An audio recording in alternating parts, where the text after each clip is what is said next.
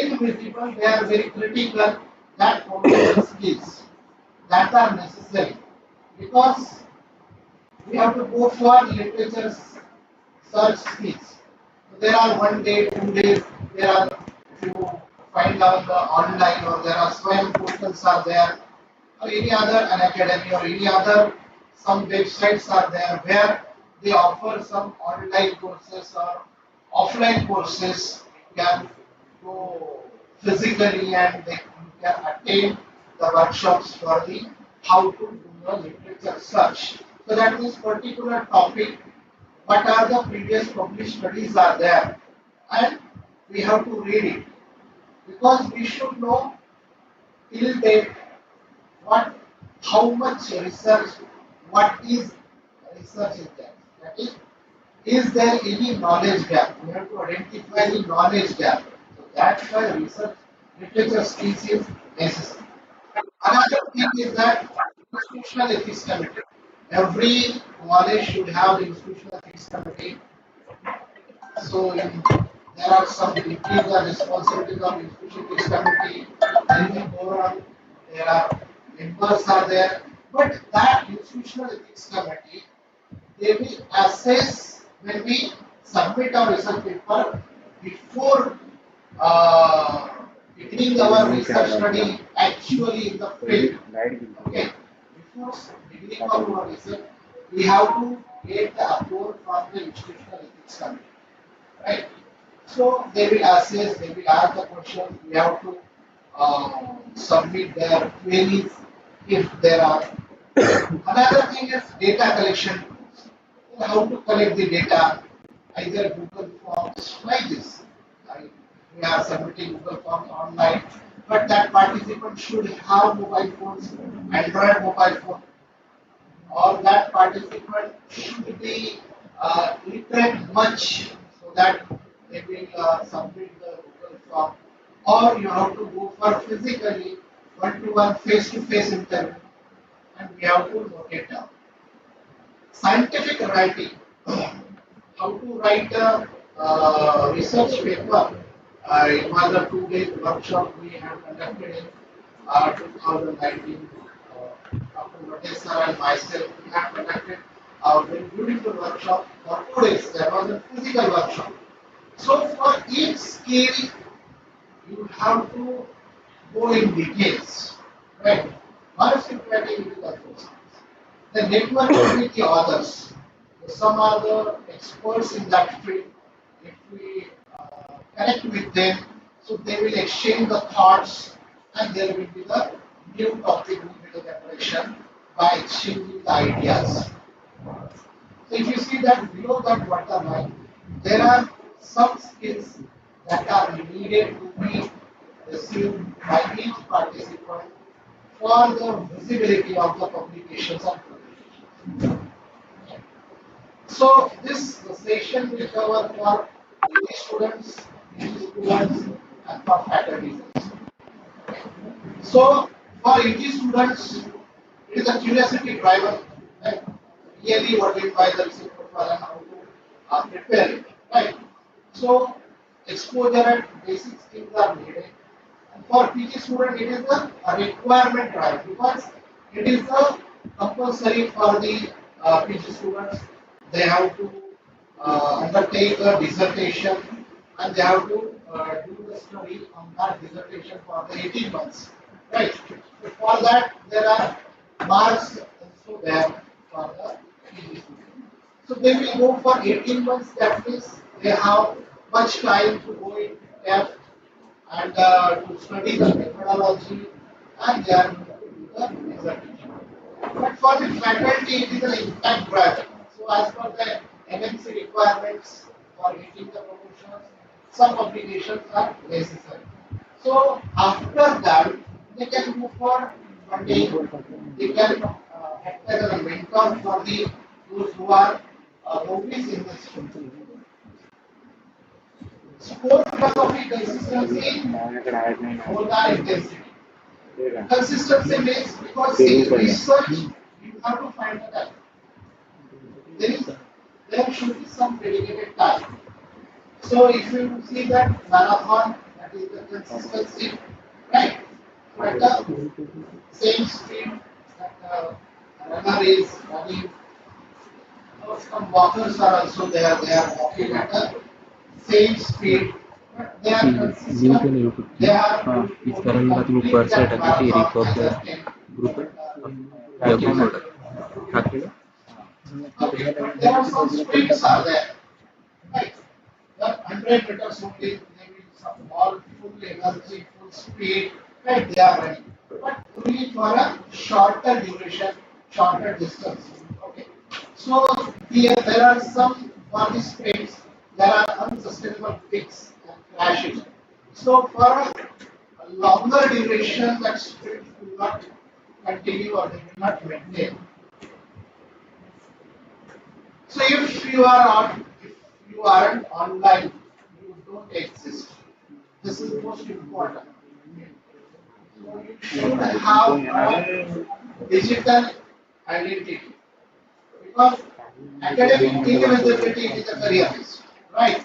So when you submit research funding protocol to the funding agency, so first of all they will search on the various search engines. So how many publications do we have? What are the previous research projects? What was the funding amount? Who were the collaborators with you? Whether that research project is completed or incompleted? What type of research project? Either it is systematic meta-analysis or it was a randomized control trial or whether it is a multi-centric study or not. Right? So how much amount you can sustain, you can maintain, and you can uh, utilize it. That is most important. Either 2 crore, 5 crore, utilization of that funds ethically and चालू ठेव माहिती ती माहिती चालू ठेव ठीक झाली ना हां पाठवलं पाठवलं हां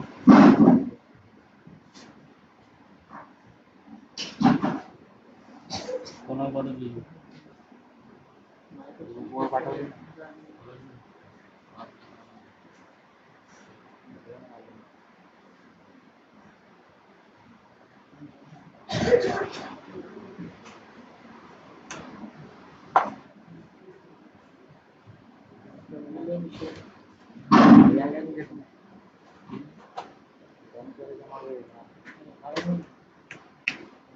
so academic invisibility is a career risk. So wherever you publish any research article, or you attended the conference, so you have to add frequently on that research profile. So RC means it is a open researcher and contributor ID. Open researcher and contributor ID. It is an academic Aadhaar card. It is a 16-digit number. It is free. YouTube ला आवाज जाते चांगला You can prepare it even though for after this lecture also. Camera तुम्ही Prepare this RC ID because why this RC ID is needed?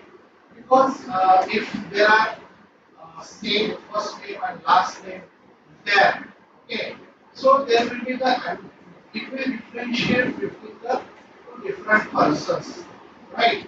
So myself, Vijay Domkre, there are I know that there are two Vijay Domkres are there, okay. So who is right? Vijay Kishan Rao, right? Because for journals publications, they will type or authors names like Domke Vijay, Vijay Domke, right? Or Domke Vijay. So to avoid such type of ambiguity, okay. So RCID ID it is a unique identifier, digital identifier of that particular author.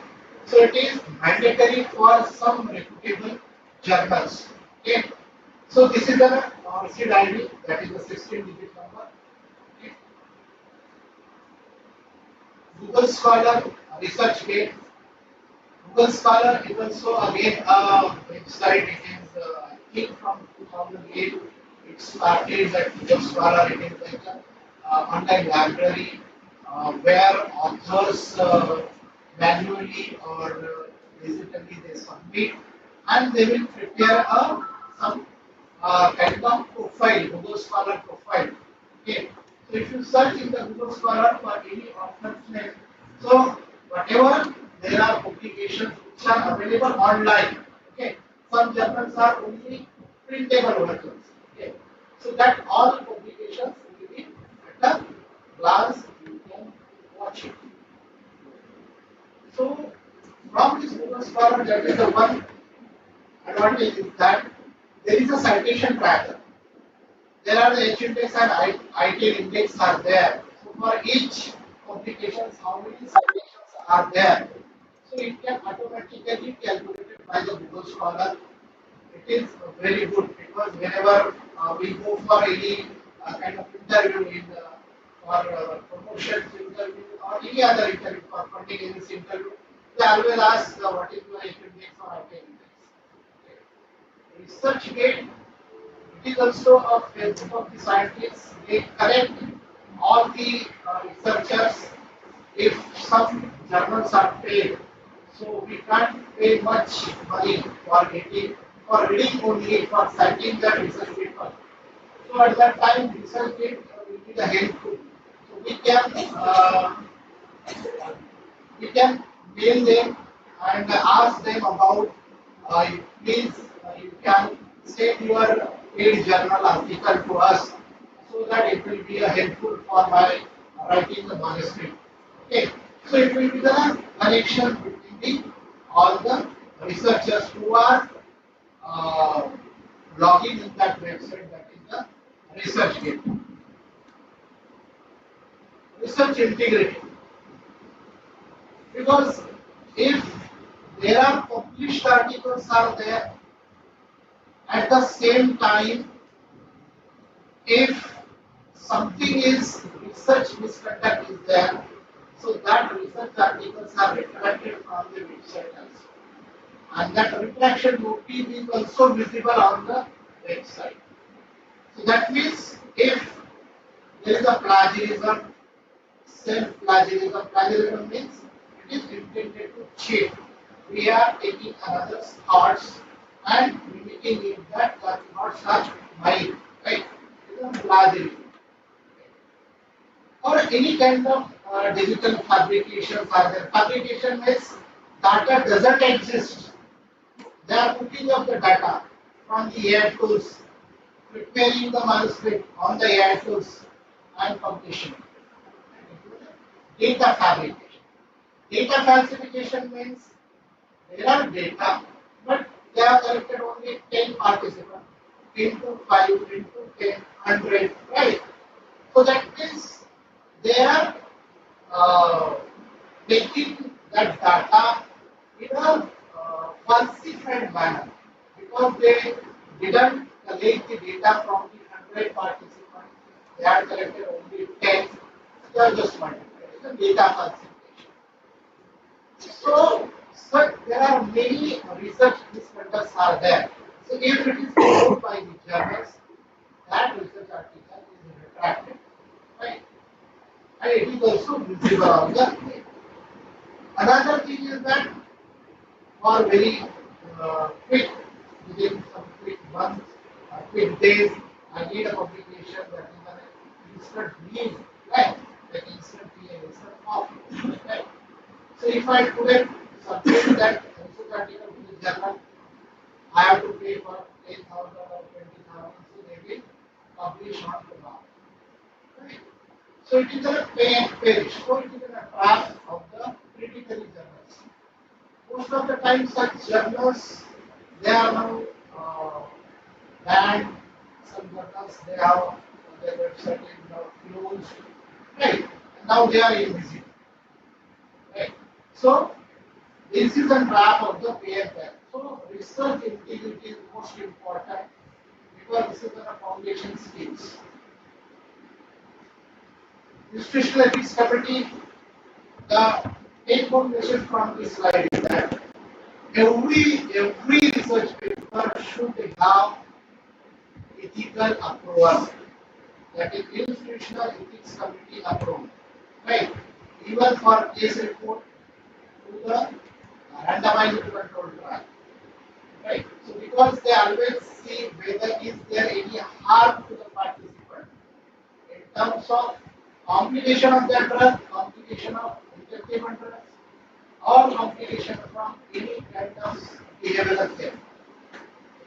So to prevent the by making harm to the participants in, in the process of research.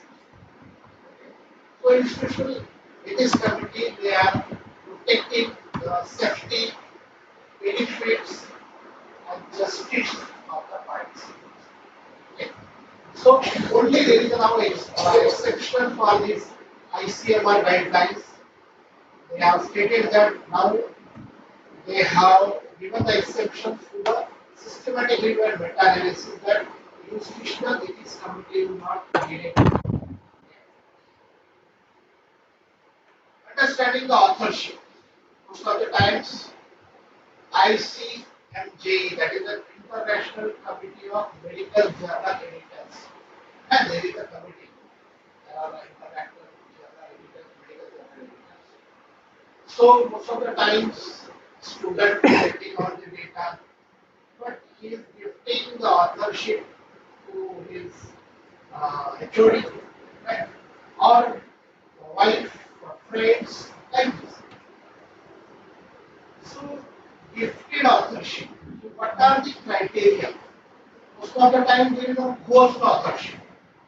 So, what are the criteria to be eligible as a co-author? So, first one, there are four criteria for to eligible as an authorship. That is, he or she should be involved in the development of conceptual ideas, data acquisition, analysis and interpretation of their data, and then drafting, honestly drafting and revising, editing of that. So these are the four criteria are there. But before beginning of the study, while blueprinting of that research project, so it should be decided that who will be the first author, who will be the co-author, who will be the corresponding. That's the matter. ठीक है? Last benchers लक्ष्य झाले असं करून but sometimes UP students or other UP students they always say that, but I have zero papers. So then how to build up the research profile? So if I don't have the research paper, how to build up? How to fill this gap? Right? So first of all, you can list your competencies, not just the outcomes. So what are the competencies do you have? Either you are individual, you are efficient in the literature search, if you are efficient in data collection, you are efficient in any kind of softwares, data collection software, any other. So you should be list all the competencies, right? And then along with that also, are there any field work? If you are efficient in any field work, you can also provide. So UG strategy for the overcoming inertia, that is the biggest hurdle that I don't know where to start. Right? Yesterday also we are in that mode only, where to start, when to start, how to start. Right? So first of all, gain exposure, assist in the projects, and there will be the day by day you will get the knowledge about the research. For entry point for the MD students, so that means first of all it is easiest part is to write a case report. Find the mentor and then you can write a case report for an individual presentation or any issue. It is easier part that you can write a case report. Right? 1 page or 2 page case report. It is an easy task. Other task is that you can read the research paper. If there are some criticism from your point of view, so you can write a letter critical to the journals. Another thing that narrative reviews, like a essay, right? All of you know about the essay, but it is now a new name is that there is a narrative review, right? That summarize the existing knowledge, right? And then You have to provide a link. So differentiate between the biodata and CV. So biodata is an outdated that name, age, religion, date of birth, father's name, right? But nowadays curriculum matters, right? So how, what are the skills do you have? How you are efficient in the research or any other field? So education, either research projects are there. What are the skills? How many publications? What are publications? Whether what are the leadership skills are there? Then how many presentations? Are there any awards or any professional membership? So you can look it. So again, how to write that is the anatomy of a student researcher rate. See, so if there are any new thing is there, you can also write it. So role of ICMR STS. So Indian Council of Medical Research, there is a short-term studentship program. So it is a gold standard for the Indian UG students. So applications are usually in the January, February. Yesterday also, our speaker showed about now that the amount is increased from 20,000 to 60,000. So it is also a good entry point for the students to enrolling yourself as a researcher. Finding a mentor, that is most important because exchanging ideas, connecting with the seniors, connecting with the teachers, so to think over that particular topic, how to develop that topic, that is most important because one sitting it is not possible. You have to read frequently. You have to find more books. You have to read more and more so that there will be the development of a new topic. Because innovation, not the finance criteria, innovative topic is most important. Mastering the basics, that tools you need now. This is literature search tool that is a PubMed, next term that is a medical subject heads are there. From that PubMed, there are other web of science, Scopus. There are many libraries, online libraries are there. So you should efficient in that literature search, reference management because you have to write in a very peculiar manner that every journal they ask about that all the research articles references in a uh, mature style manner. Most of the times, foreign journals they are asking for the Harvard style, but mature style it is most preferred way for the listing and citing the references in the answer. So it is also a skill that you should know. Then another skill is that how to analyze the data. Whatever you are collecting the data is only in a quantitative format because I am not talking about the qualitative format. That quantitative format data, how to analyze it.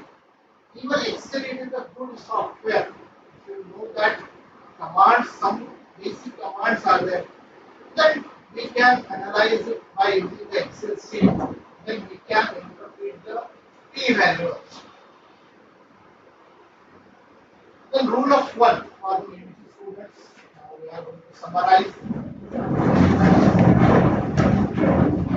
I will now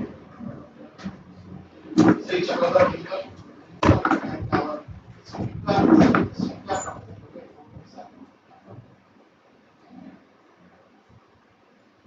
then now probably we are summarizing for the UG students, summary for the how to develop the result profile.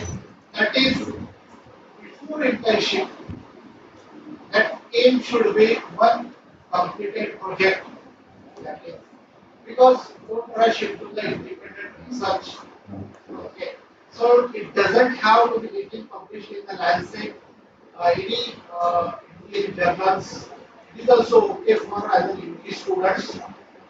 You can also for the same research project you can present a poster in our state conference or national conferences. So you can watch today is oral presentations and poster presentation. So you will get the idea how to prepare the poster and oral presentations.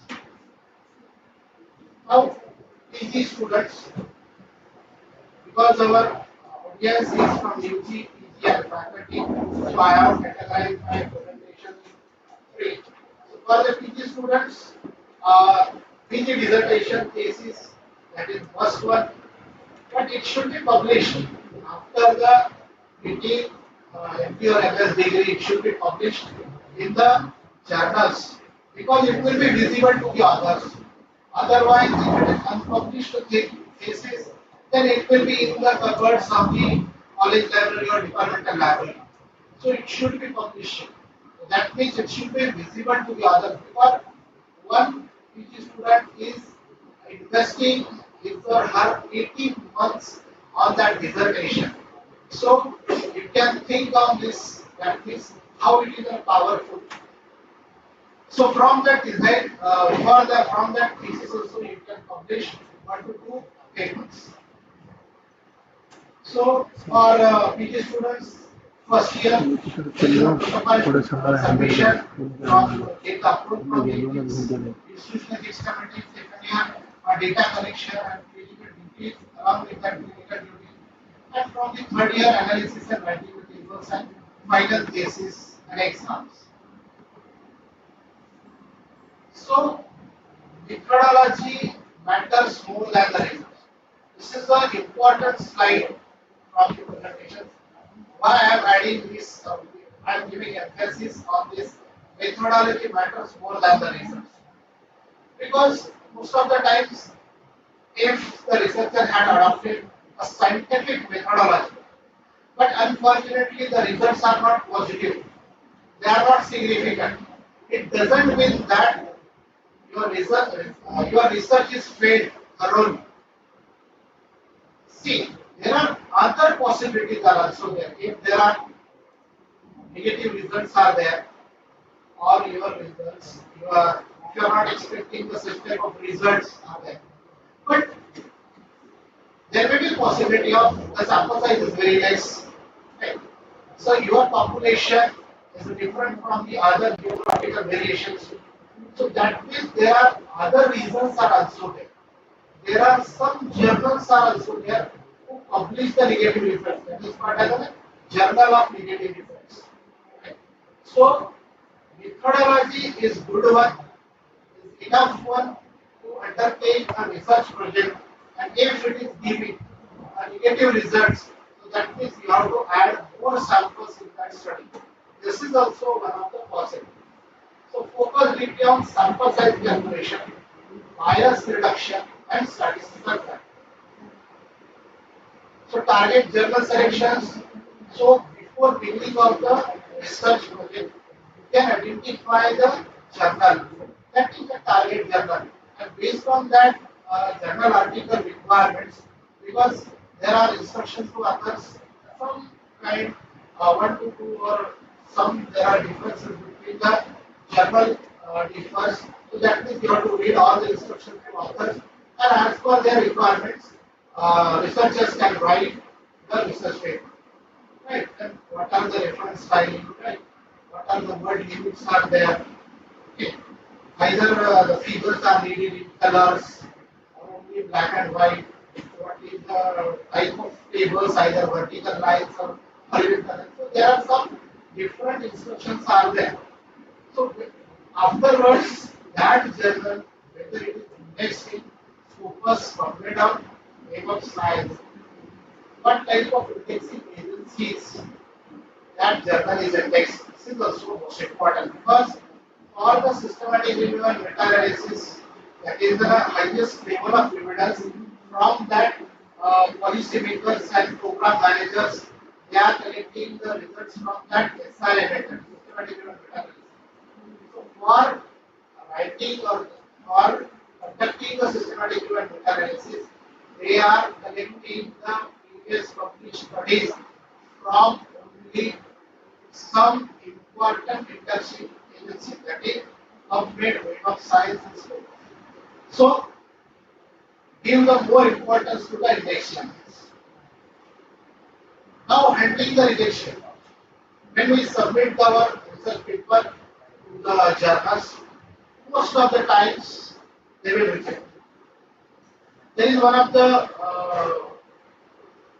reason for the rejecting the research article that the same kind of papers that we are on the same topic, we are collecting or we are getting the same kind of papers, so we are rejecting it.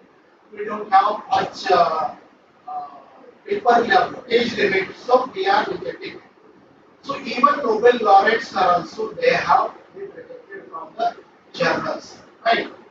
So if there are rejection, don't read it emotional. Right?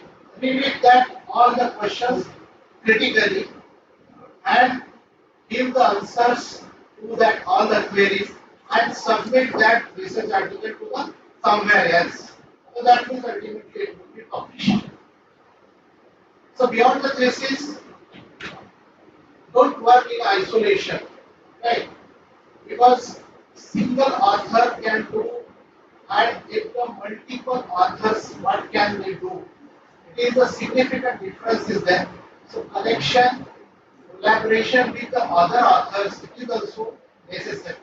Even though from this our interdepartmental collaboration, right? From community medicine, any other medicine and surgery, they can collaborate their research and they will be a fruitful or some noble research will be there.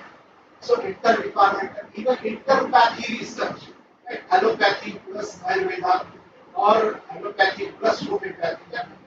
The interpathy collaboration is also a good one. Then PG summary that PG years reach your student life from then after getting the MG or MLD, you will be the independent researchers. So from that thesis also there will be the one to two decent publications and strong methodological skills. Because after getting MD or MLD, so that means you are methodologically skillful researcher is there. Now faculty strategy. Now faculty uh, are acting as a mentor to the UG student, PG students. Okay. So now there is a challenge shift from publishing anything to the publishing strategy. Now NMC requirements are over. Right? Now there are no hurry. So they can take us some time to take a long leap, okay, for a very good research because now our requirements are over. So they can collaborate with the others. They can because every funding agencies there are those areas are right. So for UNICEF they are working on only mother and child. So I cannot submit that funding that research project on which is based on tuberculosis today, right? So what are the first areas are there? So I have to take a review of that every funding agency and based on that my research project I have to find that funding agency and I have to submit as per the requirements. So stop scattering your efforts across 10 different topics. So if you see that there are some researchers are there, they have identified one problem, a community problem or social problem, and they are working on that same topic, publishing research papers for 20 years and 30 years. So now they have perfect authoritative speakers on that such type of particular topic. So if I am doing the research on 10 different topics, diabetes, hypertension, tuberculosis, MI, any other. But there are some particular researchers are there. They are working only on diabetes. It is not necessarily because they may diabetes So Monday की ticket का pin रहा लाता है ना sir ला time हो गई थी they तेरा have 4 identified that हाँ problem and they feel that it is an important topic and they can develop more and more on that system. And it is needed for anyone who is in the researchers. So they should identify one important topic and together for publishing the research papers. So, building a lab, so that means how to develop a team. So that means there should be some data collectors, there should be some PG students, SR, or some AG students, interns, or mentors like faculty. So this is the lab, and from collecting together to form either a team, and they should prepare the research projects. The currency of research funding and grants. Research without funding is unsustainable long term. Because if there are some compulsory requirement that is to research, so I will pay, because if you see that those who are index journals are there, publication fees are in lakhs, right? In lakhs. So who will publish from our own pocket? How many times should I pay, right, for the research? So, because funding agencies, they are giving amount for publication also. So that publication fee is included in funds also. So if I want to publish my research project, I know that it has a very good quality, it is very important, it is innovative, and it should be published in Lancet, but I have to pay some amount. Okay. So research without funding is unsustainable in the long run. So start with the small internal grants. Sir also telling about that college grants, university grants, local NGO fundings are there. So move start from the small projects. So networking. Now this is the era of networking. In all kind of, if you see that in Facebook also we are networking with others. It is the same thing like the researchers, research gate is a networking engine. So I can connect with the basic sciences, engineers, social scientists, public health policy makers, basic sciences, right? So from that networking, I can develop a innovative topic. We can also work along with them because we have to meet only with them with Zoom, right? From Google Meet, so we can discuss our topic, then we can collect the data. Okay, because there are some dedicated data collectors are there. Because funding agencies are also giving funds to appointing the data collectors, right? Physically or online data collectors. And then afterwards also for the software also you can purchase the software from that funding and then you can publish with that funding, right? So everything is covered in that funding amount. So in the long term, funding is necessary for the research. So mentorship as a profile builder for the faculty, you should identify as a researcher and a mentor because student success is your success. So from the primary author, the first author to become as a co-author or a corresponding author, so it will act as an ethical also. So faculty summary. Now quantity is over. Now we have to shift our focus from quantity to the quality and impactful research. Are your paper changing guidelines? Most of the times, some sir is discussing that uh, there are some research papers are there, cross-sectional study and longitudinal study. So, sir, ते म्हणत होते की आता हे आपण एवढे सगळे papers publish केलेले आहेत काय उपयोग कुणाला फायदा झाला याचा समाजाला फायदा झाला कुणाला फायदा झाला कुणी पेपर्स वाचले राईट हा प्रश्न बरेच जण विचारतात हे छोटे छोटे प्रोजेक्ट काय फायदा प्रॉब्लेम हा नाही की आपल्यामुळे कोणाला फायदा झाला प्रॉब्लेम हा आहे की जो सिस्टमॅटिक रिव्ह्यू आणि मेटा अनालिसिस करतो ते आपले पेपर्स यूज करतात आणि त्या सिस्टमॅटिक रिव्ह्यू मेटा अनालिसिस मुळे पॉलिसी चेंज होते program change so whether our research paper is not directly involved in changing the policy or preparing the programs but indirectly we are also contributing for the changing policy and preparing the programs. So don't demoralize yourself. You start with the small papers.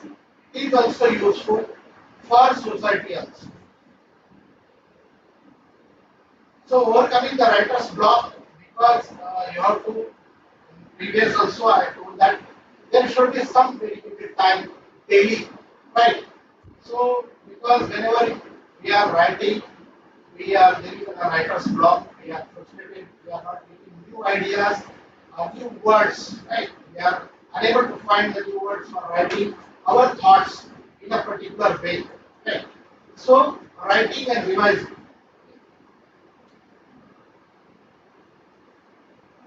My Fair Lady, हा नाटक आहे. My Fair Lady. त्याच्यामध्ये ना त्याचं author ते author नावाचं दुसरं लोक त्यांचं म्हणणं असं होतं मी जर मूळचा विचार केला असता तर मी अशा प्रकारचे नाटक लिहिले नसते. त्याची आपण 22 नाटकं लिहिले. म्हणजे तुमचा मूड असो किंवा नसो you have to write that research paper for at least 25 to 30 minutes. Right. So if एका दिवशी तुमचा मूड नसेल चांगला तर पण तुम्ही रिवाइज करू शकता. But if you skip on that day, so there will you are again skipping and there will be the boredom because after the some days and some months, so it creates a boredom because we are on that same note, right? Since 1 month or 2 months, so there should be some dedicated time. You should invest your time, daily time, some 10 minutes, 20 minutes, 30 minutes. So it is a Pomodoro technique, and you can create your ideas and you can write, you give them your ideas, then you can edit them later.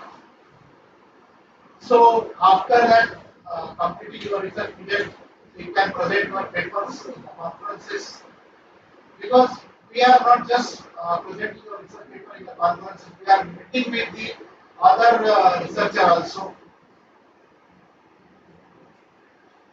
So role of social media, it is an academic Twitter that is LinkedIn, along with RCD ID, then Google Scholar, ResearchGate, now are LinkedIn. LinkedIn it is a social media, it is academic Twitter, where we can connect with the others. Because it is not about just being an influencer. So that means माझ्याकडे खूप papers आहेत म्हणून मला दाखवायचे कोण त्याच्यामध्ये add करतो हा भाग नाही त्याच्यामध्ये because it is the our basic responsibility of a researcher that whatever we have the research that collected data or whatever our knowledge is that we have to disseminate with the others. It should be shared with the others. It is a prime responsibility.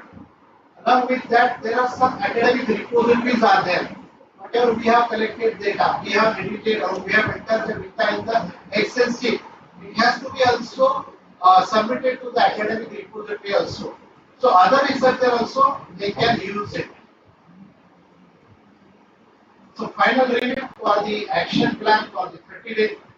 So first of all, clean up your related projects. Right? Create a outset ID.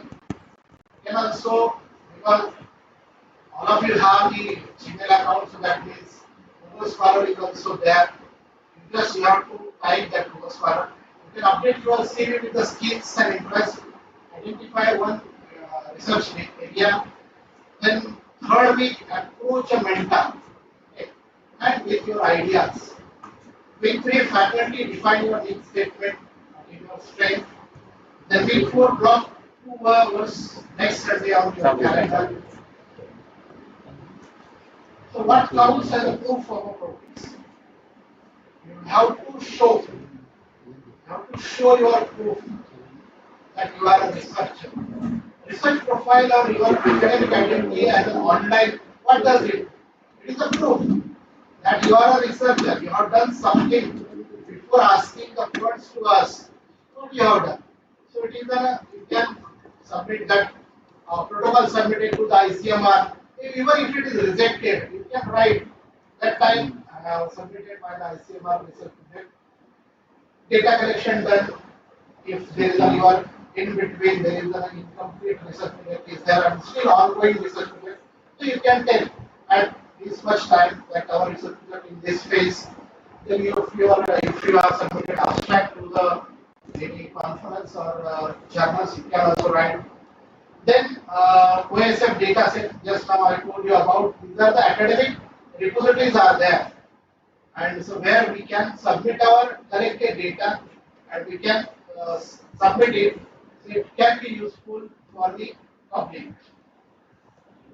So summary, it is a research is a formalized curiosity and it is a poking and prying with a purpose. Thank you.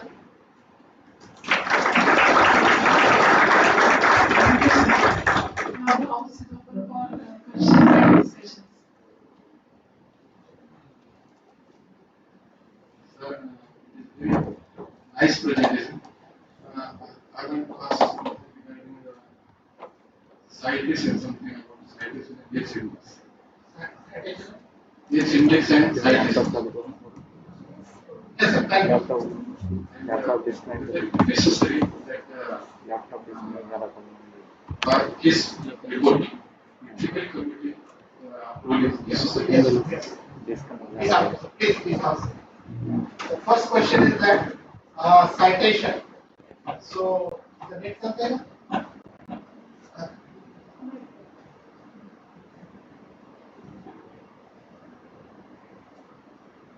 Sir,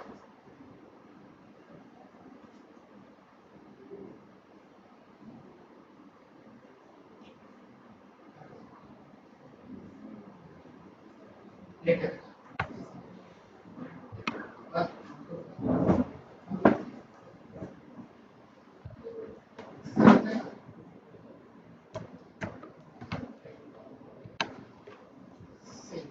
Sir, okay, sir. Now Google Scholar, okay. So I'm showing you. See, this is a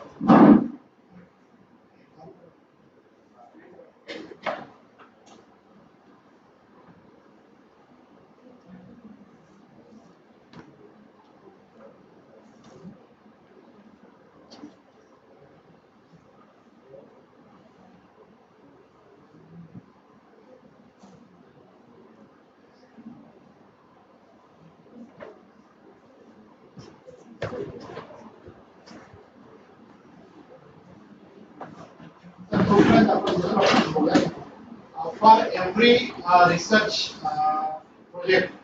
So for case report also, case series also, institutional ethics committee is necessary.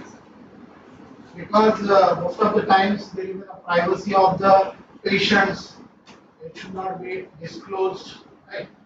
Privacy should be maintained, that eyes should be.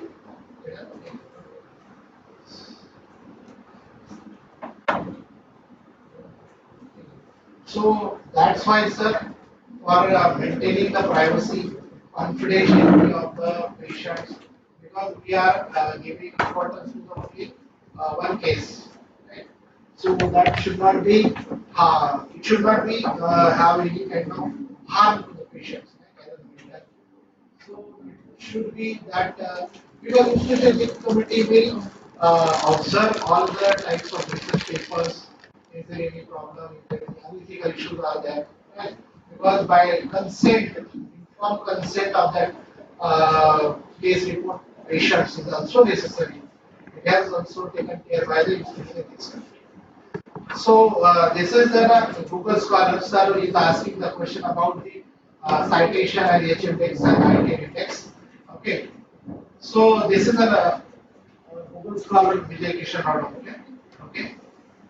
So if I click on it, because this is the Google Scholar. So this is the Google Scholar. So this is profile, right? My information about designation, and these are the papers are there. Right? So these are the research papers are there, and these are the cited by that assessment of matter risk factor. This research paper is cited by 46 author. That is 46 research papers, right? So that means that 46 research articles they have cited this research paper, right? Now question is that sir H index and I index. Okay, sir. So if you see that this is all since 2020, and these are the citations. Citations. This is an addition of all these citations. Okay, sir. Now H index and I-10 index. H index means, sir, H research papers cited by for H times. Okay, sir. So if you see that there are first research papers are 46, then 26, then 25, 24. Okay, sir, and 50. Okay, sir. So if we see that these are the some 5 papers only. So we have to arrange in a ascending manner, right? 1, 2, we have to give the rank 1, 2, 3, 4, 5, and these are the cited by, right? 46. So 46 is more than 1, then 26 more than 2. So that is along with we have to compare with the ranking. Okay. So there are H index is 9. So for they have collected, they have taken into consideration for all the research papers. But here, if we think only for this 1, 2, 3, 4, 5, so that means when we take a ascending order 1, 2, 3, 4, 5, so most of the times it will increase more. So that means for this 15, right? Because this is the 15 citation is more than 5 rank. So that 15 will be the H index. Okay. But if you see that my H index is 9. Why? Because they have selected all the research papers. Because some papers are 3 only. Right? Some papers are, it doesn't have citations. You see. Yogesh Bahurupi सरांचं आपण बघितलं तर त्यांचं 41 I think so, right? So they have, there is a difference. Now I-10 index. And I-10 index means, sir, I-10 index means how many research papers are there who have got the 10 citations. So that means how many research paper do you have who have the 10 citations? त्याच्यामध्ये जर आपण I-10 index पाहिला sir, त्याच्यामध्ये I-10 index आहे 8 आणि माझ्याकडे असे 8 papers आहेत ज्यांना की 10 किंवा 10 पेक्षा जास्त सायटेशन आहे. राईट. हे मेट्रिक आहे सर की एखाद्या रिसर्च पेपरचा किती इम्पॅक्ट आहे की त्याच्यामध्ये किती other researchers they have use your research paper as a background for your discussing in the discussion or in the introduction. It is an impact. So आता हे citation कसे select करायचे other researcher? If that research paper is published in text journals, that is why we are giving importance to the index journals. Any other question? One question for faculty, sir. One question for the student. Since last trend we have seen, the Google Scholar was there previously for indexing agency, but now we have seen that Google Scholar was omitted and some other indexing agencies are there. So, what is your opinion regarding the future trend of this indexing agency? One, and second, which one you will choose for the medical faculty for the publication? Thank you, sir. Very good question. Sir, for publication, those who are having PubMed Index, Web of Science, these have the high impact factor journals are there. And for that high impact journals, publication fee is also very high. So if there are some self-funded research are there or unfunded research, so it is very difficult to pay for frequently to the high impact journals. So that's why other Scopus is nowadays it is 99. It is always there. Scopus for either NMC requirement that index agency. That Scopus it is good one.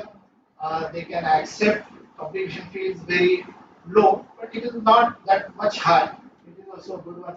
So Scopus is also a good indexing agency where we can publish our research papers because this is an indexing agency. So in that Scopus there are many journals are there, many subject specific journals are also there. So Scopus is also a good one. So we can consider it. Another question is that about the trends, because see this is the what indexing agency should be included in that requirement criteria that teachers eligibility qualifications, right? This is the policy decisions. Okay, so what next? So it is very difficult to predict that which indexing agency they will be added or it will be omitted. So it is beyond my limitations.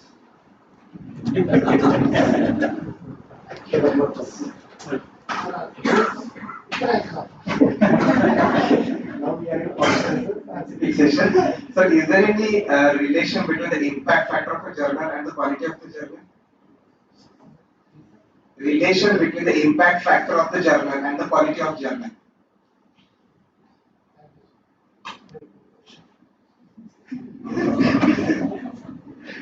Sir, impact factor means that from that particular volume or issue, okay, how many citations are there, right? For that particular journal, see, for 1 year there are 4 volumes are there, or 1 volume, but there are 4 issues are there. From that particular volume, particular issue, then how many citations are there? Not author specific, that journal specific. So it is an impact factor. So that means what is the impact of that research articles published in that particular journal, right? So it is the impact factor. Quality it is a subjective term. Quality it is a subjective term because it is not a quantity term, 10, 5. Right? So it is a quality of a research journal article. So as the impact factor is very high, so it can assume that it is a quality. Right. But because in the MPSC there are saying that those journals who have the impact factor more than 2, okay, 2 or more than 2. So that means it is assumed that it is a quality journals. In our subject, actually, theory uh, in the reverse manner. Like the Indian Journal of Pathology, Microbiology, Active Cytology, they are having the impact factor less than 2. Actually, they are having the quality of international standard. So that's why I asked that question. Yes, sir. See, quality of journal. If you have to quantify, see, quality of research journal article.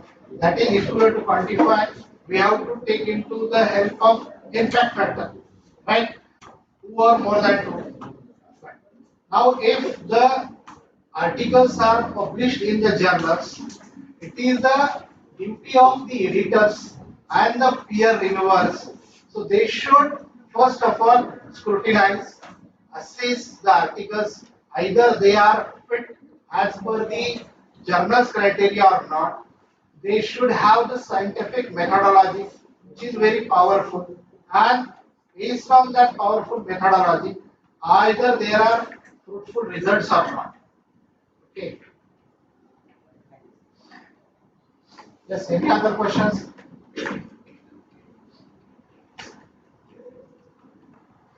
Thank you.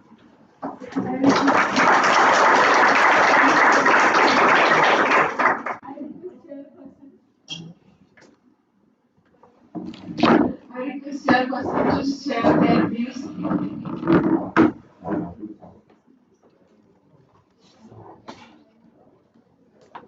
I request both the chairpersons to felicitate Dr. Desai.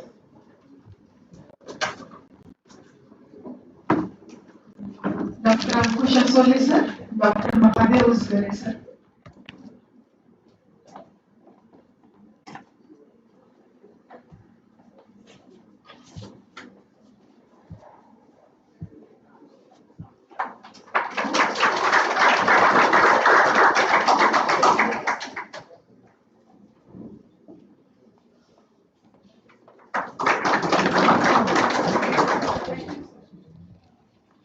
Now I request Dr. Sandeep Patil Hamberde sir to felicitate Dr. Ankusha Sole sir.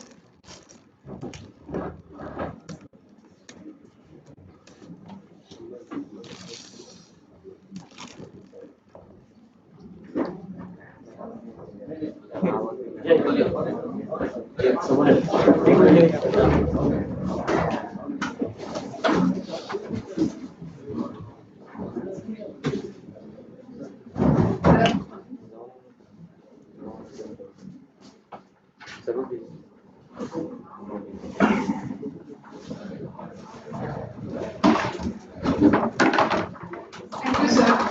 I request Dr. Dhondwa Hurke sir to felicitate Dr. Mahadev Usdare sir.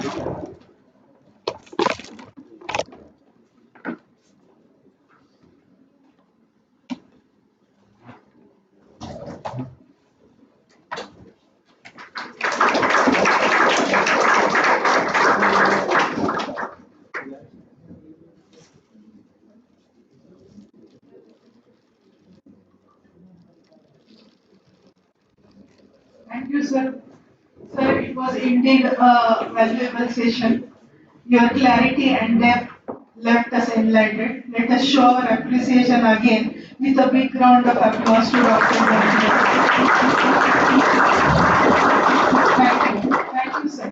I hand over mic to Dr. Thank you, ma'am.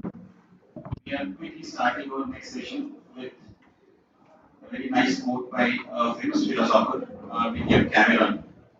Money never start an idea. It is the idea that starts the money.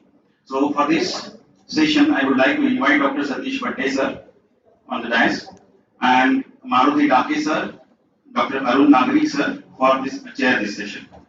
Please.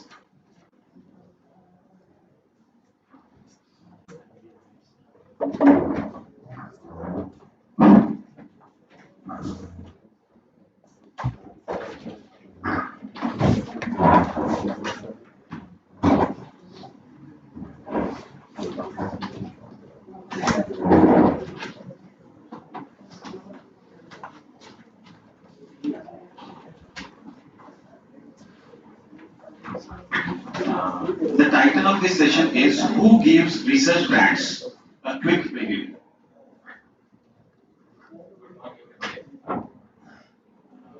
I think we are running late. So I will try to finish at the earliest, but sometimes it may not be possible to finish with a time. So starting with the main thing, that is who gives research grant. So what this conference was, one of the main aim of the conference was to know which are the agencies that gives the research grant, which are the agencies that gives money for conducting research.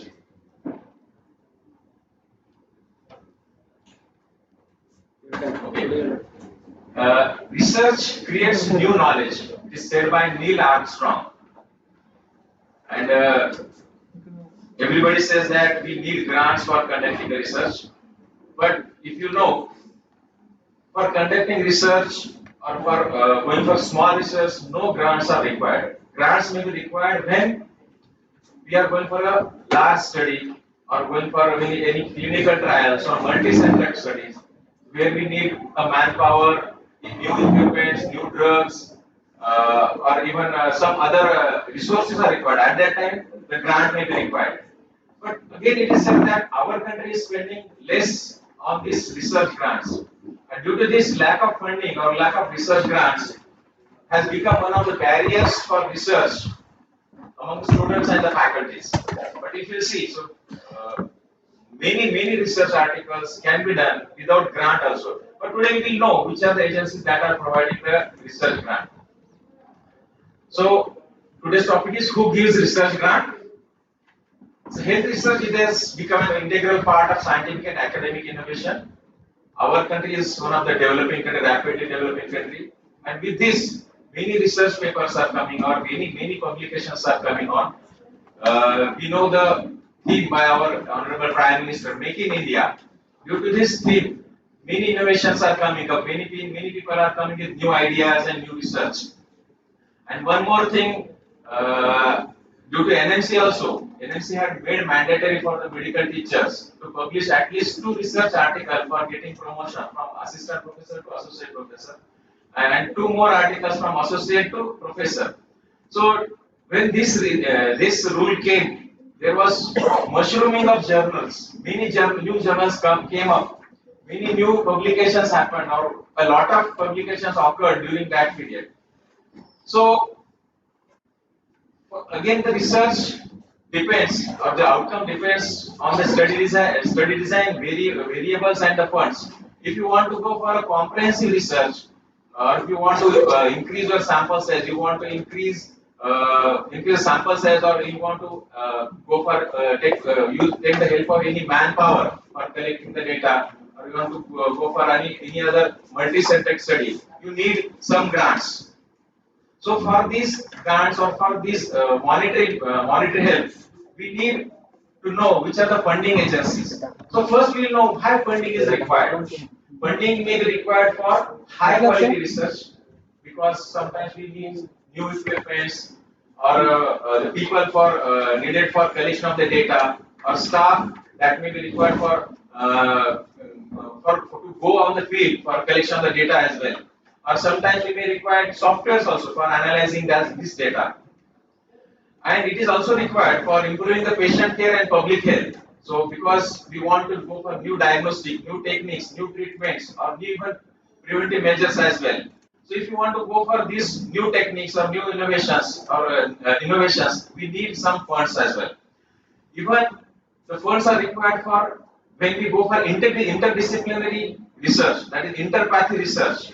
When you want to go for long study designs, the study designs that are conducted for a long duration. For example, big cohort studies. In cohort study, there is a follow-up. Some cohort study may go for even years as well. If we want to conduct such type of study for longer duration, we need manpower as well as money also. And I told that even for multi-centric studies also, if we want to conduct a study on various centers or various institutions are involved in it, we need funds for that time also. Again, it may be required for building the research capacity in the students, that is UG students as well as postgraduate students, for developing the infrastructure also. Because with the help of this infrastructure, we can go for new techniques, or we can develop new techniques, or we can go for new research as well. So, what is a funding agency? So, it is a body that is providing money or monetary grant or monetary help or financial help. So, these funding agencies are investing money in the scientific ideas, or they are investing money in research, and their aim is to generate new knowledge to improve the healthcare and solve the problems in the society or problems in the community. Yesterday we have seen that in panel discussion also. Most of the research is done to solve the problems in the community or problems faced by the common people. And these agencies might be government agencies, might be international agencies, or even there are some private agencies, there are some NGOs also, that is non-government organizations, which are giving grants for conducting the research. So what type of funding is given by these funding agencies? They are giving research grants in the form of money, or even in the form of some equipments as well. They are providing fellowships, scholarships, even stipends also. They are giving for funds for the projects, like ICMR is giving fund for short-term studentship projects. Then they are giving grants for purchasing the new equipments. Even they are providing travel grants also. If you want to present a paper in a conference, a national or international conference, they are providing grants for that also. Even for traveling also. Even our MHS is providing travel grant. So travel grants, publication grants are also provided. So these are the different types of grants that we are getting from various funding agencies. So which are the agencies that are providing funding grants? These are the common agencies. First is the MHS Nashik, that is Maharashtra Institute of Health Sciences Nashik. Then second is ICMR, Indian Council of Medical Research. Third is Council of Science and Industrial Research, Department of Science and Technology, Department of Biotechnology, the Science and Engineering Research Board, SERB, that is SERB. Then Ayush Department, that is Department of Ayurveda, Yoga, Naturopathy, Unani Siddha, and Homeopathy. So this is this traditional medicine from our country. That's the Ayush department. Even the funds are provided by DRDO, there is Defense Research and Development Organization, there is Indian National Science Academy, or even by Department of Health. So these are the few main agencies that are providing health research grants. There are so many agencies, so many agencies are also there. Even some international agencies are also there. So first was our MUHS. So there is a separate session on MUHS. What are the grants provided by MUHS? So I will not be covering that in this presentation. So we will be directly going to ICMR. Even there is a separate detailed presentation on ICMR. How to write a research grant for ICMR project that will be taken by Borupi sir. Just I will be telling you. So in short, what is short-term studentship? It is provided. The grants are provided to promote the interest for research among the UG student, and this is for only MBBS and BDS students, and that is for only first year and second year students. So that I think that this was one of the aim of our team sir to conduct a research conference so that our first year and second year students should know what are the research grants provided by ICMR. So these are for only BDS and MBBS students, and for first year and second year only. So who are eligible? The students who are enrolled in the recognized medical institutions.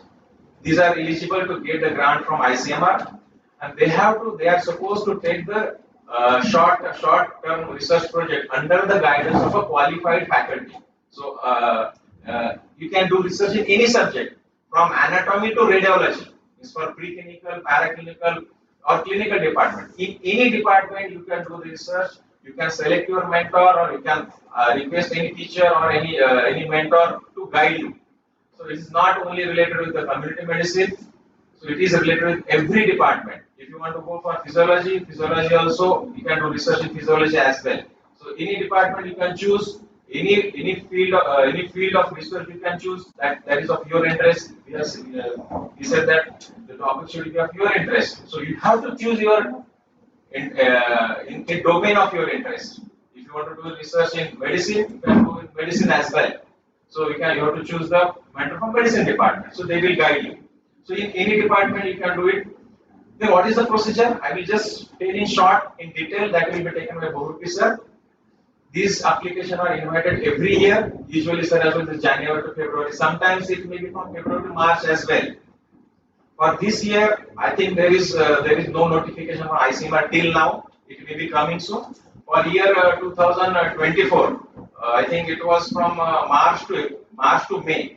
During March to May, these proposals were asked for, and I think from August to December, that was the time period for conducting the research and submitting your final report. So the dates changes every year, but not very unusual. So during January to March, these applications are invited by ICMR. The students have to submit the brief research protocol. We have seen what is protocol. What is protocol designing? In protocol design, you have seen how to write a research protocol. So that research protocol you have to submit. You have to submit details of the guide and the institution where you are conducting the research.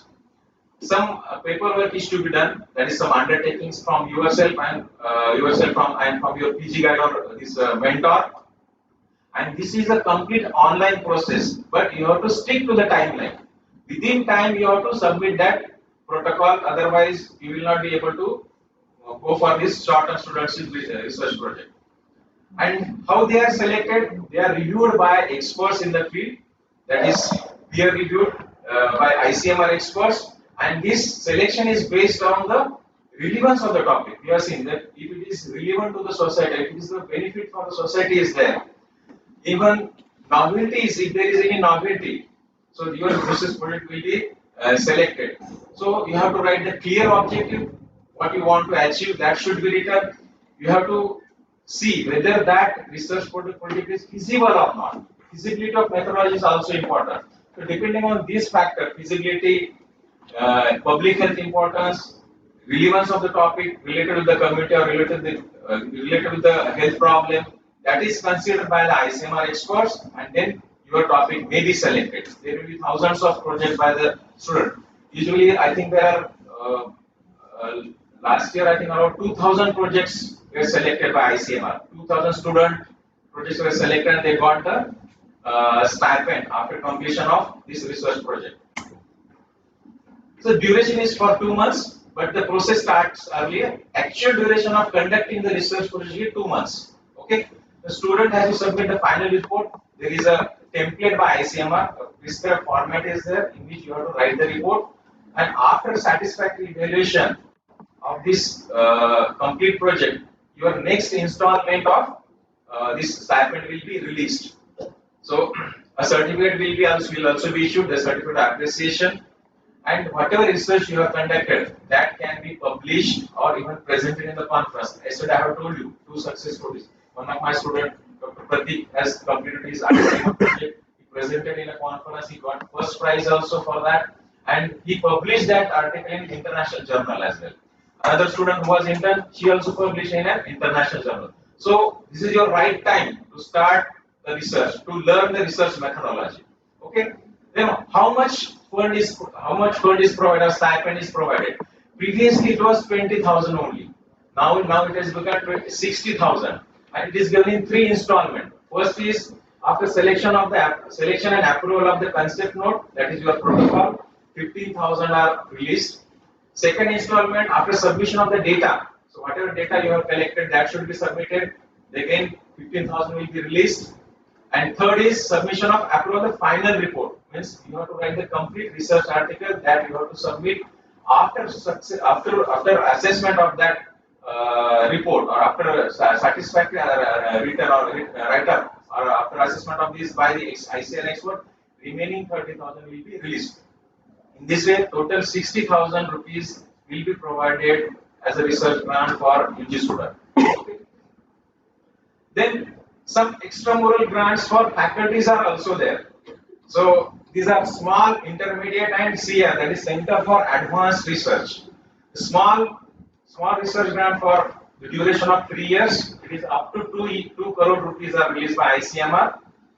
If this research is done in ICMR priority areas, there are 11 ICMR priority areas. If research is conducted in those areas, there up to 2 crore rupees are provided for the faculty. Second is intermediate. This for 4 years duration. It is from 2 to 8 crore rupees. If you are studying or applying for a patent, or if you are developing any commercial product or some influential publication, that just like if that publication is contributing in changing the policy, changing the program. So in that case, up to 2 to 8 crore rupees are provided by ICMR. Then next is CR, that is Center for Advanced Research. That is provided up to 15 crore rupees for 5 years of duration.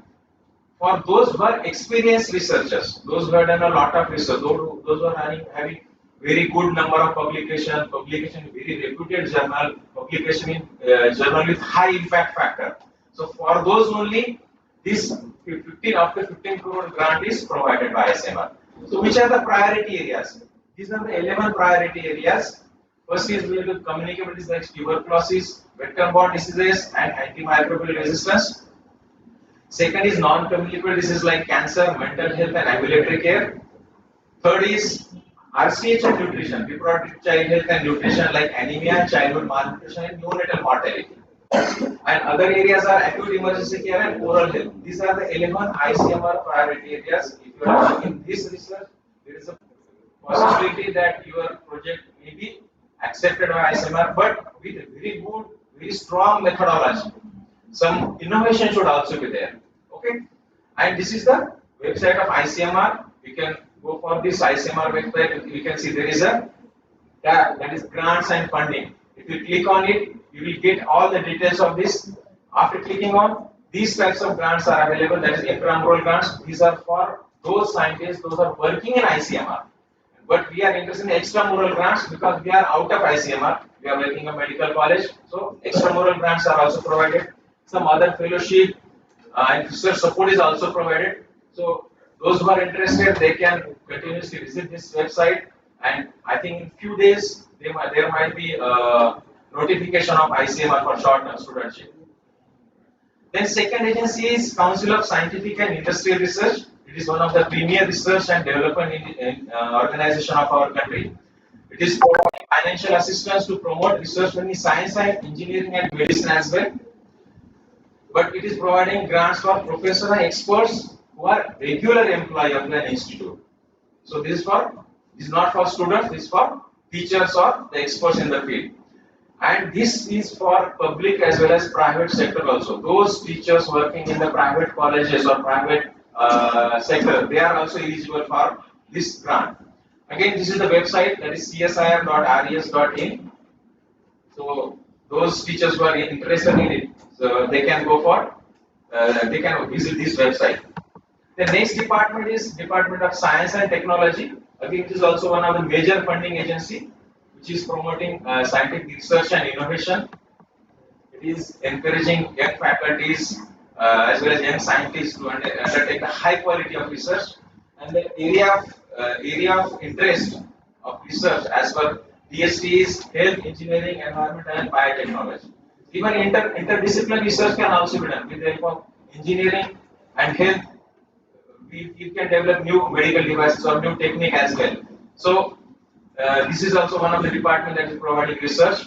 So what are the key grants provided by the Department of Science and Technology? One is Inspire, that's innovation of science, pursuit for Inspire research.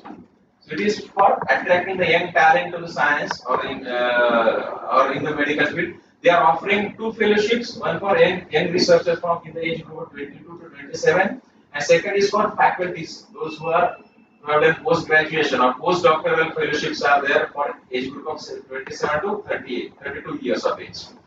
Second key grant provided by DST is Satyam, that is science and technology for yoga and meditation.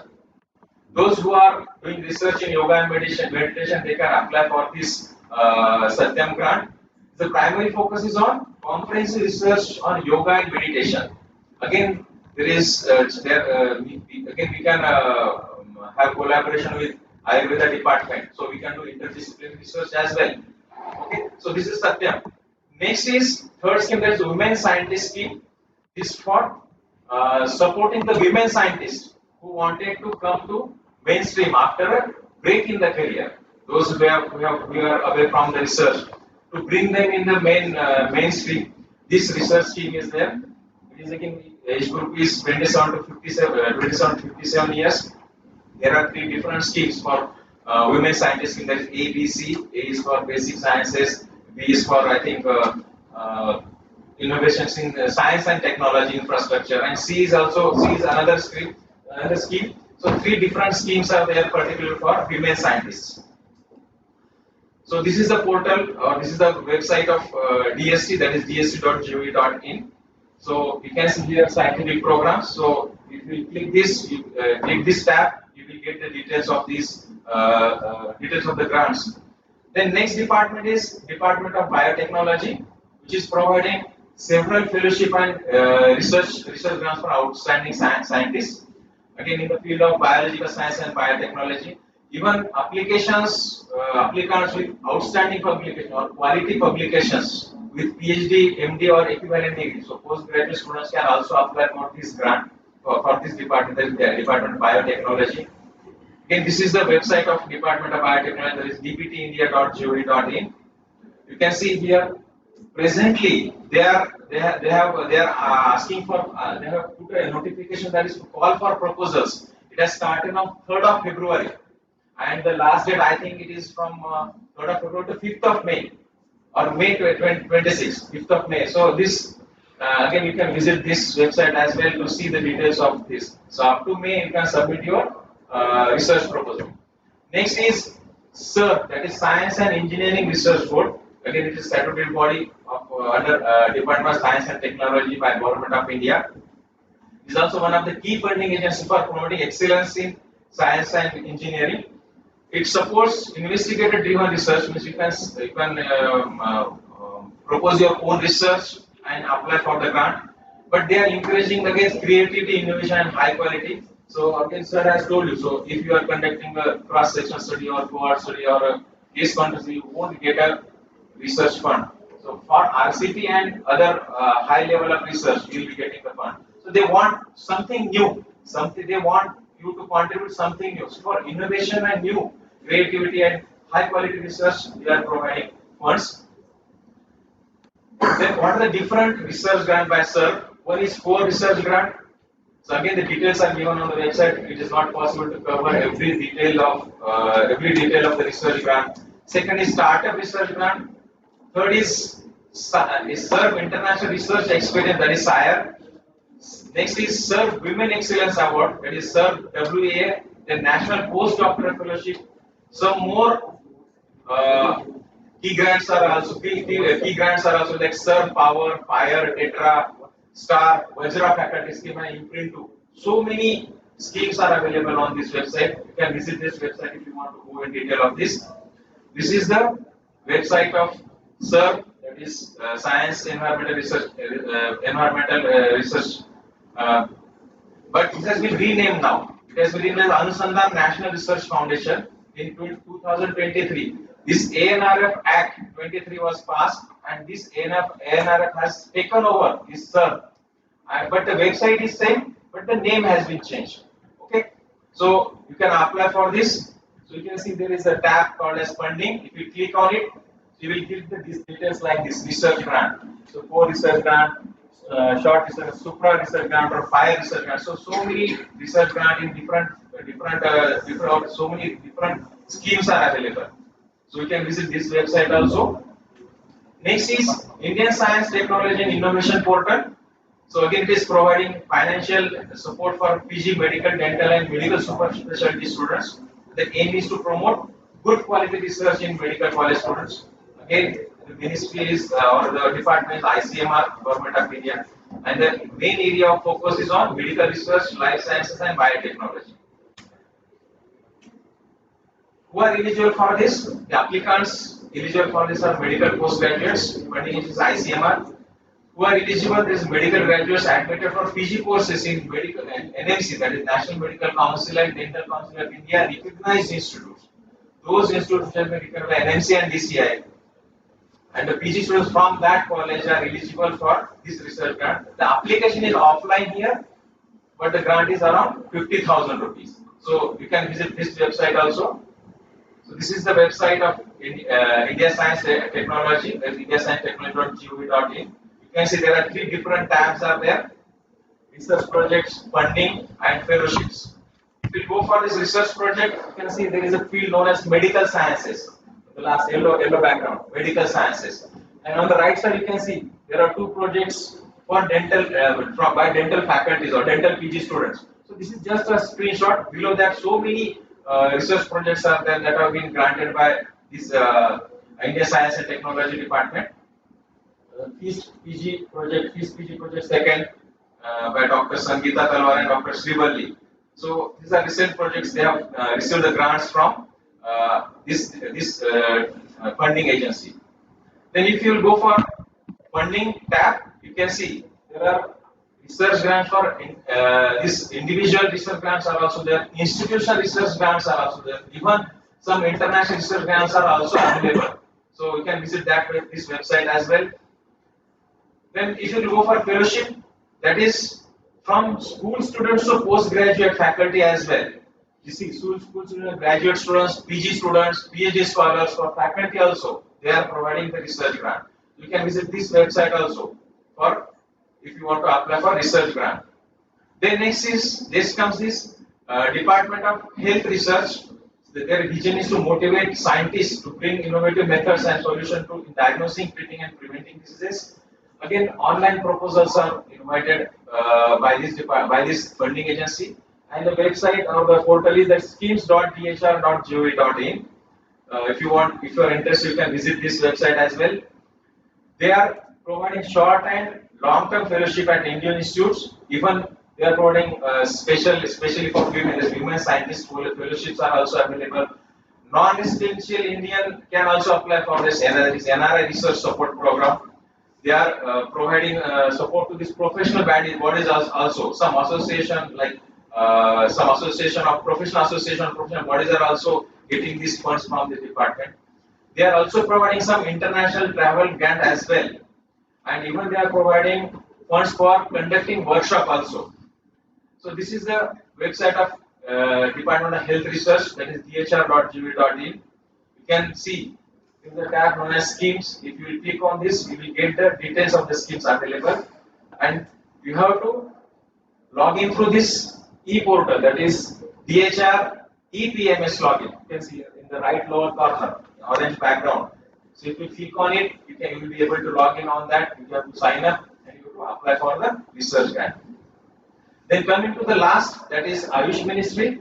So this Ayush Ministry is providing research grant for research in this traditional medicine, right? Ayurveda, Siddha, Homeopathy, and Unani. So first thing is Ayurgyan. This is for research and innovation and capacity building for government and private institutions. They are providing extramural grants for conducting research projects also for universities, even for individual researchers as well as some non-government organization also. Then they are providing Ayush research fellowships also, supporting individual research careers. This is particularly for Ayush researchers and Ayush students. That is students apart from other medical and dental students. Then next is CCRAS and CCRUM, that is Central Council for Research in Ayurvedic Sciences, CCRAS, and second is CCRUM, that is Central Council for Research in Unani Medicine. So they are providing funds for these Ayurveda and Unani students for conducting research. So this is a portal of Ayush, this Ayush research portal. You can see these are the number of research projects they have granted. So you can see in Ayurveda, I think around 30,900 and 920 research are going on. So depending on pre and clinical research also. See, clinical research around 7,243 research are going on. So those who are from Ayush faculty, they can apply for this funding agency for research grants. So there are other funding agencies are also there. That is Ministry of Health and Family Welfare is also giving research grants. There is some international agencies like World Health Organization, UNICEF, DRDO, or Bill and Melinda Gates Foundation. They are also providing research grants. National Institute of Health is also providing research grants. Some NGOs are also providing research grants. And one more, that is National TB Association of India, will be providing a grant of 50,000 rupees. So previously, I think there was a grant of 25,000 rupees if you are doing research on tuberculosis and leprosy. Those students who, if they are taking or they are selecting a dissertation topic on tuberculosis or leprosy, they were funding their thesis. Around it was 15 to 25,000 rupees was there.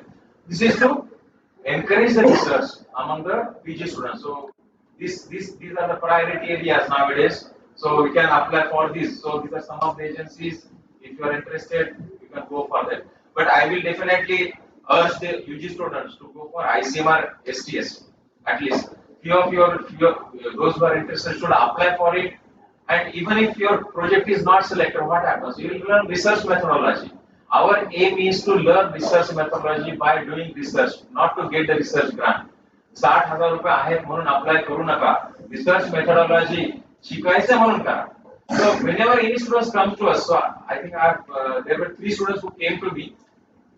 My first condition was with them that if this project is not accepted, you have to complete the research, because you have to learn the research methodology. We are not going for the research grant. We are for learning research. So out of 3, two were there. One has completed that. He has got the research grant. Even one of the students from Dr. Domple sir last year, she has also got the research grant. Another student, that project was not accepted by ICMR, but she completed the data collection. Meanwhile, I was transferred to other institute, and she also lost some interest, and that project was halted there. But you don't do like that.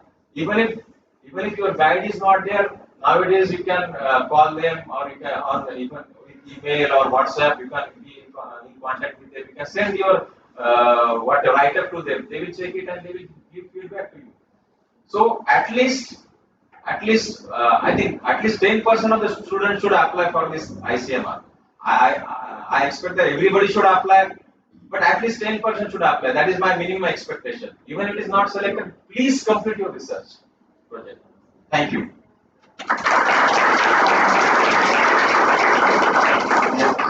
There is an announcement, important announcement for poster presenters.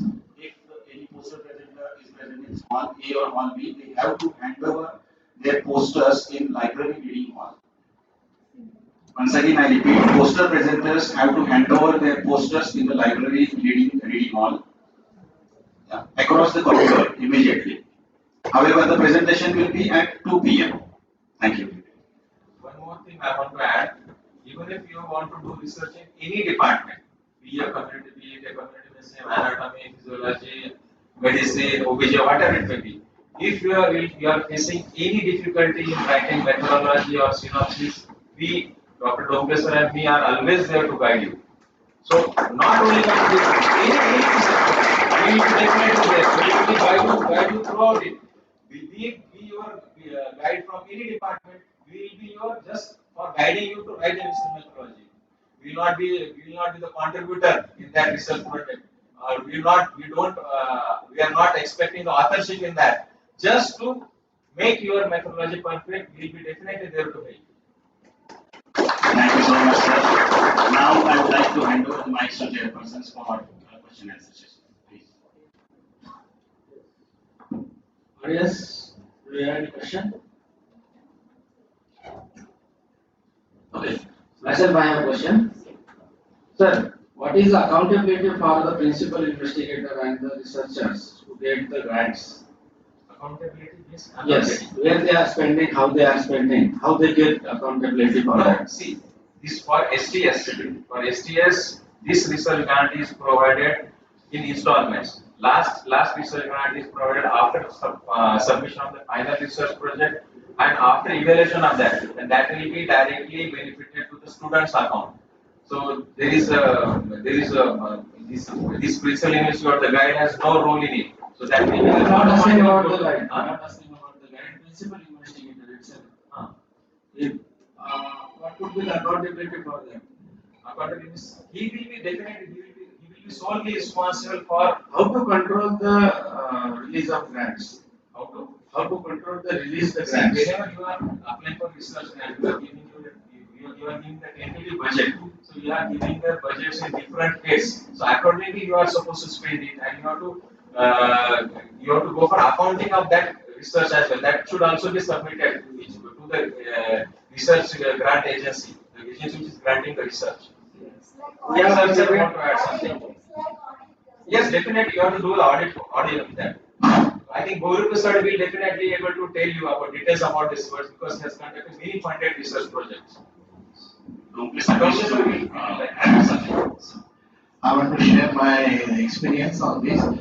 During my PG, I got the WHO RFSAP project. For that, my thesis also, I got the 20,000 rupees. Sir is asking about the what is the accountability of the whatever funds we get. So for that funding agency, there are heads.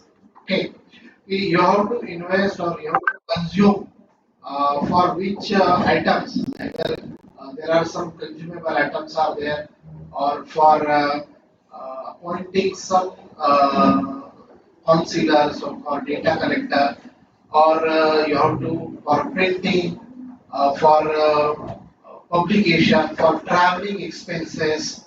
So there are heads. On that heads, there are a particular amount is also dedicated.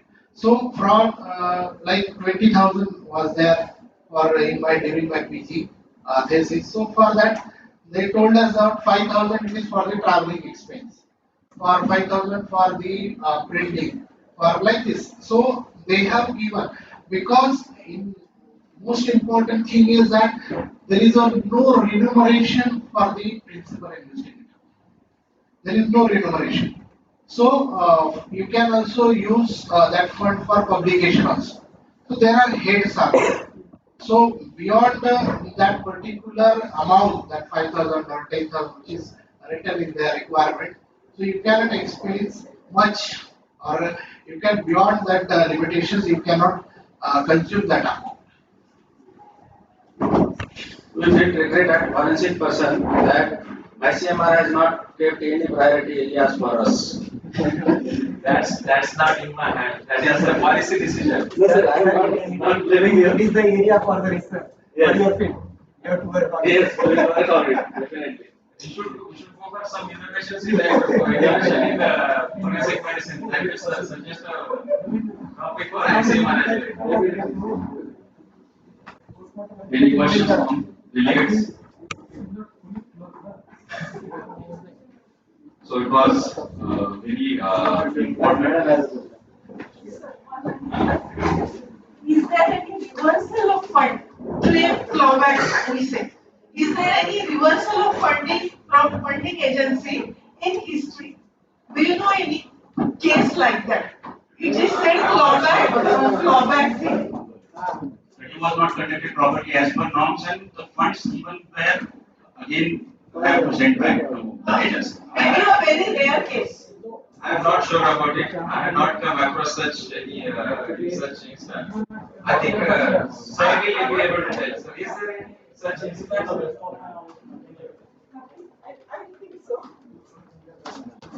All these reserve funding agencies give the amount in installments. Unless and until you complete satisfactory work at the first level, they will not grant the second level funds. That's why priority basis, when we send the proposal, they go through it, and then after they issue the funds in installments. So if that stage is satisfactory, then only the fund for the second stage will be Step by step. So it is not like that. If you do first stage was satisfactory, then only you will get the fund for the next progressive work. So now it has become step this in installments. Previously it was one time grant was Yes, there, yes. but that was after satisfactory completion of the research program, satisfactory this assessment as per the satisfaction of the ICMR experts. If they have to assess it. If they say that it's okay as per the norms or they have yes conduct as per norms, then only the grant were credited to the account of the student. It happened once, I know, it happened once at Yavatmal. I would like to criticize and pinpoint that point. Government of Maharashtra has funded some fund. I don't know from which head it was funded to the Yavatmal Forensic Department, and the funds were released. Until now, that machines are not working. It had happened 20 years back. Yes, it happens. Sir. It happened. It is rare for us people. That's why we are lacking behind. Myself, I have 55 weeks. My branch. So the take-home message is nowadays the release of funding is subject to fulfillment of the norms and submitting your proposal that you have completed so and so work in the stipulated time. That to satisfactory level. Yes, yes, sir. Thank you, sir. Thank you, sir. Sir, and after the submitting the final project to the funding agency, we have to give the audit report also. I want to add for students, मराठीतून सांगेन मी. सरांनी इतकं सुंदर म्हणजे fund कुठे कुठे आहेत आणि किती सिम्पली ते आपण घेऊ शकतो कामासाठी, स्वतःसाठी नाही, रिसर्चसाठी. असं होऊ नये की ते देणारा देतोय आणि दुबळी माझी झोळी, असं होऊ नये. आपण ऐकतोय आणि सोडून देतोय. ह्या 100 मधलं एक जरी स्टुडंट एखादा छोटा प्रोजेक्ट करून हिंगोलीचं नाव पुढे आणू शकेल तर सरांनी हे तासभर जे रक्त आठवले किंवा डीन सरांनी कॉन्फरन्स केली आहे तुमच्यासाठी ती सार्थकी आहे. Thank you so much for advancing collective understanding with your presentation. You have sparked a new perspective that will surely guide in your future research. Thank you so much, sir. Now I request Dr. Maruti Dake sir and Dr. Arun Nafik sir to felicitate Dr. Satish Patel.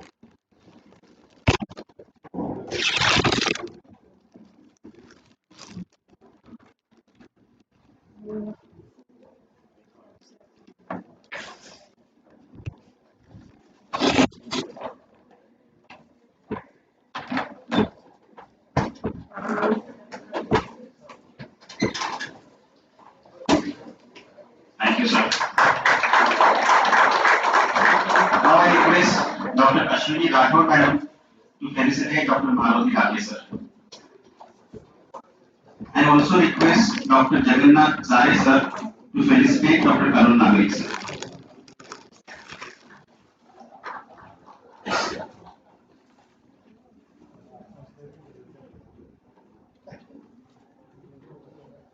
Thank you, madam.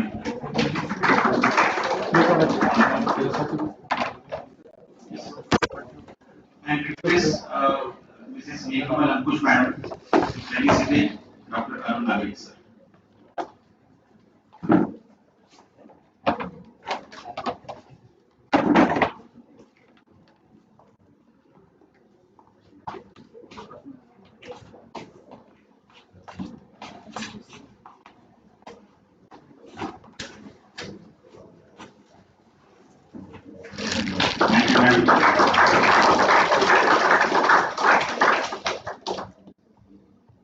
Thank you, Dr. Bhatte sir, Dr. Dake sir, and Dr.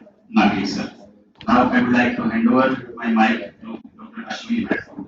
Thank you.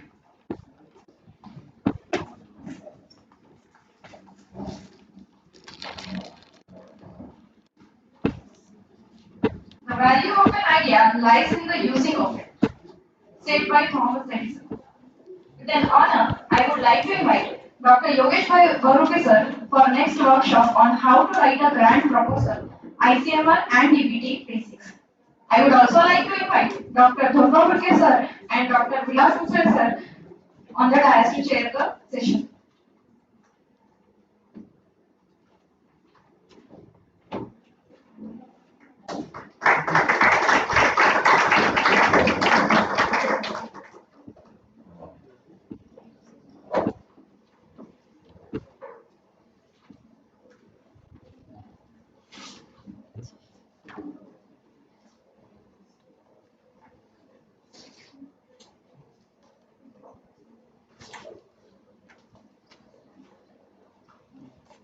Good morning, all of you. And I hope you will be attentive for next half an hour.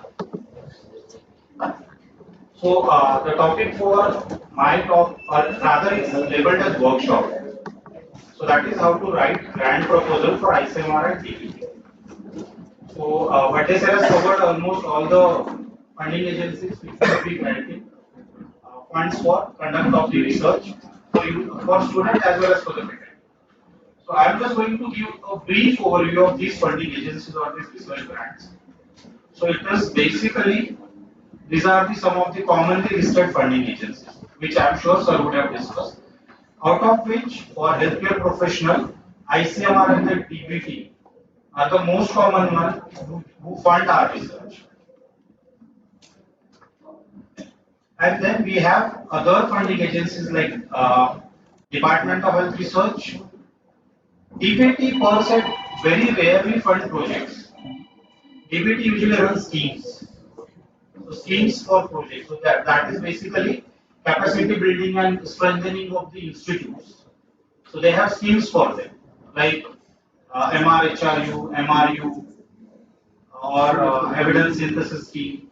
So these are different schemes which are funded by DBT. Then we have DST, Department of Science and Technology, that basically funds research projects which are related to engineering or computing, which may have some health related components. Suppose you want to develop an app, or maybe you want to develop some AI algorithm, maybe an AI tool, then you can approach DST. Then we have, for social sciences, we have ICSSR, that is Indian Council for Social Science Research. So, like some topics which are related to sociology. Why do people smoke? So, social issue.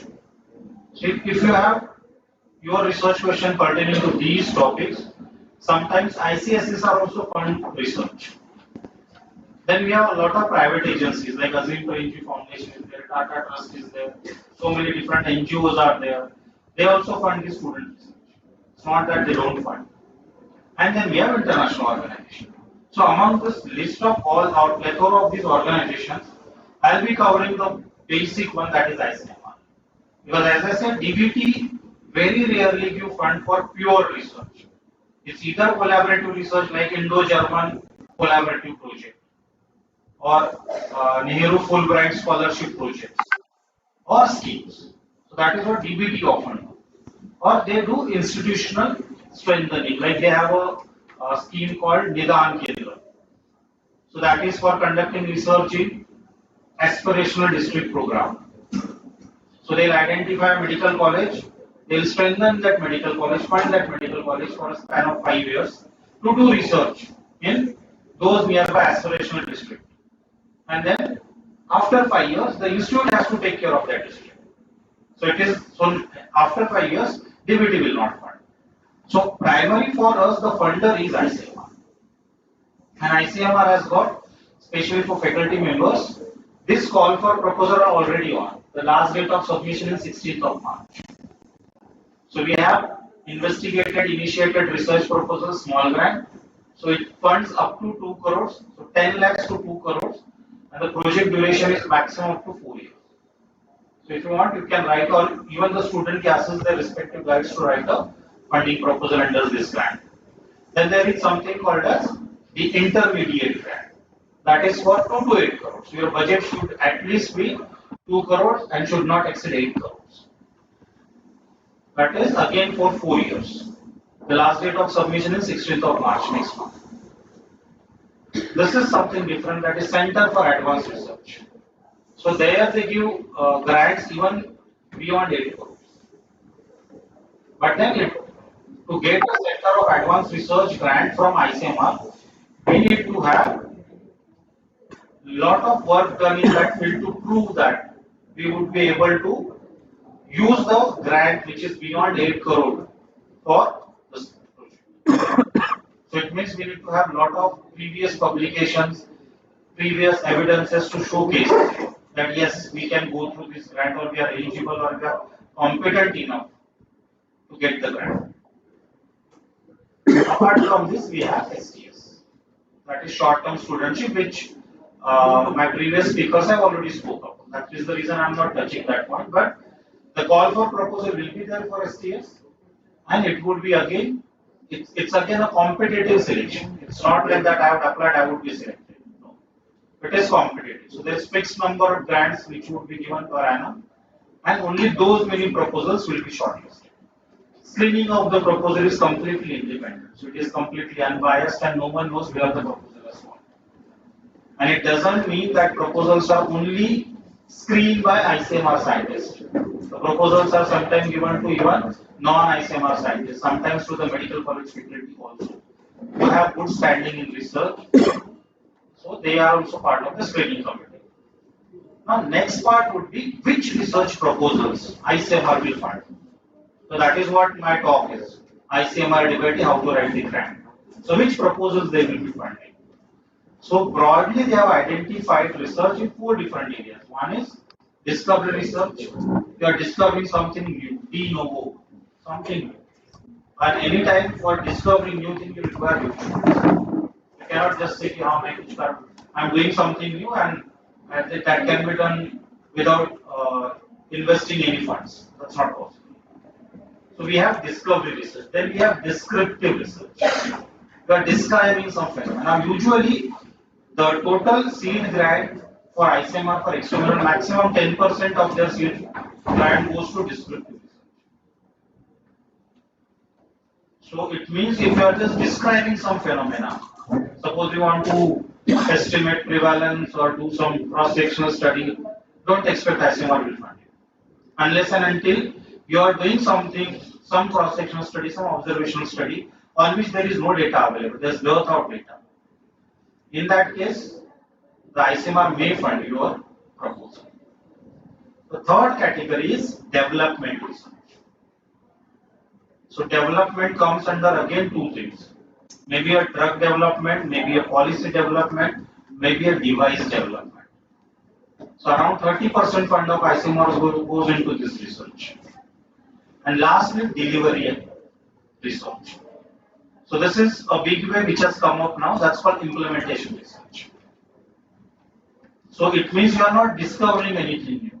The solution is already lying there in the system, in the setup. Or in other words, delivery research is nothing but health system research.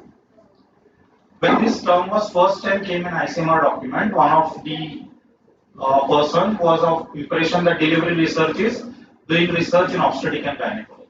That's not the case. So it's not how to conduct delivery and doing the research. It's basically conducting or doing the research on health system. So here there is no, you are not developing a new thing. I'm trying to keep it simple. What is delivery research? The solution already lies in the system. It's already been implemented in the system. We are developing, so that is in implementation research called as co-development. So we are developing a new way of implementation of the existing strategy in consultation and collaboration with the health system person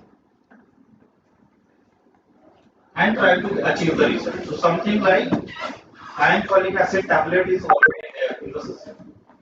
It is already supplied once a week in school, but still the compliance is less. So maybe you collaborate with the health system, to the NHM, to the DHO office, or any other office, and develop a design or a model which is going to increase the compliance of iron folic acid intake in the schools. So this is delivery research. So to name a few, like our department is doing a delivery research that is called as STAR NCD, Structure Ambulatory Research on Non-Communicable Diseases. We are not doing anything new here. Non-communicable disease screening, treatment, everything is already been done in the system. So this project is been done at 4 states in India. So we are from Maharashtra, there are other 3 states, one from Northeast, one from South.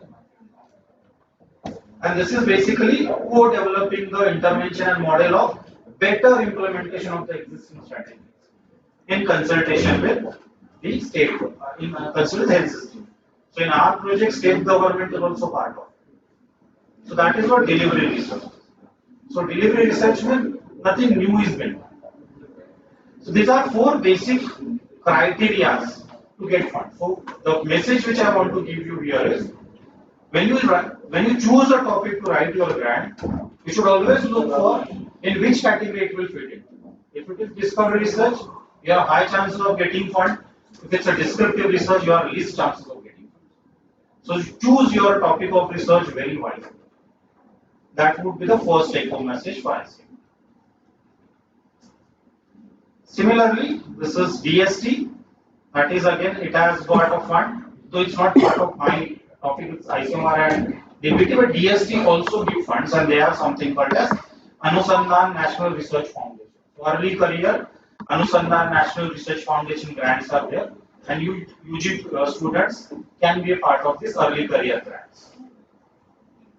So it's a core research grant up to 3 years, or there are something called as Prime Minister Early Career Research Grant, again maximum period 3 years, or you have Advanced Research Grant, that is 3 to 5 years. So these are some of the common funding agencies through which we, in the like during our studentship, we can get some funds, or even faculty can collaborate with the faculty and try to get funds. Now, which areas do they fund? So this is a little old data, but this was published in one of the articles. So this is the ICMR funding for various categories from 2007 to 2012. I did not get the recent data. But if you look at this, the proportion of funds distributed or approved by ICMR is there, and you can consistently see communicable diseases and MCH research. They get a huge amount of funds. So maybe now the take-home message would be, do a discovery research which is related to communicable disease or medical research. The chances of getting fund would be further increased, isn't it? So communicable diseases, usually they get funds. Then non-communicable diseases, injury research, not much funds are given. But if you have something which is innovative, which is in discovery, you may get funds. So sir, maybe in forensic medicine, if you come with some innovative proposal related to injuries, you may get funds. And then you have some non-disease specific. So they are also funds. So this is how the funds are distributed each year for theme wise. Now coming to what discipline we should be getting funds. You would be surprised, there are 2 pie diagrams here. So first one is India, the second one is international. So if you look at international research funding, a large chunk of the fund goes to communicable disease, MCH and nutrition. And the least fund goes to NCDs and injuries. In India, the situation is little different. So in India, a large chunk of fund goes to non-communicable diseases, and the remaining goes to communicable, maternal and nutritional.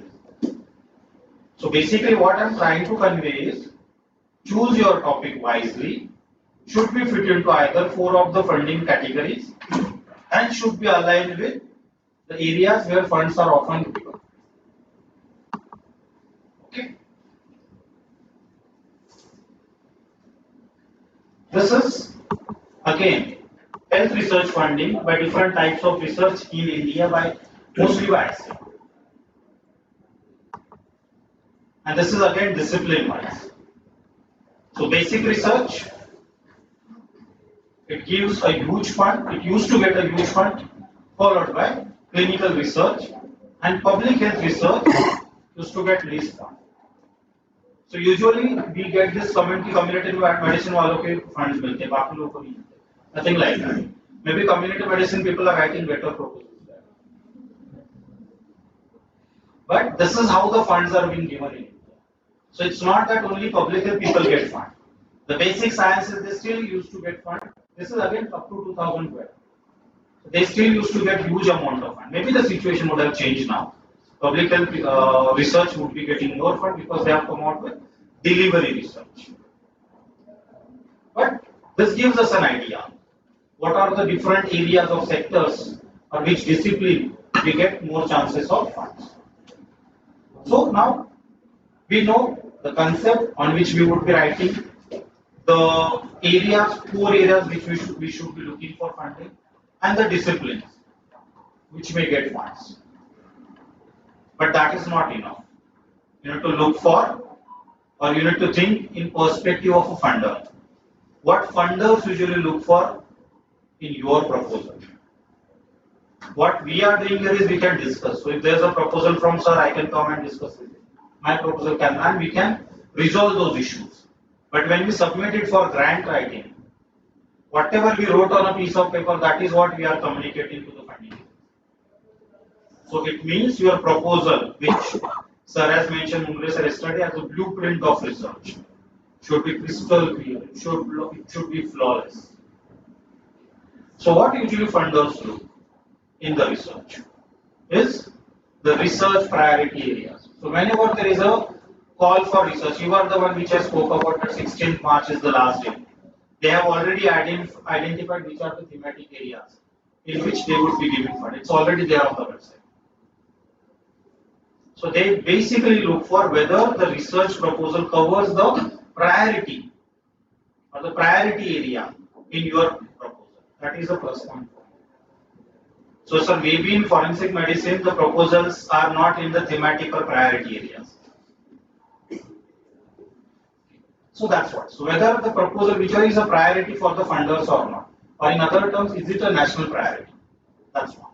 Second, does your research proposal is going to solve some problems? Is it going to generate a new set of evidence to get an answer for certain problem? Wahi Gisa-Pita research, no one would be funding, and that is very evident. Descriptive research do not get more than 10% funds of their total funding.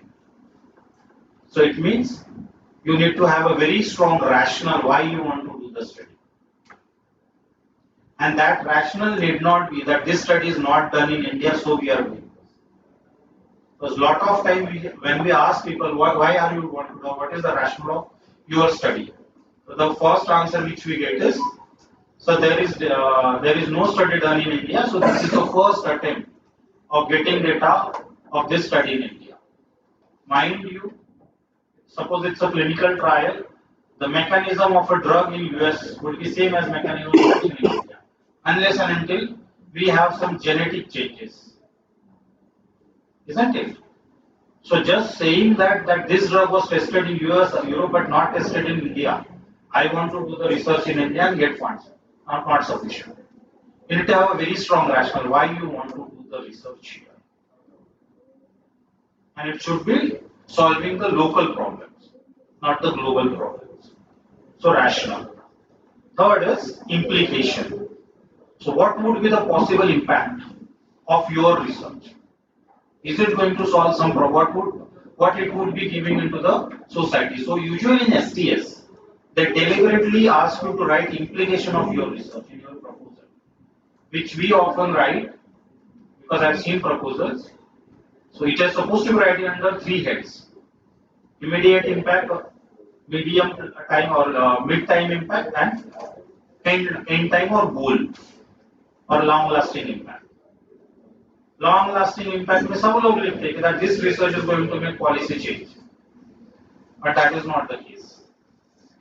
If you want to say this is going to make a policy change, we need to do a thorough review of literature to say that this is something which is never done.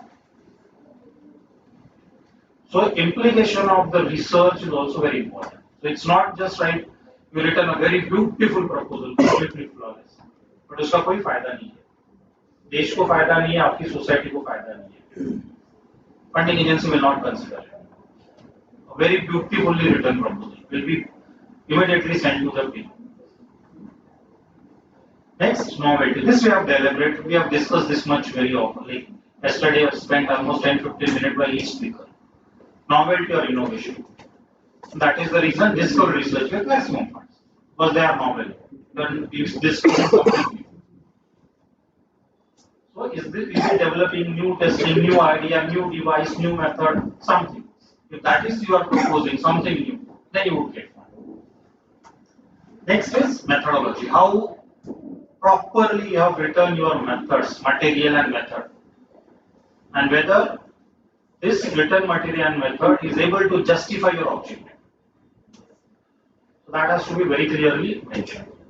So a lot of time what most of the researchers do, even I do, is if you've been asked to write study design, we will just write that this would be a cross-sectional study. That is not sufficient. We should also write immediately below that, why did you choose cross-sectional study for this research question? Are you getting me? So it's not sufficient that just we have mentioned study design as cross-sectional. Descriptive cross-sectional study will be conducted. Not so. Why? Why descriptive cross-sectional? Why not case control? Why not analytical cross-sectional? Why not you have included a qualitative method into it? If you have included a qualitative method, what purpose it is going to serve? So your study design, so everything has to have a justification. Why do you choose a person above 18 years only? Why not 14 years, 14 years, above 14 years? So put up some justification for each thing which you write in methodology. So make your case strong. It makes your case strong in front of the reviewer. Again, this I have heard from one of the ICMR scientists, that the reviewers are not usually ICMR scientists. It is given to experts in those fields. Suppose your project proposal is based on medical device, developing a medical device. It will go to some professor in IIT or someone who's experienced in developing the devices. So IIT, triple IT, they will be reviewing your proposal.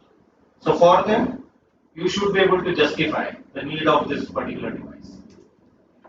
So methodology. And finally, the implementation strategy. So it means basically a timeline of your project. If you say 3 years, you want to conduct this research in 3 years. Why do you require 3 years? Why not you conduct the research in 2 years? So there was one table in Mumbai sir's presentation yesterday, Gantt chart. So that is time activity plan. On one, like on columns you have time, on rows you have activity. So what activity will be conducted at what time points, and that gives you an idea about the resources required for achieving those deliverables. So your protocol should also have a Gantt chart or any time activity chart. Need not be Gantt chart. There are other than Gantt chart. Maybe you can use them. There is something called as logic model. You can use logic model if you are doing some interventional study. This is input, this is output, this is process. So there is a model, logical sequencing of events to get an idea about the resources required. Or there is something called as log framework analysis that you can use. If internet is connected here.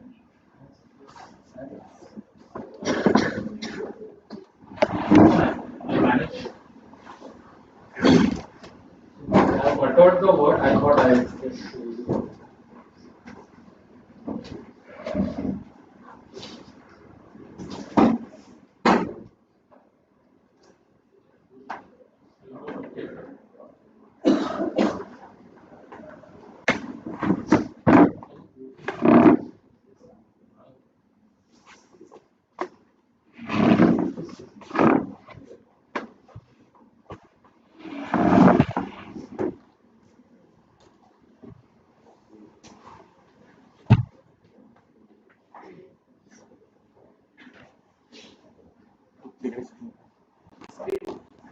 Duplicate करा सकते पहिलं ते बंद करा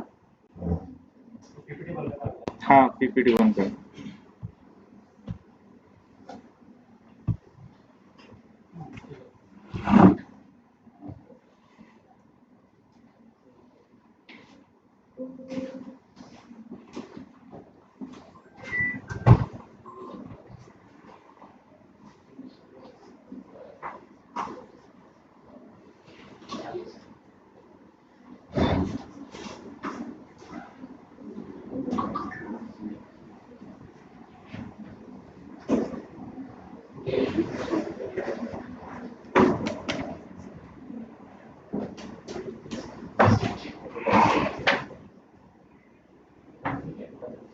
Can you see this? Is this visible to you? This is block framework or logical framework. Maybe people in community medicine they are aware of this. But if you use this, so suppose someone is doing a research, the objective is improve life outcome for marginalized children through equitable access to education. This is their objective or their goal or aim. So to achieve this, what all things they will require? So it starts from the basic, the bottom first.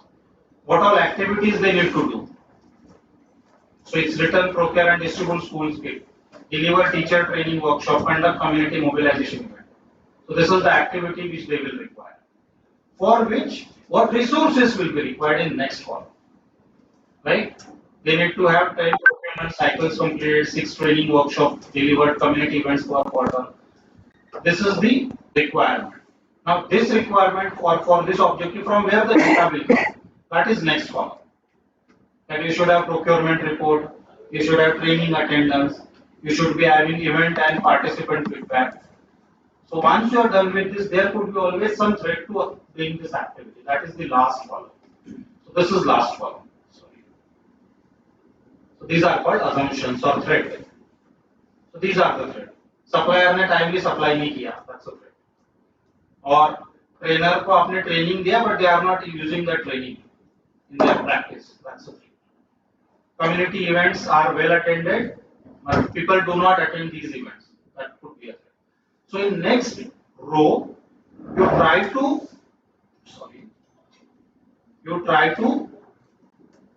cover those assumptions or those threads in terms of output. So इस activity का output क्या होगा? What would be the output? How it would be measured from the what will the source of data and again. So it goes like this: narrative summary, indicator is how it would be measured or computed, and then means of verification. So means of verification from where you will be getting the data and what could be the possible threads. So it goes in a zigzag manner. So it goes like this, then again this, again the row, then first column, again the row, and then first row. So if you could put this into your proposal, this is going to help you a lot. To convince your funders that you have thought of all the assumptions, all the threats to the your implementation, and you have taken care of them in your proposal. So if you put that implementation strategy for student Gantt chart would be there, or you can use the logic model or this log frame analysis. This, if you put into a proposal, will definitely fetch definitely fetch attention of the reviewer.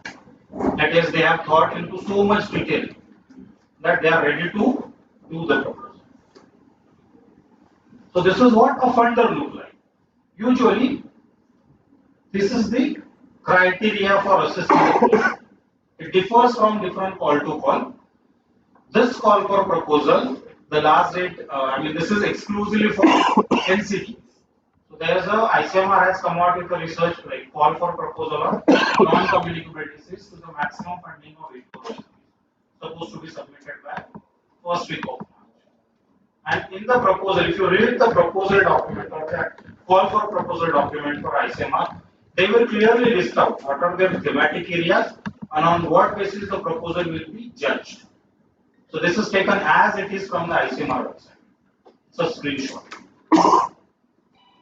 So if you are planning a research on NCD under this call for proposal, 30% marks are given for clinical impact, 30% for your methods, 20% for feasibility of doing the research, and 20% for your collaborative strength, your PIs, co-PIs, and your collaborations.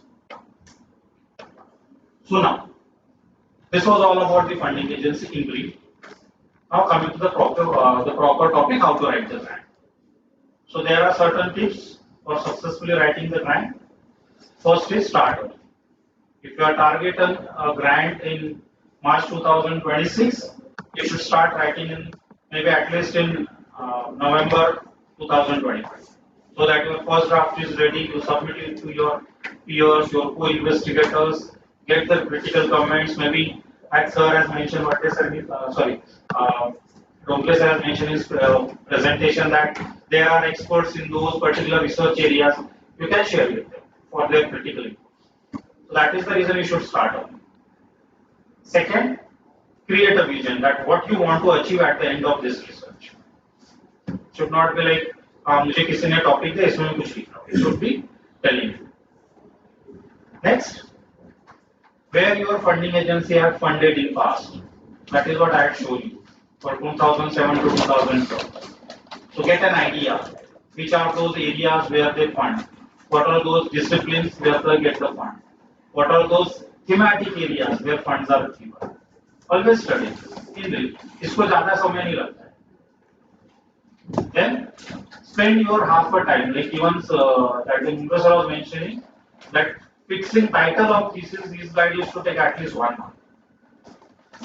Just fixing the title because title or research question makes a huge difference. So you can spend your half time on objectives and abstract. Abstract is supposed to be written at the end.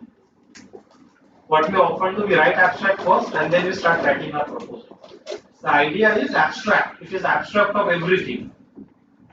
So it should be written at the end. Should not start with an abstract. And then show that you can pull it off. Means show that or collaborate with people who have done similar research in past. So that not an individual but as a collective team, you show to the funder that yes, you can successfully complete this proposed research. This is what the next. Whatever your research question, so research question, aim, objective, material, method, they all are aligned. आपने objective कुछ और लिखा है, methods कुछ और है. It's of no use. So ensure that everything is aligned. Everything is in same sequence, same pipeline, same manner. Avoid too many figures and tables into your proposal. But there are certain figures which are mandatory, like flow diagram. If you have some complicated study design, definitely put up a flow diagram. Then this is the next point I have already covered. The point I wrote, the be kind to your reviewers means use spellings. There should not be any typographical errors into your proposal. Known, unknown short forms. That is what I wanted you to be kind to the reviewer. अगर reviewer को नहीं अच्छा लगा, पढ़ने में तकलीफ हुई, you will be scoring less while evaluating the proposal. We need to be little kind to them. Use those acronyms or words which are common, like WHO. Yes, everyone knows what is WHO. But if I say maybe ICAR, maybe the reviewer may not know. That is, it is Indian Council for Agricultural Research. There is another called Indian Council for Atomic Research. So ICMR can have more than one maybe. So use those words, those acronyms very clearly, very specifically, and don't make any spelling errors and grammatical errors. And finally, choose this. I have already covered yesterday. So choose a topic of your own interest. So once we do the research, what do we get? Who are the key stakeholders? It is PI, funder, and government. These are stakeholders on one side. So they are there. They will come into picture after writing your proposal. But when you write proposal, who are the other key stakeholders? That is community for which you are doing this. So your research should address the problem in the community. for the patients which you would be treating, and then the entire health system. Coming to the core structure of writing the proposal. So the content would be, for next some time would be, how do we write our proposal? First and foremost, select the correct study design. There is nothing called prospective cross-sectional study. The very reason we often use this word prospective, retrospective, assuming that कि आज मैं study कर रहा हूँ 2 महीने बाद एक patient मेरे इसमें आएगा उसका डेटा मैं 2 महीने बाद लूंगा तो वो मेरा prospective study हो, nothing like that. Your choice of study design depends on your direction of inquiry. It has nothing to do with the recruitment of your study participant. So if you are going to conduct your inquiry more often in future, it is cohort study. If you are going to do inquiry only once for that participant, that is a cross-section study. If you are inquiring to conducting the inquiry from past to the present, it can be a case control study or it can be a retrospective cohort. So your direction of inquiry decides what study design you do. Another point is, a lot of time people write prospective randomized control trial. All randomized control trial will always be prospective. So there is no need to write this. It is randomized control trial. That's it. So direction of inquiry always three. Or other one which sir has given yesterday, exposure and outcome. That is another way of explanation. So think of it. So कौन से population में आप study करना चाहते हो, which population, and you would be selecting a subset of that population which you called your sample. So that is why your sample, this subset, should be adequate enough to represent that large population. And that is precisely the question which ma'am had asked yesterday, how much samples? So there is no straightforward answer, but the answer is this, that your sample should be representative of that large population. So you need to take those many individuals who could represent that larger study population. So choose your design wisely. Next, this is already discussed. Yesterday, say PICO, PECO, PO. So this is example of cross-sectional study. This is PECO, exposure or PICO both. So this is both for analytical as well as experimental study. Fix this in the beginning itself. What exposure you want to assess, what outcome you want to assess. Because these exposure and outcome would be very clearly written in your research question. So your research question matters here. Then comes the next part. That is writing the other content of material and method. So first is study settings. Now can someone tell me what do we write in study setting? Anyone? Maybe your faculty. This is just for everyone's understanding. Yes.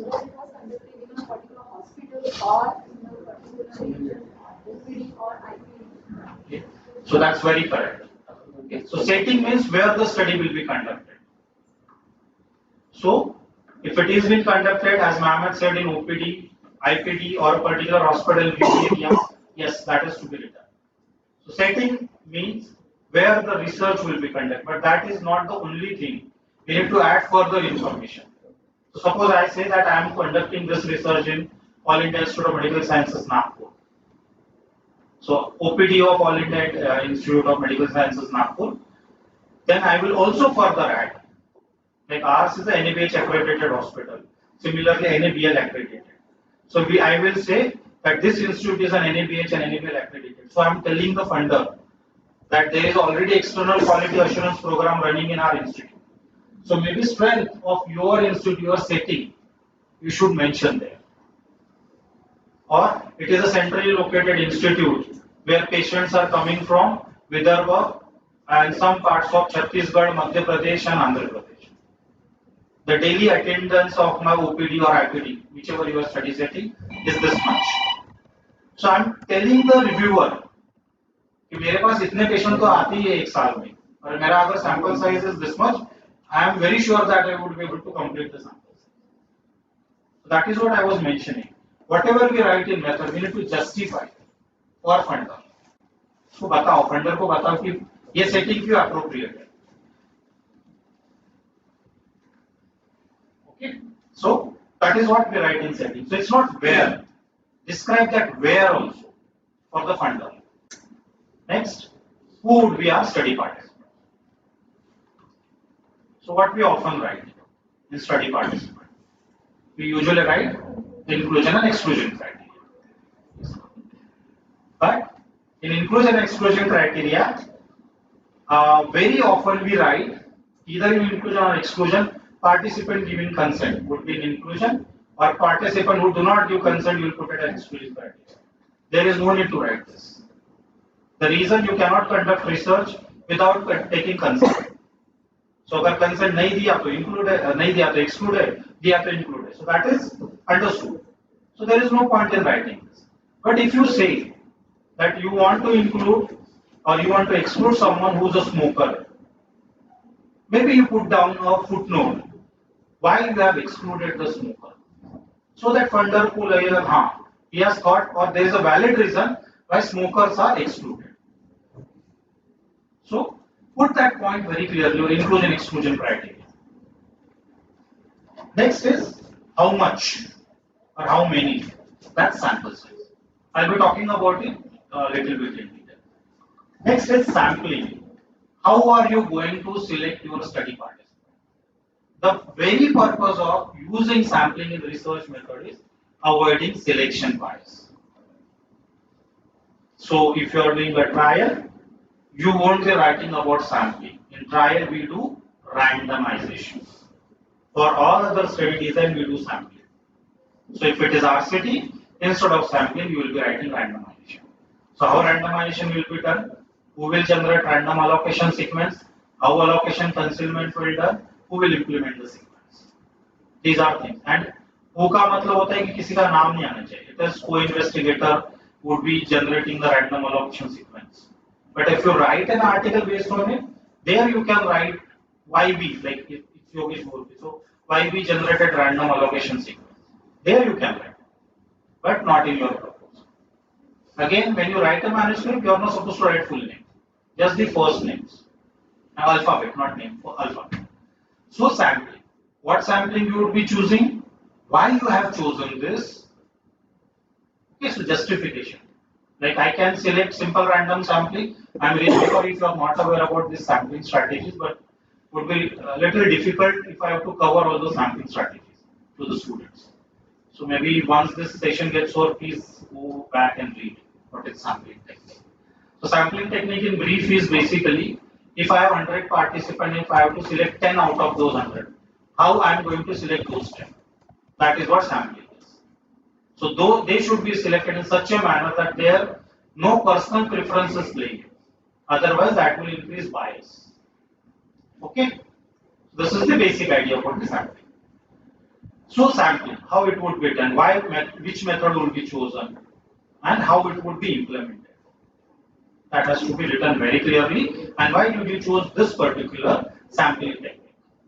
That also has to be mentioned. Next is make a table of your study variable. In case of trial, it is endpoints. Or other observation study, it is study variable. So make it a table of study variable like your exposure. So when you say exposure like smoking, you want to do a studies whether smokers develop Alzheimer's disease or not. So your exposure is smoking, outcome is development of Alzheimer's disease. So when you say smoking is your exposure, that has to be very clearly defined. Because people sometimes they do smoke once in a month or maybe once in a year or will you call them smoker? So occasional smoker, but then even if they are occasional smokers, they should be defined. There should be a objective criteria to call someone smoker. So put down all your exposures and outcome variable in first column and next column write a definition for them. Who would be called a smoker? If I say Alzheimer's disease, how I'm going to identify a case of Alzheimer's disease. And that criteria should be completely objective in nature, need not be subjective. So otherwise, I do agree clinician's discretion.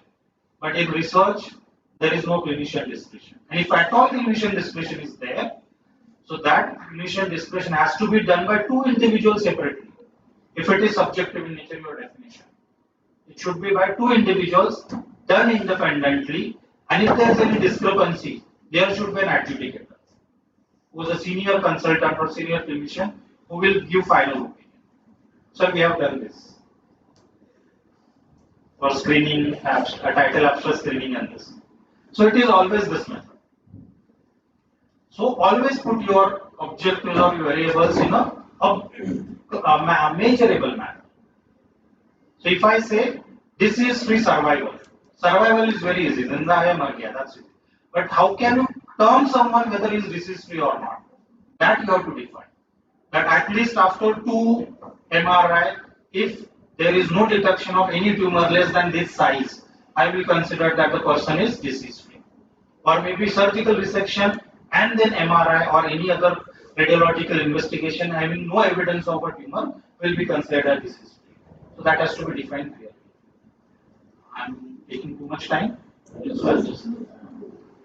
So this is how we have to mention. What are we measuring? And next thing is what questionnaires, what tools you are using to collect the data, and whether those tools are validated in your setting or not. So in one of the settings, a student was doing a research, it's a UG student research, which I am putting, about the eating habits of youth in professional institutes, for which he has used a questionnaire which was from Malaysia. And one of the questions in Malaysia is how often in a week you eat hamburger. How typically in a week you eat hamburger. Now tell me whether this question is valid in Indian setting or not. So this is what. So the alternate could be a vada pav. That's the answer. So whatever study tools you will be using, always check whether they fit your setting or not. You should not be measuring something which is not being practiced into your setting. So always choose this. अगर आप कहीं कोई भी ready-made questionnaire use कर रहे हो तो, that's first thing. Second, if you are using a ready-made questionnaire which is developed by someone, always check its copyrights.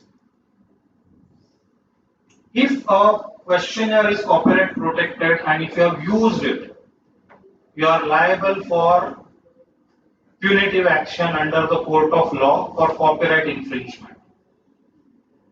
Always check this. Always. Funder to fund deke chala jayega, but you have to safeguard your own interest also.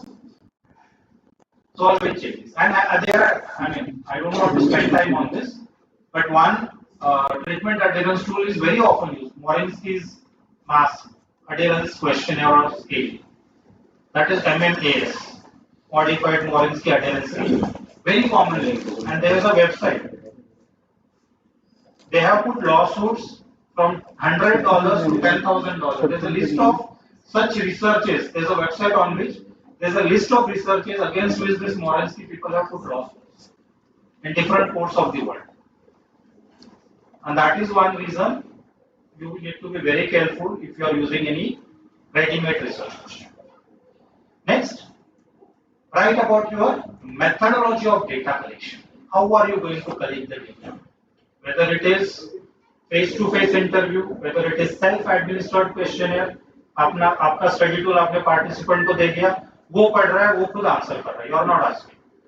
Or whether it is some telephonic interview, whether you are using Google form, whatever measure, that has to be very clearly defined.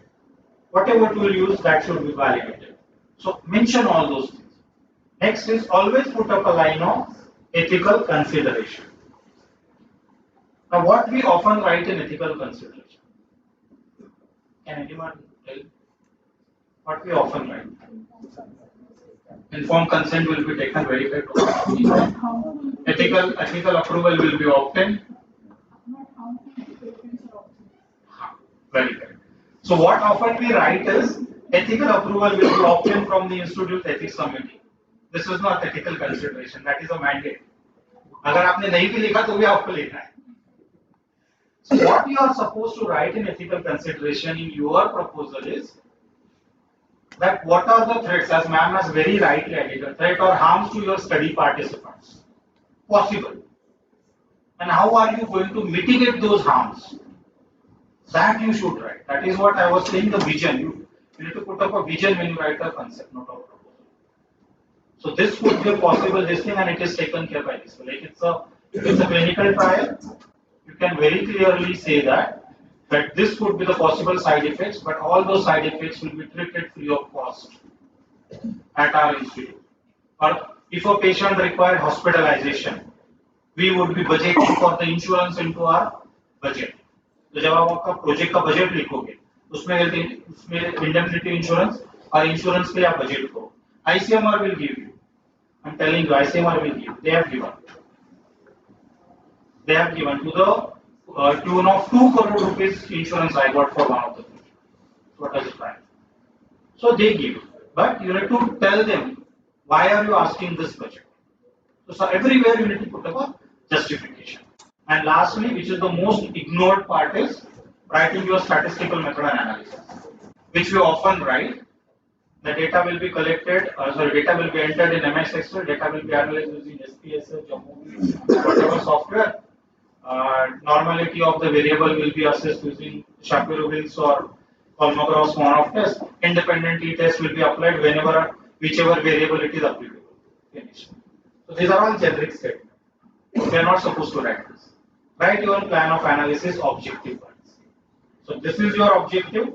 If your objective is to estimate prevalence of something in your study population, say the prevalence of this thing or objective one will be estimated or will be represented as proportion, and it will be measured as total number divided by this denominator into 100, whatever.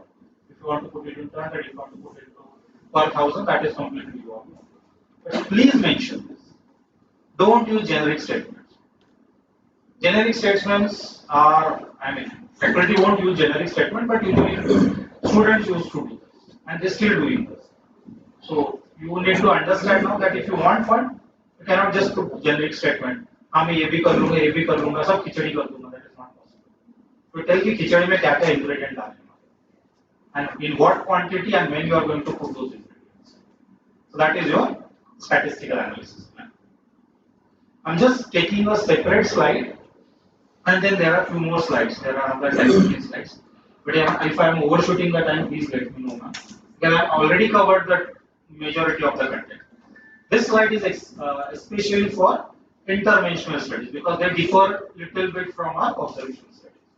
So study setting will remain same, but here in study setting, apart from writing your strength of the institute or the setting, also to write how many patients you get, whether you have insurance in the institute, whether you require insurance, whether your ethics committee is CDSU approved or not. That is what we were discussing. For ethics committee, you need to have a CDSU approved ethics committee. So in ethical consideration, do mention that the institute has a CDSU ethics committee. So you are telling the funder कि आप लोगों को ethics approval लेने में दिक्कत नहीं आएगी. The ethics committee has got two registrations. One is DHR, other one is CDSU. CDSU is essential for clinical trials. Study participant in clinical trial, we don't have inclusion and exclusion criteria. We have something called as eligibility criteria. Who all will be included? It has got inclusion and exclusion, but they are basically termed as eligibility criteria. That's one. Next, sample size. As I said, I'll be talking a little bit in detail about it. Sampling. This I have already covered. In clinical trial, there is nothing called sampling. What we have is randomization. So, who will generate random sequence, allocation, concealment, and blinding? Please you need to mention this. I know you are not aware about randomization. Somehow I can see your blank faces, but please go back and read about it. It's there in the all standard community medicine textbooks. Then you have to use and you have to describe your intervention. Now the point is your material method is to be written in so much meticulous and so much in detail that if anyone wants to replicate the same study, they should be able to do this. So it means ICMR usually tells us कि आप इसको जितना there is no word limit for writing material. You can exceed that word limit. By they give if you are not able to put into the portal, you can put up a PDF as an attachment and so.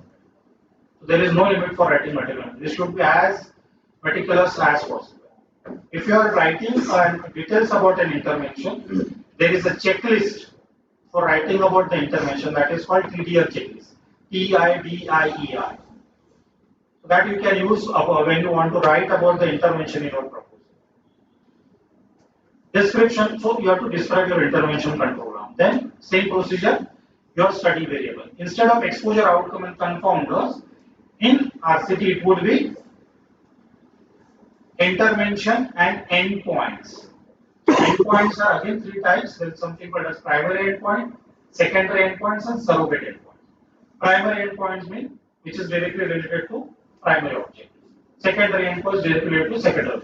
Surrogate endpoint means something which you are not able to measure in that patient. Suppose I want to measure some enzyme or some compound, लेकिन उसका मैं blood से extract नहीं कर रहा हूँ, लेकिन उसका byproduct, if I am able to measure from the after doing blood investigation, so that becomes my surrogate endpoint.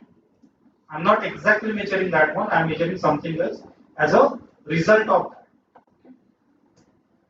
Study procedure and rest of the things will be. This I have already touched upon. So you may just go through this. How do we write about the study setting? It's not just where the study is done, from where our patients would be coming, how much they would be coming, what all facilities we have. Even if you do not have NABH, NABL, you can still mention that the institute has a external quality assurance program if it has, because they will ask you certificate later on. So you can mention about that.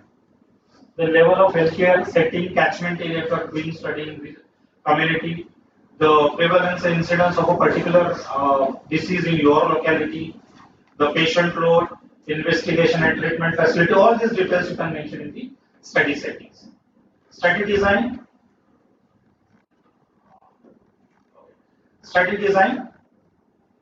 So there can be more than one study design in a proposal. That was one question which was asked to Sir yesterday. Can there be more than one study? Yes, there can be more than one study design.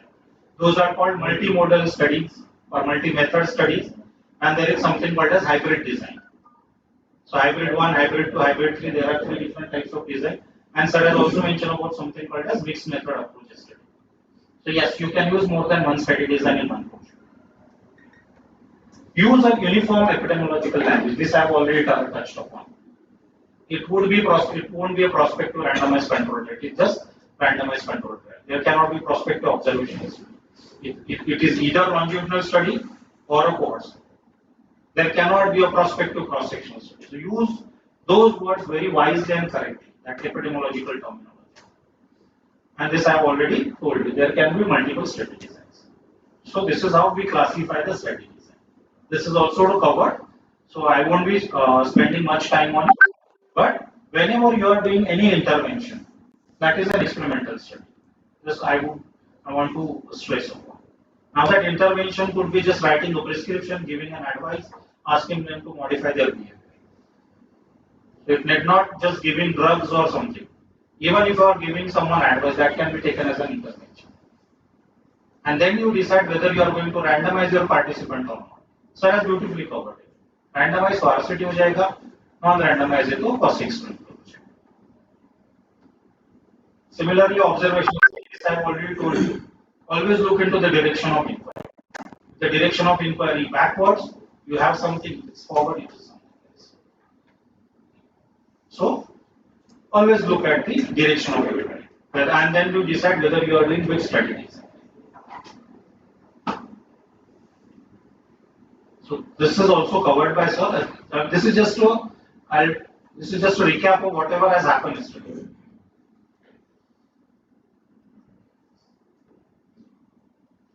This is study design. Now suppose if you are doing the RCT, if your proposal is pertaining to RCT, just don't mention that you are doing a randomized control trial. You can further mention more specific design, whether you are doing a superiority, non-inferiority equivalence trial, or whether you are doing 2-arm, 3-arm or multi-arm trial. whether it is single center, multi-centric study. So in study design doesn't only mentioning we propose to conduct a randomized control trial. No.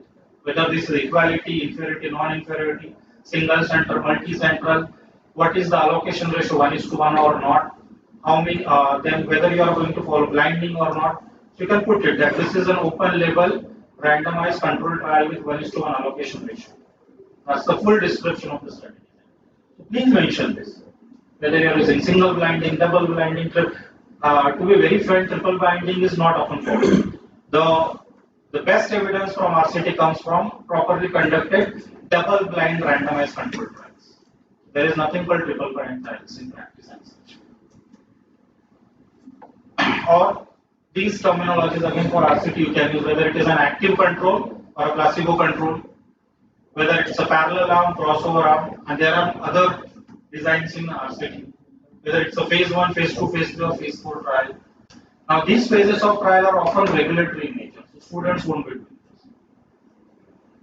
this. Study population, yes, do mention about it, from where you would be getting what are those target area from which you are going to get the sample. The first slide in my presentation. So that is the details about the study population. Next is, inclusion and exclusion criteria. So inclusion and exclusion criteria, it could be if your outcome is defined as a disease outcome. So disease agar aapka outcome hai, so your inclusion criteria can be either based on symptoms, it can be based on lab finding, or it can be based on other parameters, like combination of these. If it is exposure and outcome, it would be based on history, a patient presenting with one case of this thing since these many years. Yes, that can be your inclusion criteria. It can be based on history, based on examination, or based on lab parameters. Similarly, exclusion criteria.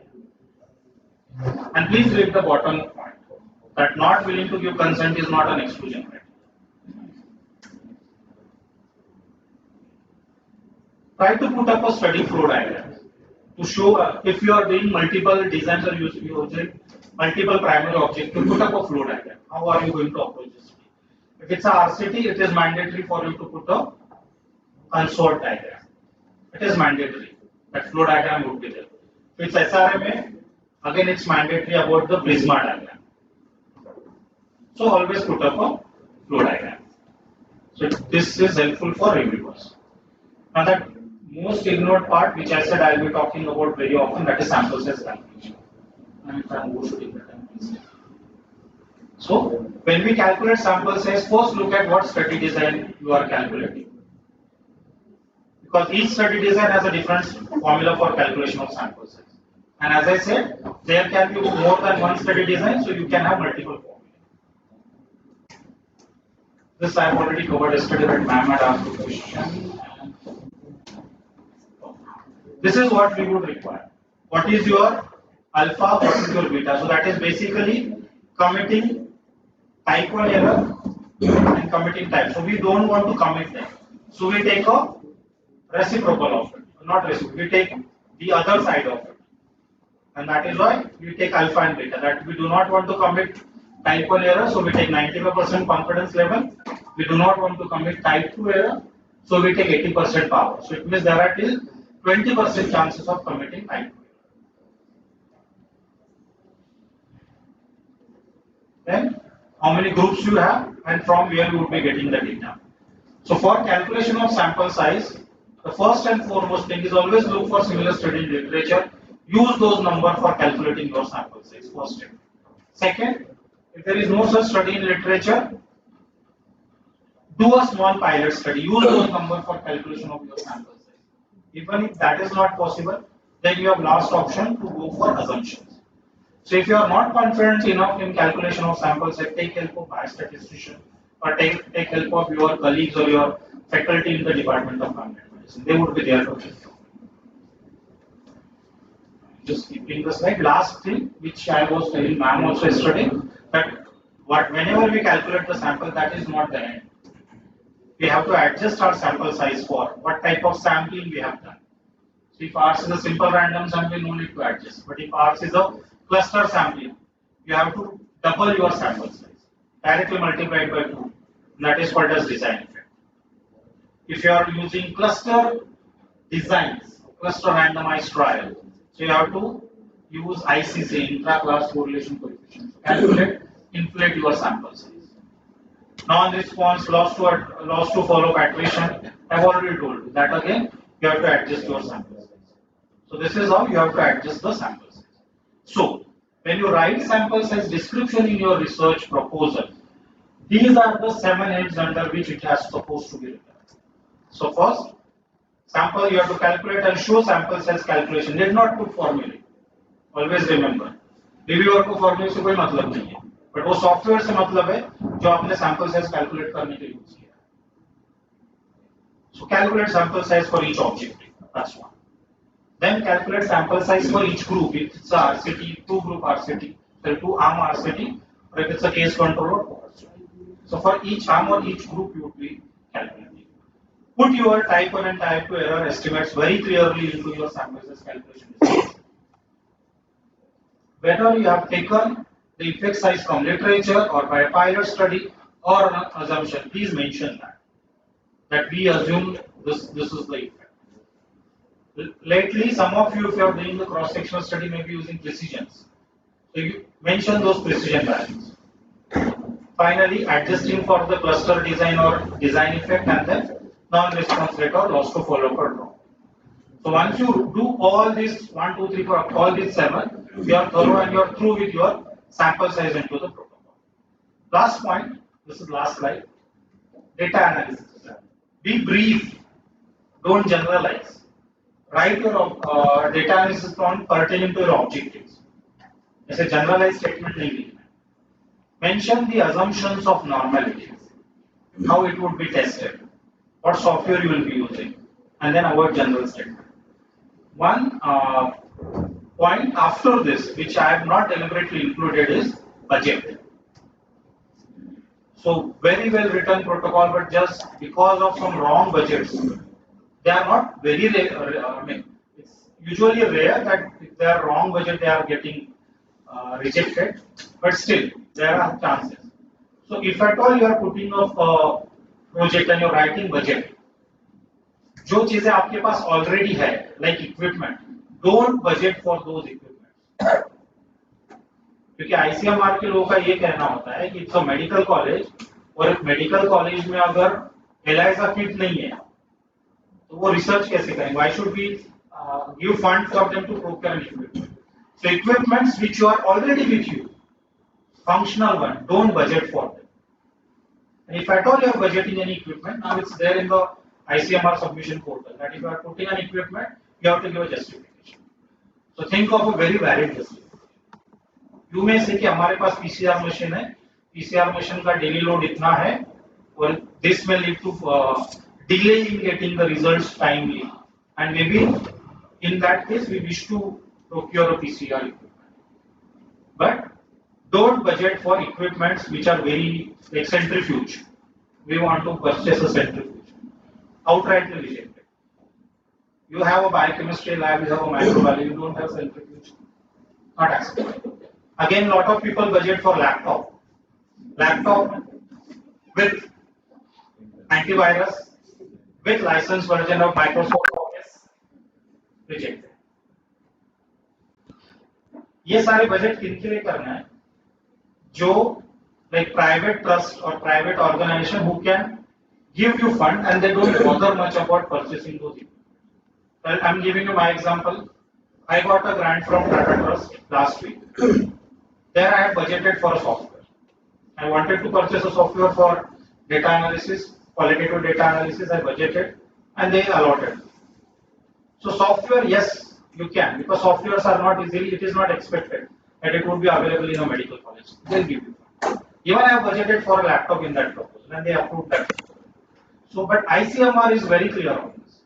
They will not give you fund for equipments which you must be having in your institute. So when you make a budget, please budget it wisely for equipment. That is, or sometimes what is there, they'll approve your proposal in principle and then they will send you email that kindly revise your budget and send across. और जो revise करने के बाद में आप अगर अपने laptop वैसे को वैसे ही रखा, then it is rejected. So Budget is a very big point when you write your proposal. That's one. Second, sir has, I mean, during the discussion I was hearing, what sir has mentioned about recurring expenses, uh, then equipment, as I said, they should be justified. Softwares, yes, you can ask if they are not, but Microsoft Office के लिए नहीं कर सकते. Like SPSS, data analysis, yes, you can ask for those softwares. Uh, Travel expenses should be justified. ICMR has the norms. So you cannot use your own head and say कि नहीं मुझे तो 1500 ही चाहिए पड़ेगा. Use ICMR. So there are norms for budgeting of staff and travel on ICMR website, including HRA. You are supposed to use those norms only. Lastly, once you write your protocol, these are the reporting guidelines. These are the brief reporting guidelines. They are very helpful. Just to check whether you have left anything which is supposed to be done only, or supposed to be written on a protocol. So for different study design, there are different guidelines. The spirit is for writing protocol for randomized control trial. And these are guidelines if are available on this website. equator-network.com.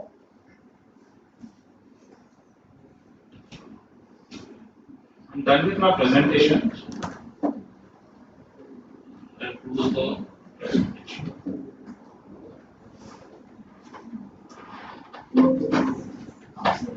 So, this is the website where all guidelines are there. Open access, you can easily download. So you can, if you are writing a study protocol on RCT, you can click on Spirit, download, and ensure that you have written your protocol under these heads. So for each study design, there are different reporting guidelines. I'm just leaving this open so that you can have a look. So this is for writing protocol of RCT.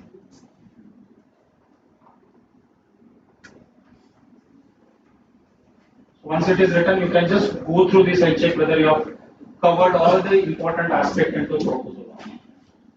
That would suffice your proposal. Thank you very much.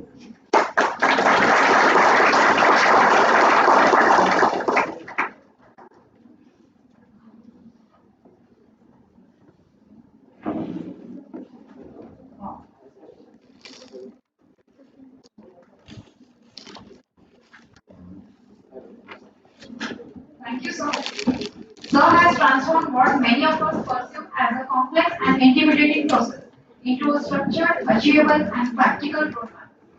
The clarity with which Sir explained the expectations of funding agencies was truly commendable.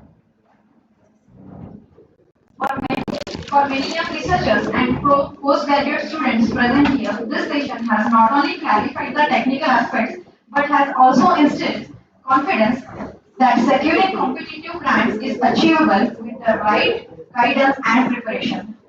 Now I will request the chairpersons to take the question answer session.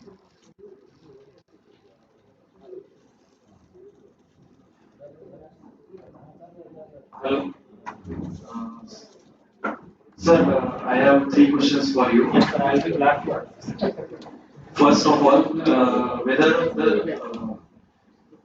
we can get the funding from multiple agencies for the same study. Is it possible? So usually this should not be done. That is unethical. I mean, you have written one proposal and you are submitting to multiple agencies. Your study cost goes beyond that. If you are getting, say, means 50 lakhs, 1 crore, but you require 2 crores, then at that time. So answer to your question is made very simple by ICMR, sir. ICMR initially used to have a call for proposal only for 3 categories which I have shown you. That is small grant, intermediate grant, and Center for Advanced Research. This year onwards, they have come out with something which is called as follow-up grant. So suppose if you have a proposal wherein you require 2 crores, you first apply it for small grant, get a fund of around 2 crore is the maximum fund. I mean, suppose you require 4 crores, but you apply for small grant, get a fund, then complete your proposal, submit it to ICMR, and if it is successful, deliverable on time, you can further apply for follow-up grant.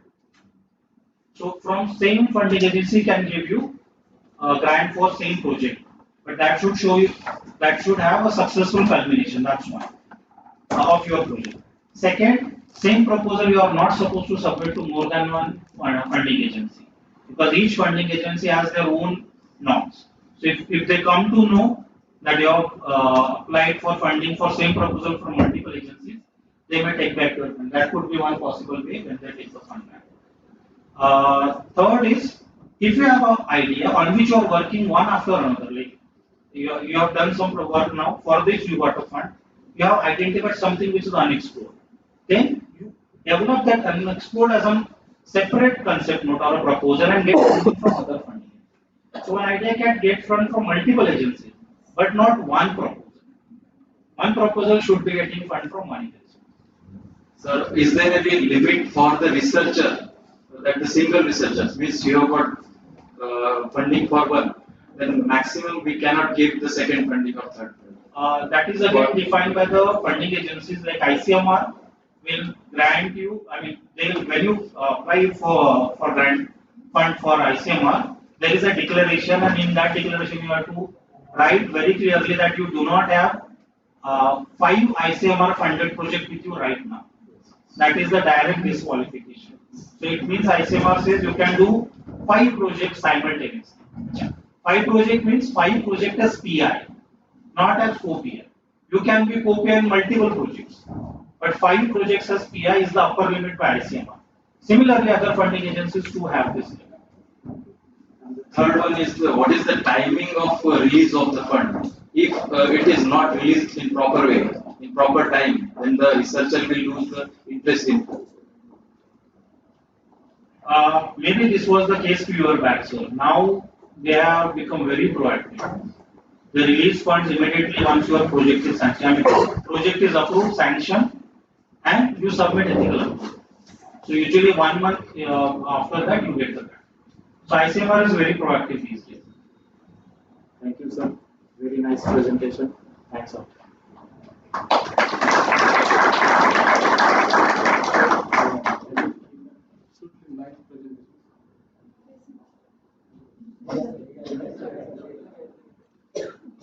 Sir, you have given very nice presentation regarding funding through ICMR. You have given very descriptive, that is under what heading you will get the funding with discipline. Again, you have given that tips how to successful get the funding by which your grant will have a successful write this grant funding. Again, you have given that criteria, which criteria have this funding. Chances of getting funds. One question is that, sir, in COVID, that clinical, that plasma therapy in critical patient, in COVID-19 patient, I think this was the ICMR under grant to state government. But this study lastly, because the result was not expected, hopefully, and this result withdrawn.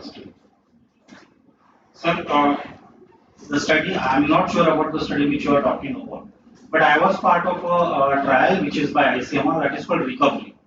That is, Recovery is an acronym for Random Evaluation of COVID-19 Therapies, and that's a newer design that's called Adaptive Trial. So in this, it started with paracetamol as one arm and then convalescent plasma as other arm. And the beauty of adaptive design is you do an interim analysis, and if you feel that this therapy is of no use, you drop that arm. That could be possible reason the convalescent plasma arm could not continue. So it started with this, then there are multiple arms were added in time, like tocilizumab was there, multiple arms were there. Then once the COVID was over, they stopped this study in India.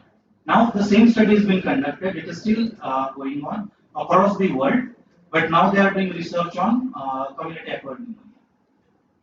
So it is there. And maybe, I'm not sure about the study which you are talking about, but if it is an adaptive trial, So there are always chances. Usually, what usually happens in trial is, if you do an interim analysis and you feel that this therapy is of no use, you stop the trial. That is often we call as trial stoppage rule.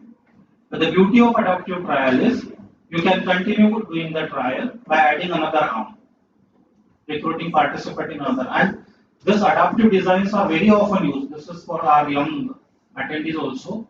Is very often used for those diseases for which there is no definitive therapy. Like in COVID-19, we did not have a definitive therapy. So multiple therapies were tried. That is the answer to your question. Very nice lecture, sir. Grouping, as the name suggests, multi-character person. Thank you. Thank you. And Dr. Dake, sir, we have to tell that don't have any funds for non-communicable diseases like We do have fund. I mean, we in the sense, I am not the funder. ICMR has funds, but your proposal should be innovative. Should be part of some discovery research or something. Sir, although this is not related with this session as well as conference, but seeing your expertise, I want to know, is there any relation of patent application in this clinical research, especially in innovations like formulations, drugs, methodologies? Yes, ma'am. It does have. And I mean, if you look at the scholarly achievement of an individual, someone having 10, 50, or even 20 funded research going on, another chap having only one patent, he would be considered way ahead of the other person. Because his idea is something, or his idea is thing which can be converted into a product, and through which the institute also can get royalty. And if yes, it's yes. So what is the scenario exactly now in India? So, ma'am, so maybe these young kids, they are aware of something called as unicorn. What is unicorn? It's not a horse with a single horn. Unicorn organization, which are there? So unicorn organizations are basically the start of one. Okay. And India, yes, and India has the maximum number of unicorn organizations in the world. So it means there's a lot of global innovations are happening. I mean, a lot of innovations are happening in our country, and that may answer your question of what is the current scenario. So we are leading the world, at least in terms of startups and innovation.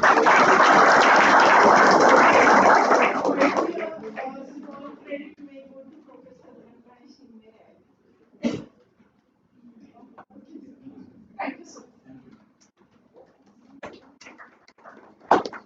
Any more questions?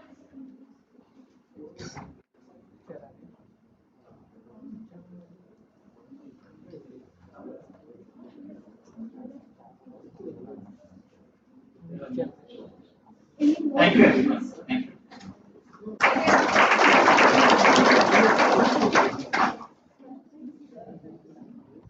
I would request Dr. Anjali Vishnu to identify Dr. Nodiba.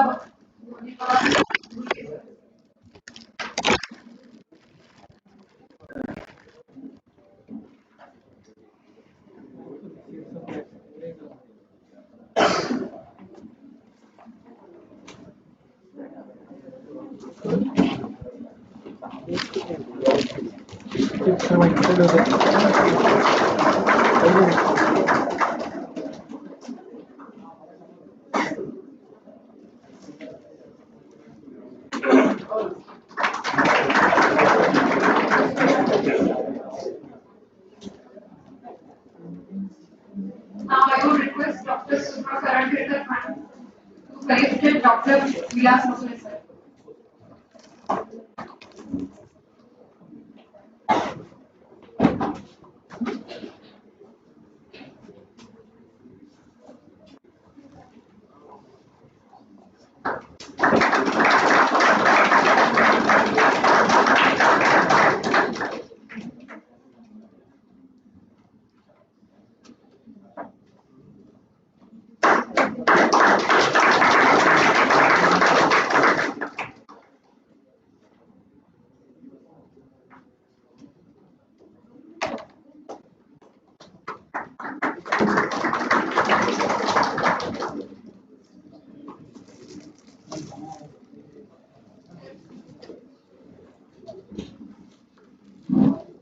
I just wanted to add one thing. You have seen my slides. So some of the slides I borrowed from my colleague Dr. Sujeet, and lot of content I edited and I wrote after I discussed with him. So day one when he met me for dinner, he had asked me to talk about all this delivery research, discovery research, these different funding opportunities. So I do acknowledge him for the first part of the presentation.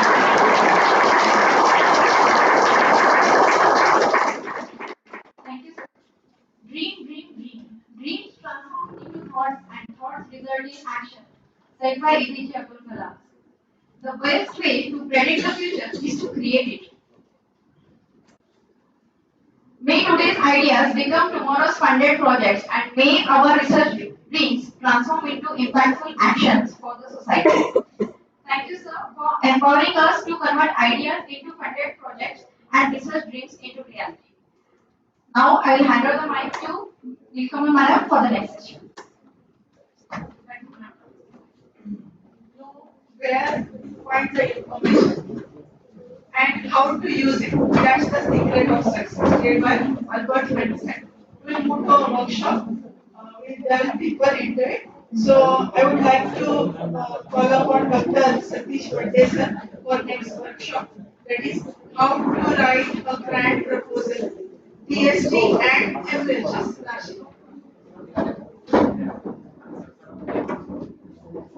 I would also like to invite Dr. Sachin Bagadia sir and Dr. Shiva Lalit ma'am on the dais to chair the session.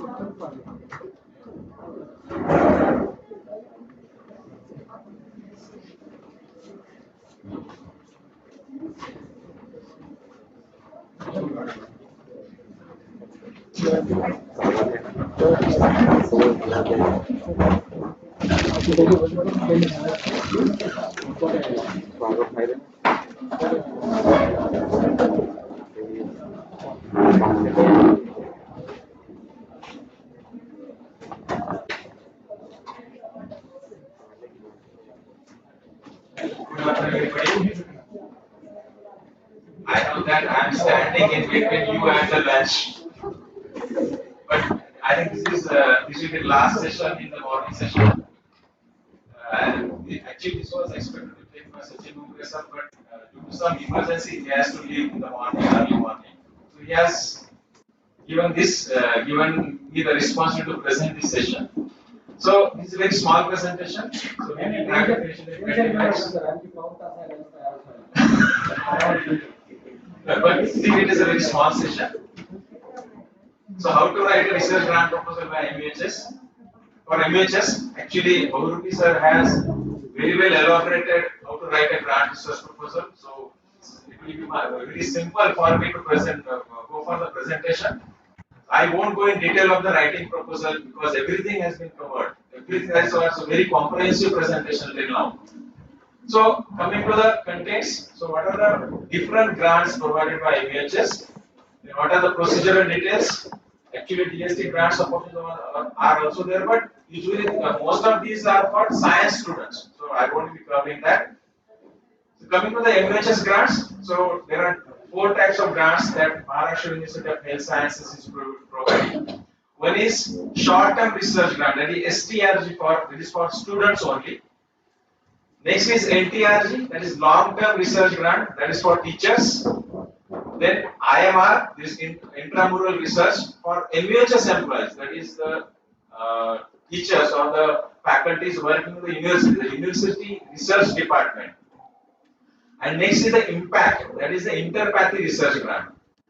Next grant is for traveling purpose, that is research travel grant by MUHS. And last one is publication grant. So we will see what are the different grants provided by MUHS in detail. First is MUHS research grant.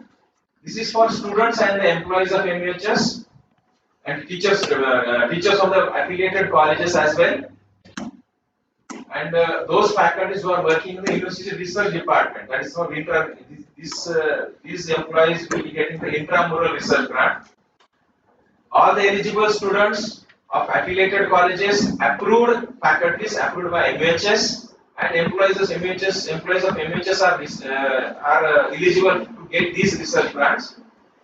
The objectives of these research grants are to provide financial assistance for research work, to promote the interest and aptitude of the research among the students. So this is one more opportunity for the student. Apart from ICM or STS, we will be having an additional opportunity to apply for the MHS research grants. To promote the interpathy research, that is different pathies like homeopathy, allopathy, or Ayurvedic, or Unani, what we say traditional pathies in our country, and to encourage the collaboration between the different health professionals. These are the objectives of this MHS research grant.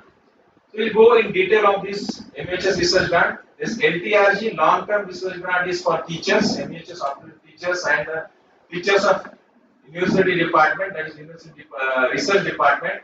The duration is for 1 to 2 years, and the maximum amount they are getting is from 1 to 2 lakhs, meaning from 1 to up to 2 lakhs. For STRG, that is for students, that is short-term research grant from 6 months to 1 year of research proposal. It will be for UG students as well as PG students. For UG students, MHS will be giving 15,000 rupees research grant, and for PG students, it is 50,000 rupees. Next is IMR, that is intramural research grant. The duration will be for 2 years.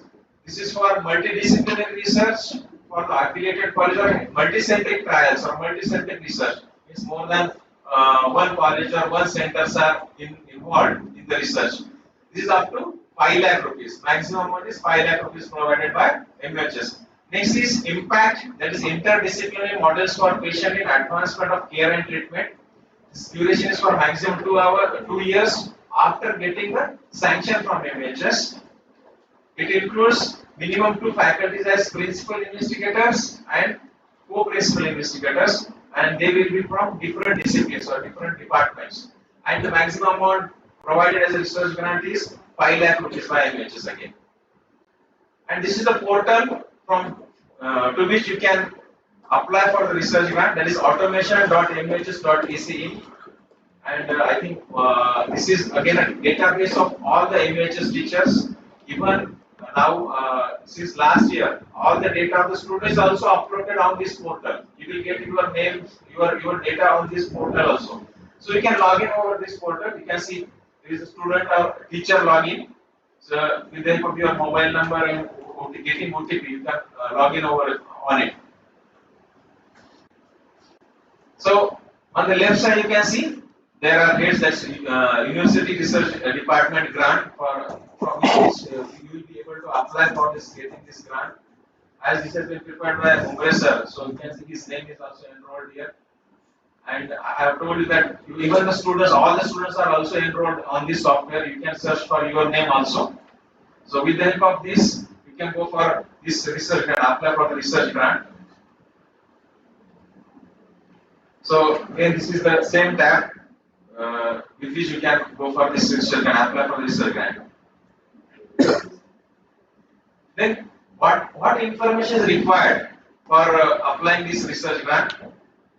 So the same thing that we have discussed till now, that is the title of the research project, background, what novelty or what innovation is there or what new is there, that has been already discussed. What are your aim and objectives should be again as per the criteria. There is a SMART criteria, specific, measurable, relevant, achievable, and time bound.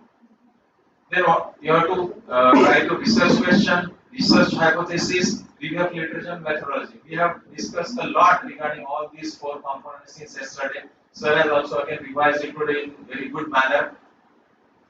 Then timelines. So what will be the timelines for different activities that you are conducting during your research? That is the Gantt chart. Yesterday Hingoli sir has told you regarding Gantt chart. So you have to give the Gantt chart as well as the available resources with you. And those persons who are involved in the research, they should also be mentioned. Their name should also be mentioned as PR, co-PR, or even instrument equipment that you are going to need, you are going to use during the research. That should also be mentioned. Then there are different formats like case paper, consent papers, consent letters, and details of the drugs that you are using during this during conduction of the research, that should also be mentioned. Then again you have to mention about the standard methods that you are going to follow while conducting the research. Then the financial budget of details about the budget, that should also be mentioned. Then what documents are required? That same thing, there is timeline or Gantt chart should be mentioned. Budget should be defined. So again, Mumbai sir had talked in detail regarding this budget. What budget should be provided under which heads, what are different sub-heads of the budget that he has mentioned. Next is the plagiarism report. I think Domke sir has mentioned regarding plagiarism in the morning. That is writing means what we say that in plagiarism we are using someone else's research as our research. That is plagiarism. So you have to submit the plagiarism research also. When you will be writing your research proposal, you can check whether how much is the percentage of plagiarism in it. There are some websites that will be telling you what is the percentage of plagiarism. Then again you have to upload your presentation. There's PPT that is converted into PDF, that should also be uploaded. IEC approval, that is mandatory for each research project. You have to mention that whether you have taken permission from the IEC approval or not. You have to mention that. I think there is one IEC letter is also there. IEC is issuing one letter that your proposal has been sanctioned by IEC. That should also be uploaded. Then students undertaking, so that is a paperwork that should be mentioned. That should also be included. Then your mentor's consent should also be there. That he will be guiding you throughout this project. And certificate from the head of the department and head of the institute, that should also be included in it. Then budget heads. So what budget says that should be provided, that should be mentioned. That again I think that have been discussed in detail yesterday, so I won't go in details of this. Then coming to the next grant, that is travel and publication grant. MHS is providing grant for traveling as well. So the aim is to provide financial assistance to teachers and students for research travel. The eligible people for this are the approved teachers, students of the affiliated colleges and university department. So you will be getting the travel grant if you are going anywhere in India, as well as even if you want to go abroad also for presenting the research paper. If you are presenting the research paper, then and then you will be getting the grant. If you are going as a delegate or if you want to attend the conference as a delegate, you won't be getting that research grant. So this is the travel grant. You will be getting travel grant if you are going as a speaker or if you are chief guest or going as a chairperson for a session, or you are going to attend as a faculty for national conferences, even for seminar, symposium as well. So if you are going within India, it is once in 2 years. So you will be getting an opportunity once in 2 years. If you want to go for abroad, once in 3 years you will be getting the opportunity. So every year you can apply for that. Every 2 or 3 years you can apply for that. You will be getting an opportunity. And preference will be given to those who have not availed this facility previously. Means the same person will not be getting the opportunity repeatedly, or again and again he will not be getting. So newcomers or the new faculties or new students will be getting the opportunity. So those who have not availed it previously will be getting the chance. Then how much amount you will be getting for travel purpose, actual expenditure or up to 25,000 rupees. If you are going for a conference to present a research paper in India, the grant will be covering the cost of travel to and fro by institute, train fare, or even economy airfare is also provided, or even bus fare also be provided. Even it will be covering the local travel expenses also. Means suppose you are taking a flight from Nanded, so you will be getting the travel cost from Hingoli to Nanded as well. If you are going from the airport to the this conference, you will be paid the taxi bill as well. So local expenses are also provided during this travel grant. Then for abroad, you will be getting up to 75,000 rupees, but it is once in 3 years. So you can travel by economy air class, and even in this also you will be getting the local travel expenses. So how to apply for it? There are two parts of application. One is part one, that is appendix A. With the documents, there is a list of documents on the portal that you can see which documents are needed, and that should be submitted at least 1 month if it is within India travel, or is 2 months if you are going for abroad. So in advance you have to submit this, and the scrutiny and selection will be done by a committee known as RTGC, that is Research Travel Grant Committee. They will be reviewing your proposals, and they will be granting the money, financial aid. The second part is application part 2, that is appendix B. That is to be submitted after attending the conference or after presenting the research paper.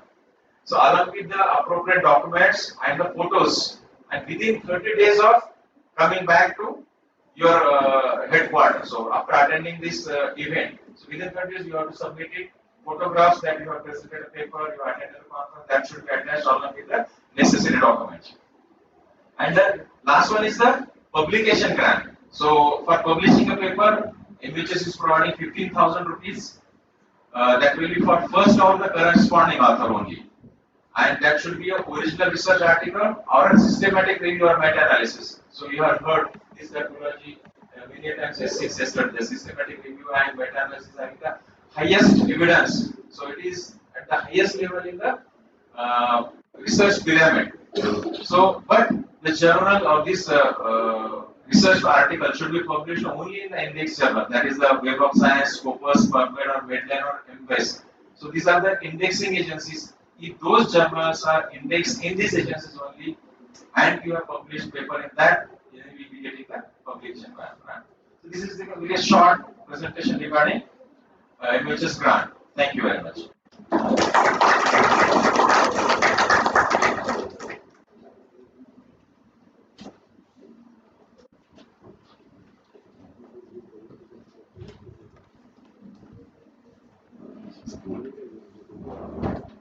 Thank you, sir. I hand over mic to our chairpersons to start the question answer session.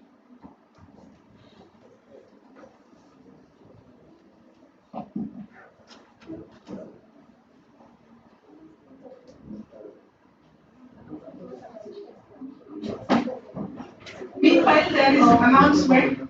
After lunch, it will be a 30 minutes lunch break. We'll gather here at 2:30 p.m. sharp, and we'll start for oral presentation. We'll gather for oral presentation here only, and for poster at room in the library hall. But time should be maintained. Dear students, after watching all these sessions, you are very eager to present your oral presentation. So after lunch, you will see the examples how the oral paper are presented. And most important thing is that one of your colleague from first MBA student is also presenting the paper. So be present for that session. That is very important. And also, if you want to take the examples how the posters look like. All the posters, 21 posters are displayed in the reading hall of this. So also you can take a round of that hall after lunch. So thank you. One more announcement. You have been given a feedback form. So please fill it and give it to the counter before taking your certificate, please. Yes. Thank you so much, sir, for this incredible presentation. Any questions from the audience?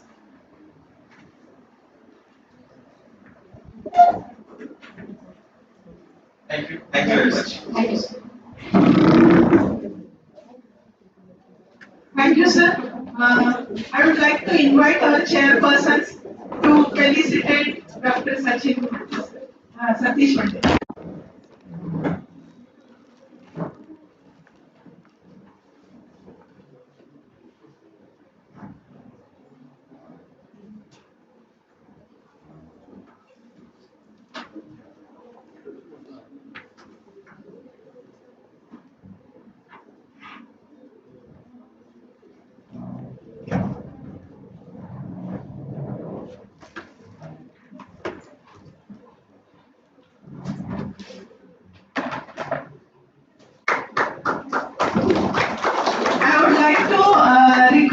Dr. Shakil Qadi sir to felicitate Dr. Sachin Pagadia sir.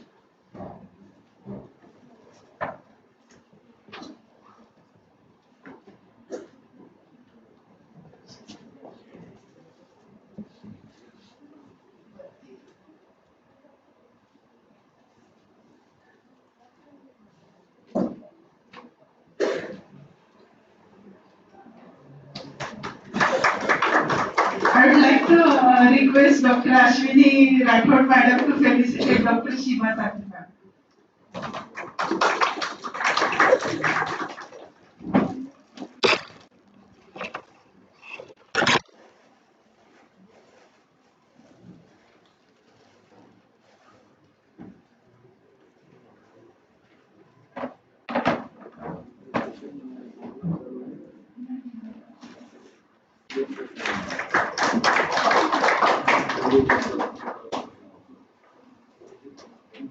Thank you, Dr. Satish Vande sir, for insightful session. Thank you. And thank you, Chairperson. Session is over. I'll remind again, for oral presentation, we are gathering in this hall at 2:30 p.m. sharp. And for posters, the poster presenters, they are going to library hall on the same floor. Okay. So let's, and judges, sorry. So let us enjoy our lunch and be in time for presentation. Thank you.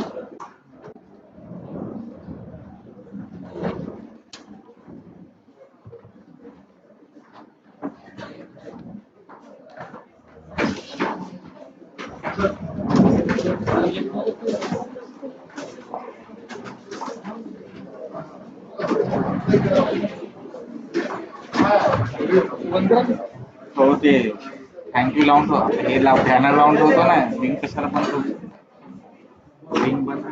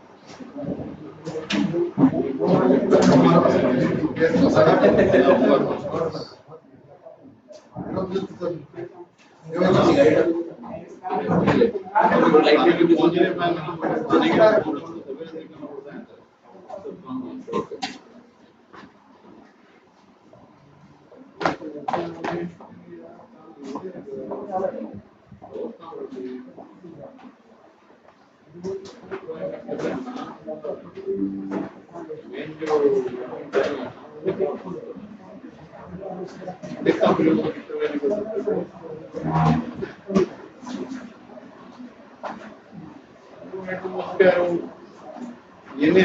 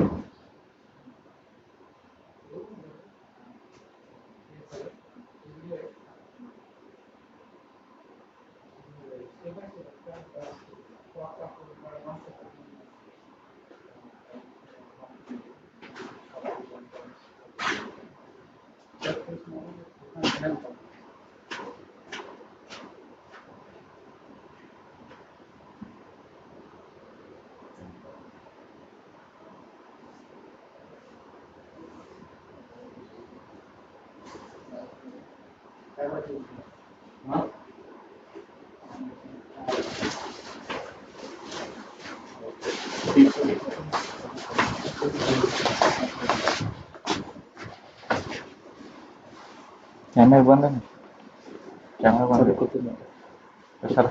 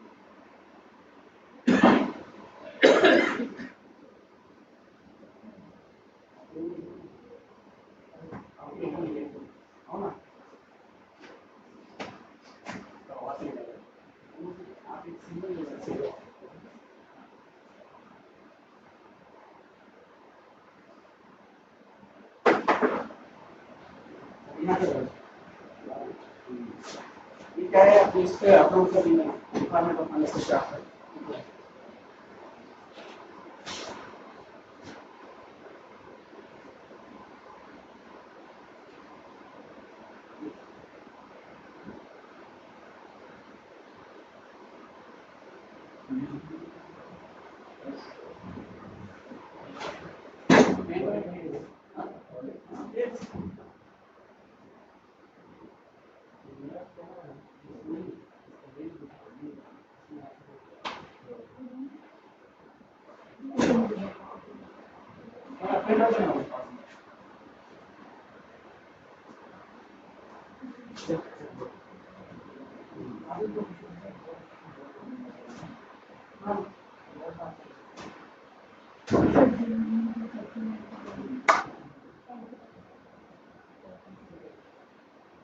Pen drive जरी नसेल ना direct select करून त्यांना माहिती आहे फक्त तुम्ही करायचं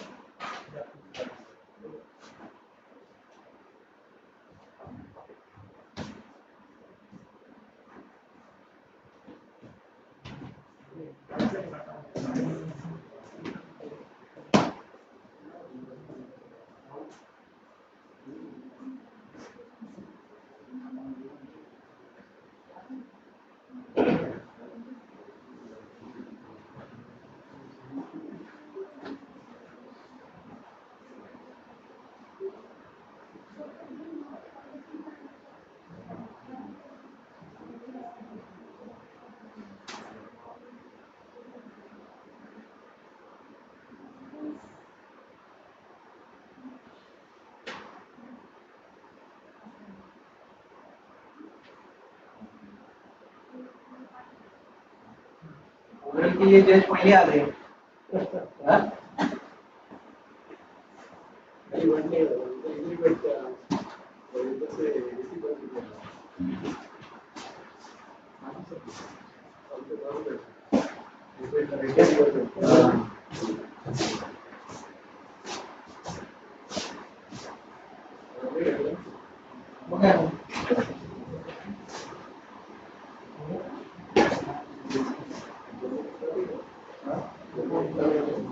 जल्दी जल्दी अभी अभी 1 घंटा लगेगा वो 1 घंटा चलेगा 2:15 बजे अगर शुरू हो गया 4:30 बजे शिक्षण हो गया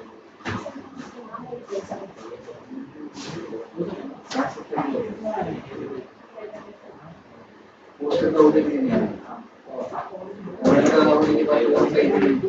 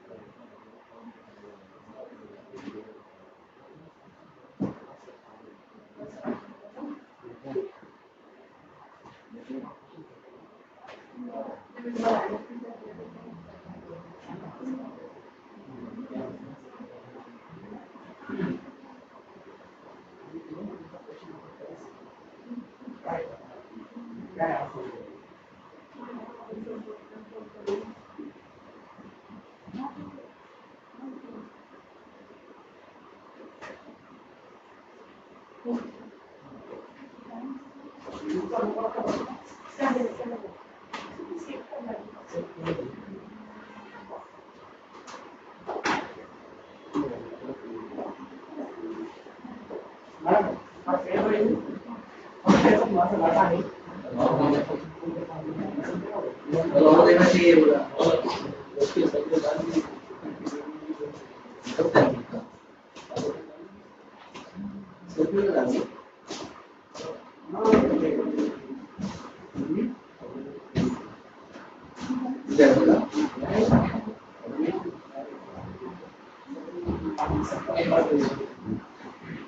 ठीक है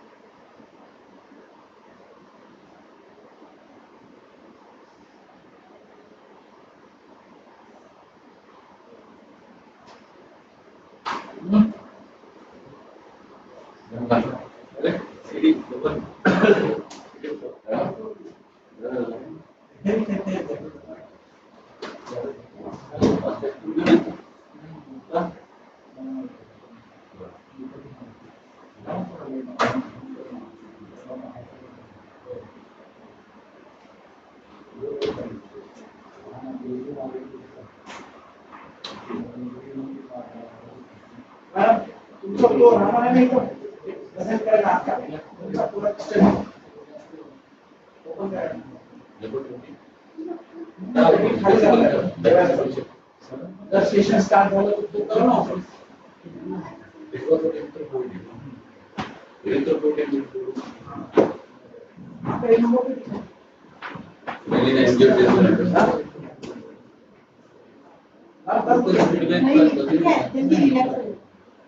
पहिला करून क्लास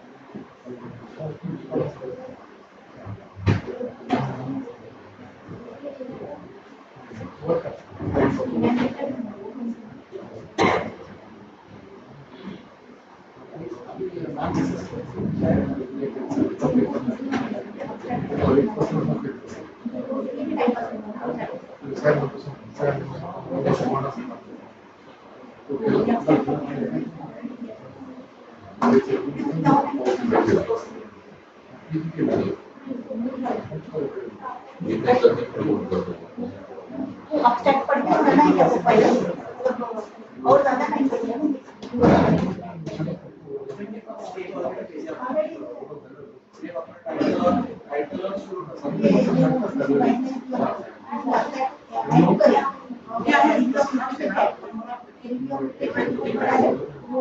नाम बताओ, मैसेज नाम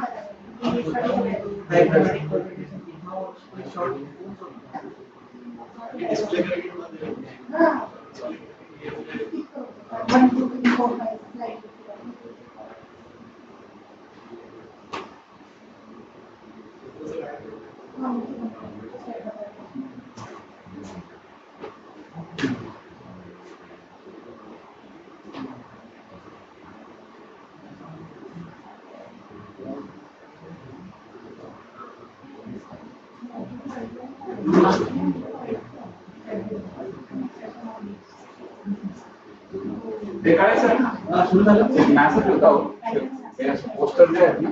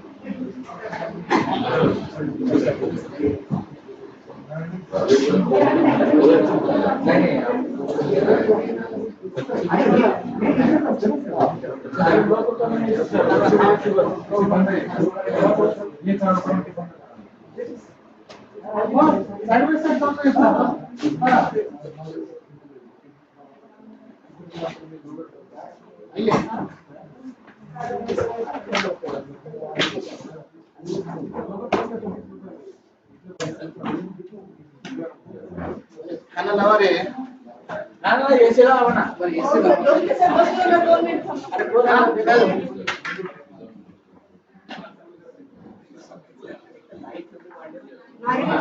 फोटो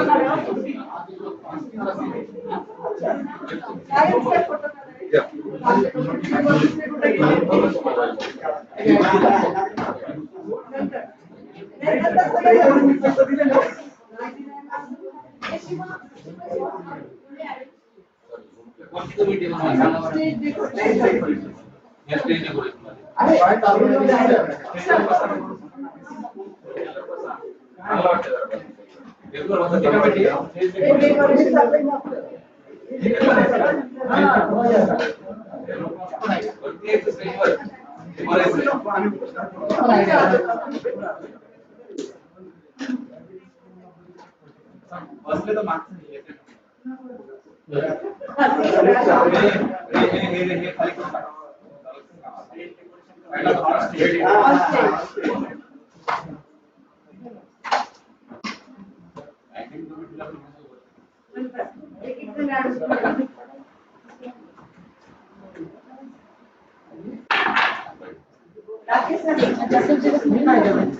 मदत करून लागली आम्हाला जेवढी मदत केली आहे तुम्ही आम्हाला मदत केली म्हणून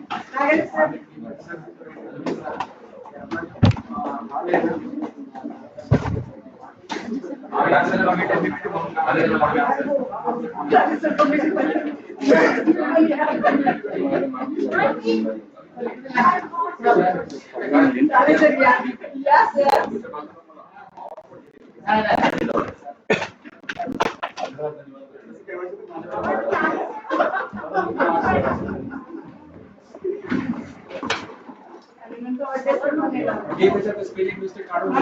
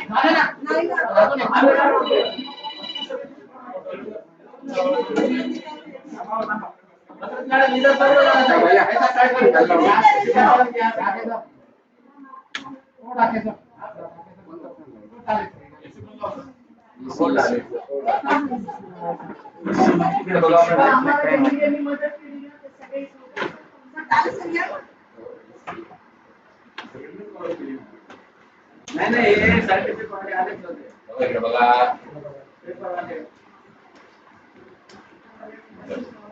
काहीच केलं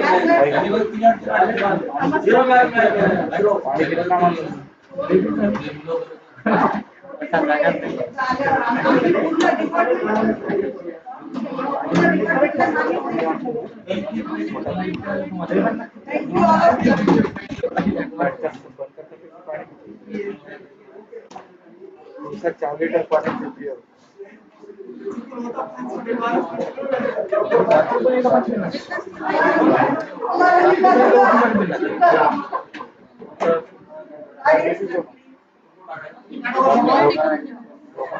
झोपायच्या आधी पितो पितो सकाळी उठले उठले ताक नाही तसं नाही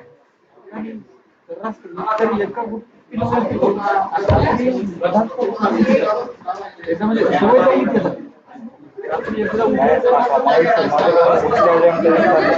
रात्री झोपताना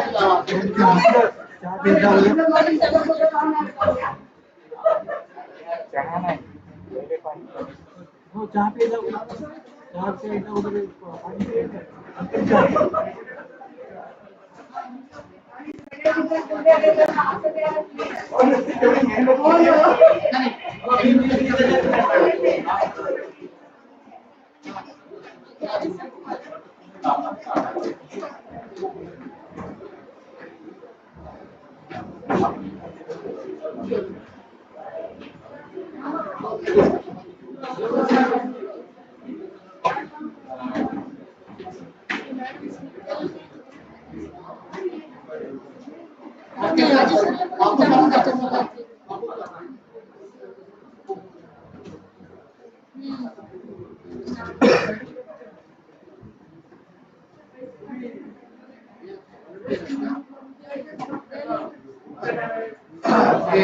इथे सर आहेत ना आपले सर त्यांना म्हणा की तिथे आपण आता ठीक आहे टार्गेट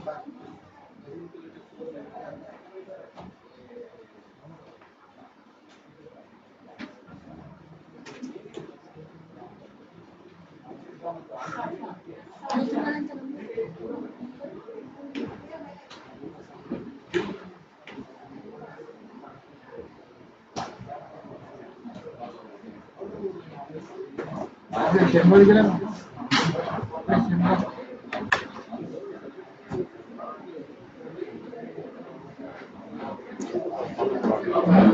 चालू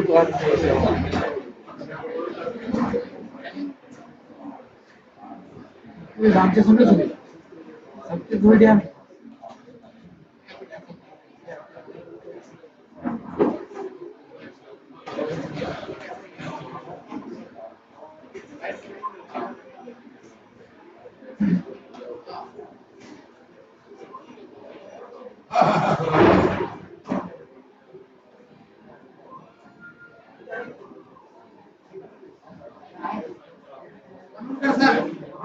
हे द्या ना प्लीज द्या ना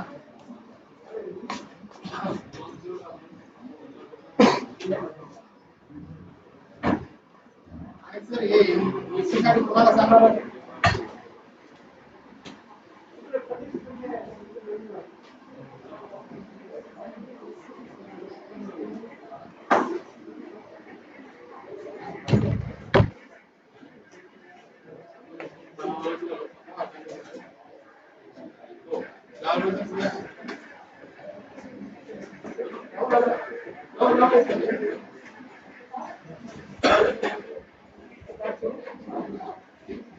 माइक घ्या बरं.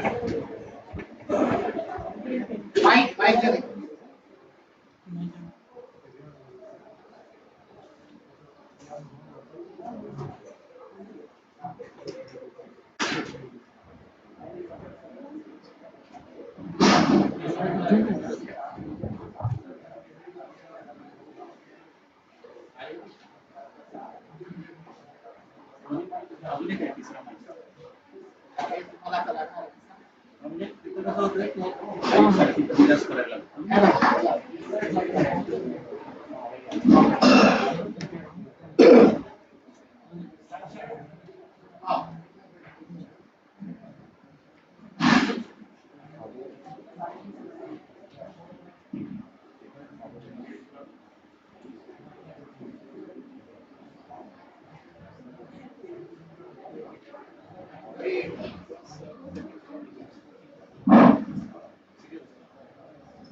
Very good afternoon, one and all.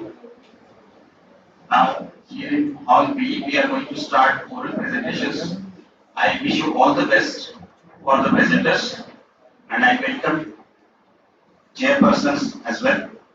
Now, we start with first oral presenter, Dr. Musarrat Firdaus Abdul Naik. सगळे आले एकदा बघा. एकदम नाव Now, attendance. First presenter is Musarrat Firdaus Abdul Naik. Are you present? Okay. Raise your hands if you are present.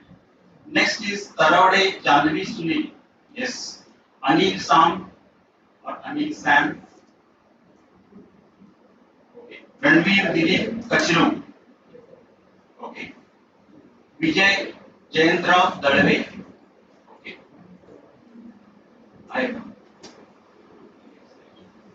Shri Banasaheb Dattatray Chinskar. Mrs. Kumbar Rao Anuja Anand. So one is yet to come out, he may be absent. So can we start, sir? Sir, please, those who are absent participants, please call your friends so that we can start early our session, because I have to read it out all the instructions and what are the criteria for the judging or the presentation. And out of these presentations, there will be the first, second, third awardees. So make it sure, because there will be a time limit for each participant. 6 minutes for the oral presentations. He or she has to finish his or her presentation within that 6 minutes. Then there will be the timer. There will be the bell. Will be the rank, and then there will be the question answer session. Audience also can ask the questions to the presenters, but asking the questions, this is my sincere request to all the audience, so that it should not be criticized, the remarks should not be there. It should be giving the feedback or asking the questions to gain the knowledge or to apply the knowledge. It should be the beneficial for the researcher and for all remaining audience also. So we will very shortly we will start our session. Sir, timer साठी आपल्याला एक लागेल.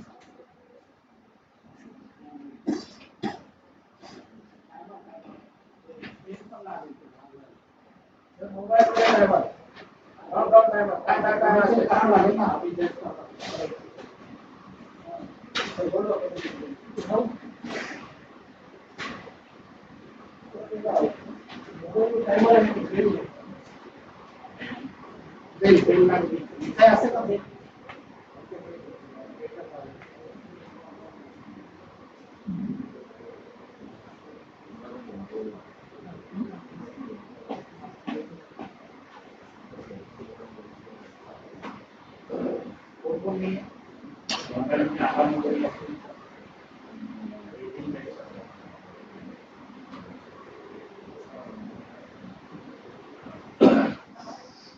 it will be an equal time for each participant. So that it should be objectively managed by the third person who is looking after only for the clock.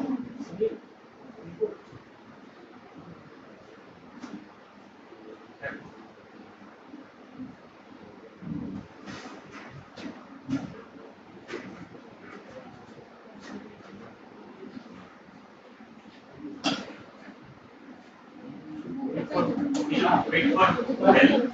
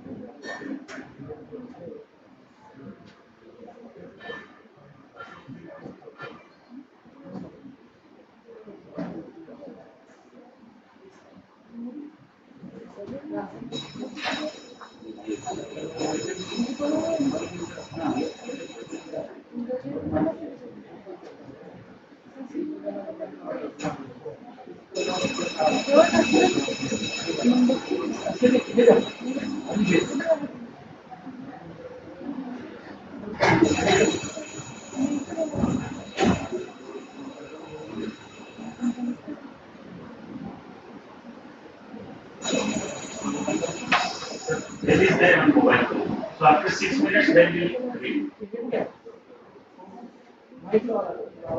Only mic is एक mic है. अजून एक तिसरा mic होता.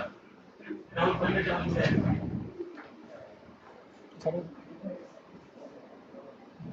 आई चालेल. This will serve the purpose, sir.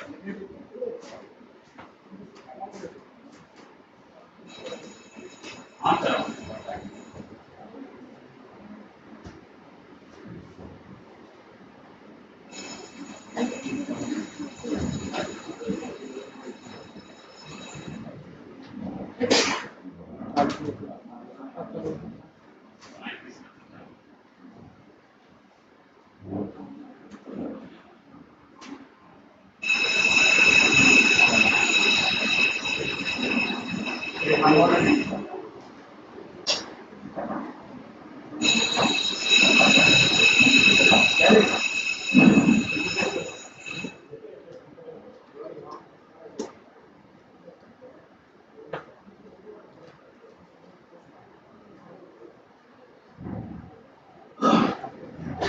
So attention all the participants.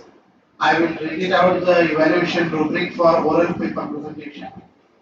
Uh, there are 100 marks, and as we are the chairpersons for the oral presentation, so we have to assess based on these criteria.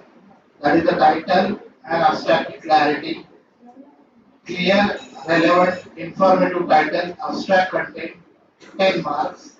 Introduction and objectives, clear background, problem statement and defined objectives, 10 marks. Literature review, relevant and updated references, understanding of prior work, 10 marks. Methodology, appropriate research design, tools and procedures clearly explained, 15 marks. Results and analysis, logical presentation of data, proper interpretation, 15 marks.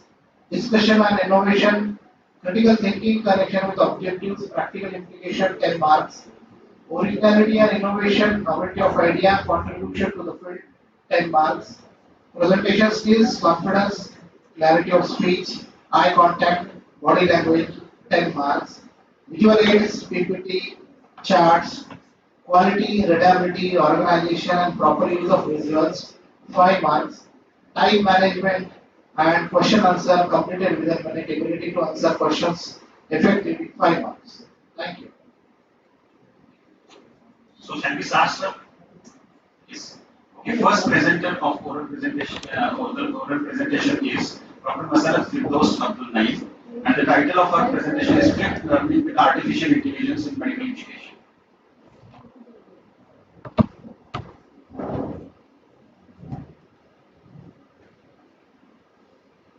Good afternoon, respected guests and dear delegates. My title of study is Flipped Learning with Artificial Intelligence in Medical Education. Abstract of my studies.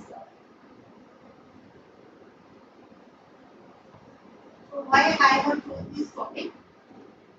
As we all know that after the introduction of the new curriculum, that in the medical education and medical field, there is active learning, and flipped learning is a type of active learning. And use of artificial intelligence, it is emerging nowadays, and so I have done this study by taking the with the help of artificial intelligence, introducing it a flipped learning. I have done this study. This background of my study is the term inverted classroom or classroom flip, that is coined by the Land and Becker. Flipped learning was developed in 2012 by educators John Bergman and Arun Sachs. Flipped learning is a framework that enables educators to reach every student. The flipped approach inverts the traditional classroom by introducing the course concept before class and allowing the educator to use the class time to guide each student through active, practical, innovative applications to the course principles. So initially the students undergo the self-study of a given material in the form of lecture notes, animated videos, a portion of textbooks, internet materials, having valid resources. So flipped learning allows the student to learn at their own pace. As we know that there are slow learner students and fast learner students, so with their own pace they can learn by flipped learning at their homes or at self-directed learning sessions. Then the in-class time is utilized for incorporating active teaching learning strategies which enhances the students' understanding of the topic by engaging them in deep learning. So during the in-class session there is the deep learning, and there is question answers and case-based learning sessions. And artificial intelligence, it is a new field of study that is originated in the mid-20th century. This term is coined by the McCarthy in 1955, and this new invention nowadays it is changing the ecosystem. So AI has had its various issues in education during the last decade, including language processing, reasoning, planning, and cognitive modeling. As the name suggests, it is the artificial intelligence. That is, intelligence is acquired artificially by the machines.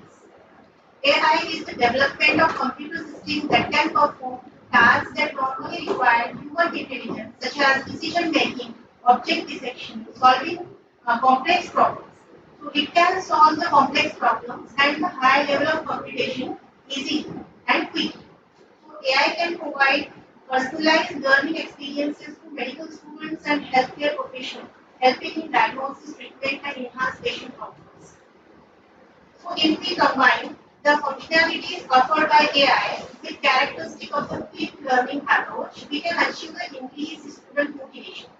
and leading to improved engagement and academic performance. The flipped learning methodological approach can evolve considerably with integration of AI, facilitating the creation of diversified educational material. Now the review of literature. So there are a number of studies that is done as the AI is a new emerging topic.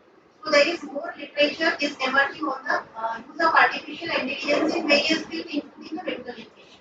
Like research done by Chen and Lin, they demonstrate that AI-powered adaptive learning system, then intelligent tutoring system, it is a new concept that where AI works as an intelligent tutor.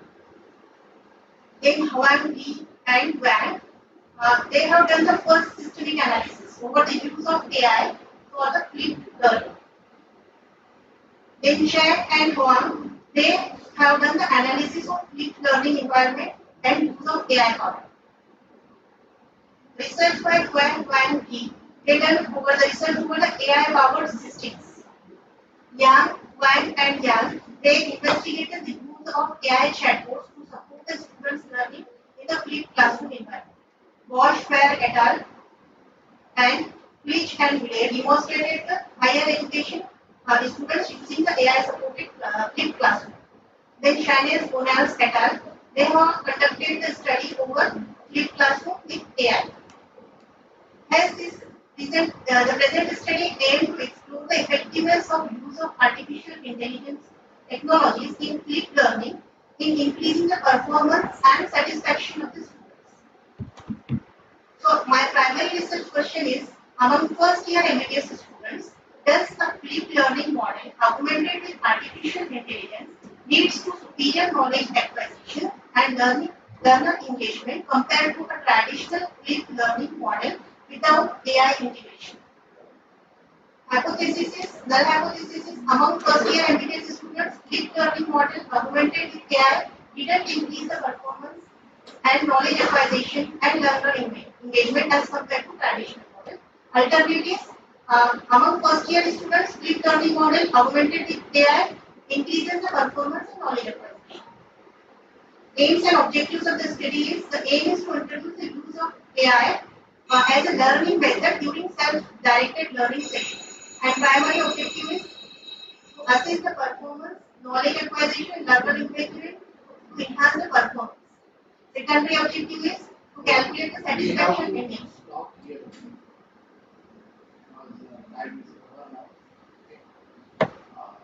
So, as per your research questions, how the knowledge acquisition you have assessed, and second one, learner assessment. How you have assessed? Given the pre-test and post-test, and by doing the test analysis, we have done the performance assessment and satisfaction index is also calculated. Overall satisfaction index was 78. Pre-test, post-test means whether MCQs were there or MCQ 25 MCQs are given for each. what kind of study you guys do? It is a basket.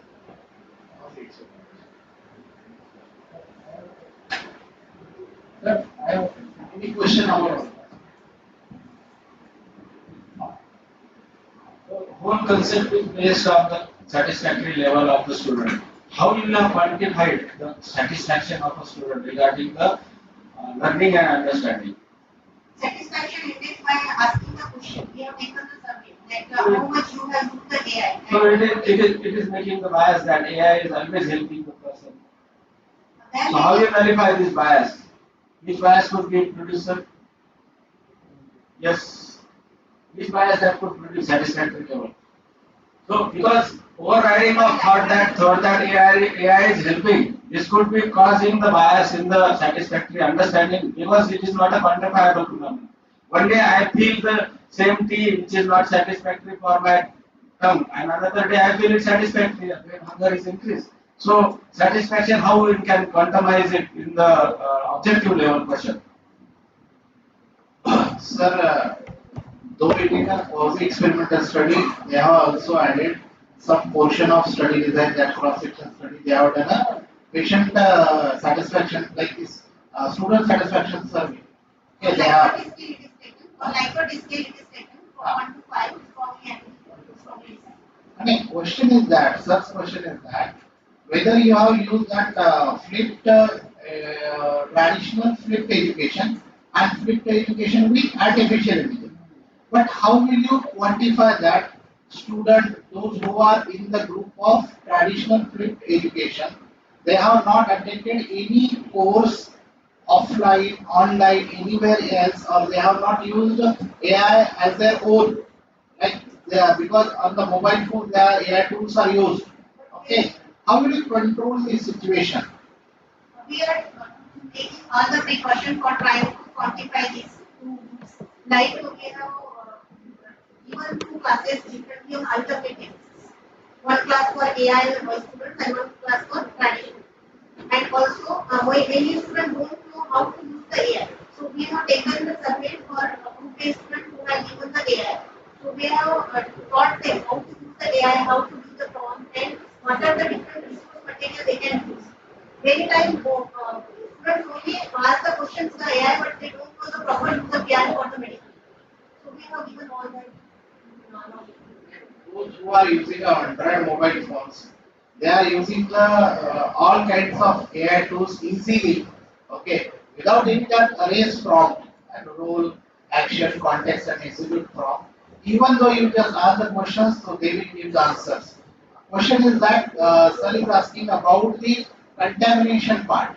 Contamination part is those who are in your group, that traditional shift education, they are contaminated. That investigator don't know about, they are contaminated with the AI tools they are using from the mobile phone or from anywhere, right? So how you have control? This was the question. First is only group A is for care. Then after that, after completing that study, we have taken the survey of the students that how much students use the AI for the paper. And after that, we have done the analysis. Before that, we have taken the written survey of use of AI by all students, whether they have used or not. Any question from No, audience? I just want to know your conclusion of the study. Conclusion. Conclusion is the Just show the conclusions.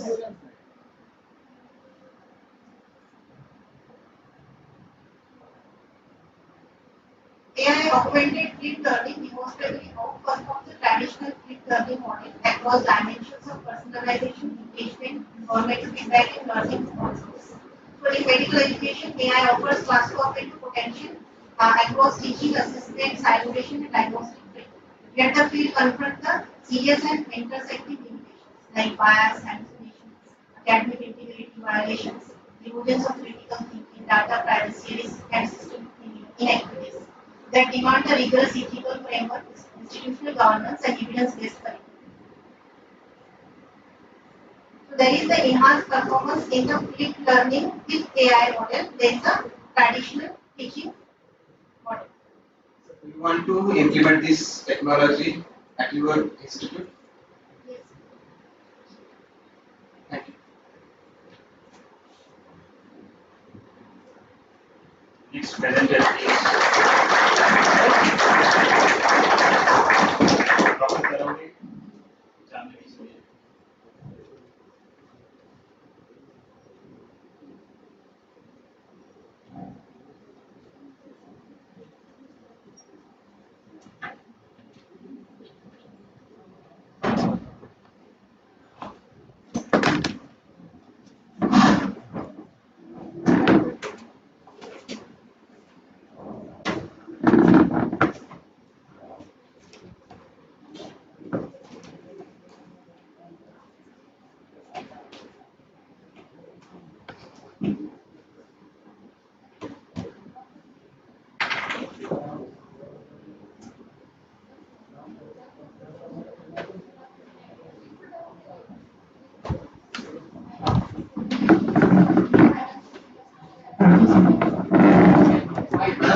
Voice, your voice.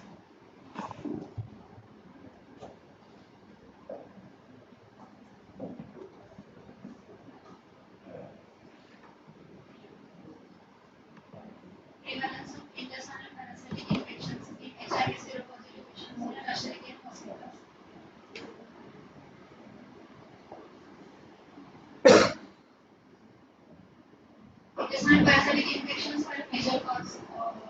public health problem in India.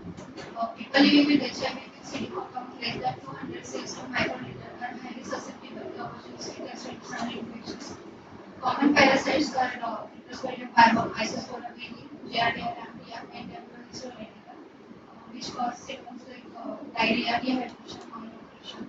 Understanding their burden and relation to CD4 count helps in the early diagnosis and reduces morbidity and mortality. My aim is to determine the prevalence and pattern of intestinal parasitic infections among the HIV seropositive patients in a tertiary care hospital. Objectives are to study the prevalence of intestinal parasitic infections among HIV seropositive patients, to correlate intestinal parasitic infections with different levels of immunity using CD4 T cell count, and to evaluate the association between intestinal parasitic infections and abdominal symptoms with HIV seropositive patients. This cross-sectional observational study was carried out in the Department of Microbiology and Antiretroviral Therapy Center at the Tertiary Care Hospital for 6 months from June 2025 to December 2025. Ethical clearance was obtained.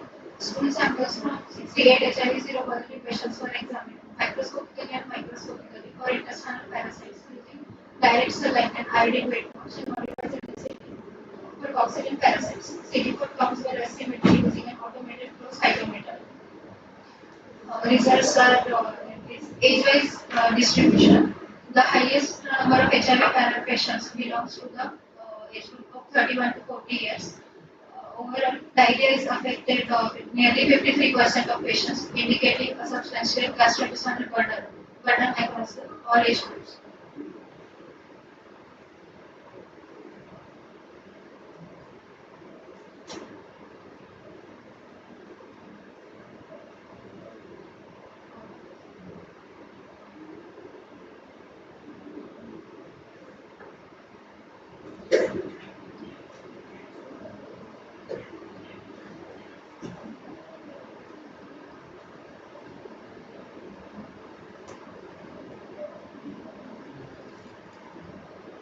In sex-wise distribution, diarrhea was more common among females than males. In prevalence of intestinal parasites in HIV patients with and without diarrhea. Parasite positivity was higher in patients with diarrhea than without. Diarrhea was significantly associated with higher parasitic detection. Then parasite detection in relation to CD4 T cell count. Parasite positivity was highest in CD4 count less than 200 cells per microliter. Lower CD4 counts were associated with higher parasitic infections. Distribution of intestinal parasites. Overall parasite prevalence in the study was 26.5%. That is, 18 samples were positive for parasite out of 68. The Cryptosporidium parvum predominates while other contributing smaller portions. Discussion. In our study, 68 seropositive patients, male constituted 67.64% and female around 32%, showing male preponderance similar to most Indian studies. The most commonly affected age group was 31 to 40 years, followed by 41 to 50 years, and 21 to 30 years, with the least affected being those above 50 years. Entry pathogens were detected in 18 out of 68 patients. This age distribution and overall prevalence closely matches the findings of studies done by Chetna GS and Yadav who reported maximum involvement in the 31 to 40 years of age group with an overall parasite positivity of 27% among the 209 HIV seropositive patients. A comparable prevalence has also been reported by the study of the NV et from Maharashtra, while a higher prevalence was noted in Ethiopia by Fekadu et al., which may reflect differences in endemicity, sanitation, and access to safe drinking water. Clinically, nearly 53% of the patients in our study presented with diarrhea, while 47% were asymptomatic. Importantly, intestinal parasite detection was significantly higher among patients with diarrhea compared to those without. This finding consistent with Gupta et al., who reported significantly higher prevalence of intestinal parasites among diarrhea patients compared to non-diarrhea cases. Chetna GS and Yadav et al. Also observed that 33% of HIV positive patients had diarrhea with a higher proportion of parasitic positivity among symptomatic patients. However, detection of parasites even in asymptomatic patients in our study highlights the importance of routine stool screening in people living with HIV, as is also emphasized by Fekadu. Regarding the etiological profile, Cryptosporidium parvum was the most predominant parasite in our study, followed by Isospora belli and Histolytica, Giardia, Lamprian, Ascaris tuberculosis. This pattern is consistent with multiple studies from India and abroad. Chetna G. S. and Yadav et al. Reported Cryptosporidium as the most common parasite. In 24% of the cases, while India has et al. Observed Cryptosporidium in 37% of the cases. Similarly, Kulkarni et al. Reported Cryptosporidium as the most common parasite. A strong association between immune status and parasitic infection was evident in our study. The highest parasitic positivity was observed in patients with CD4 count less than 200 cells per microliter, and parasite prevalence declined with rising CD4 counts. Similar trends were observed by Abdagire NV et al., who reported 63% parasite positivity in patients with CD4 count less than 200 cells per microliter. Chetna G. S. and Yadav et al. Also demonstrated declining prevalence of Cryptosporidium with increasing CD4 counts, and Kulkarni et al. Reported significantly higher proportions of opportunistic parasites in patients with CD4 less than 200 cells. This consistent finding across study reinforced the biological link between advanced immunosuppression and susceptibility to entering opportunistic infections. Conclusion: intestinal parasitic infections were detected in nearly 26.5% of HIV seropositive patients. Protozoal infections were common than helminths, with Cryptosporidium parvum being the most frequent. The infections were strongly associated with low CD4 T cell count. The pattern of infection varied with geographical and environmental factors. Changes may be related to sanitation, safe water supply, awareness, and socio-economic status. Routine stool examination helps in early diagnosis, timely treatment, and improved quality of life. These are my references.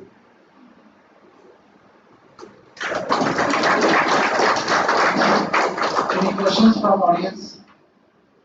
Come to the conclusion slide.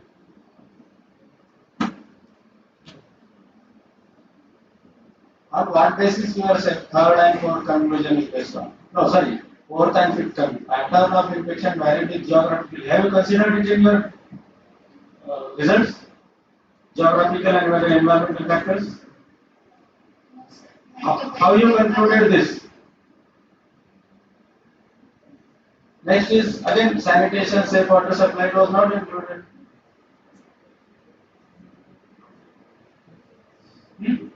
Second, come to the what is the relation of being female having more percentage of infestations than male? You have not discussed it.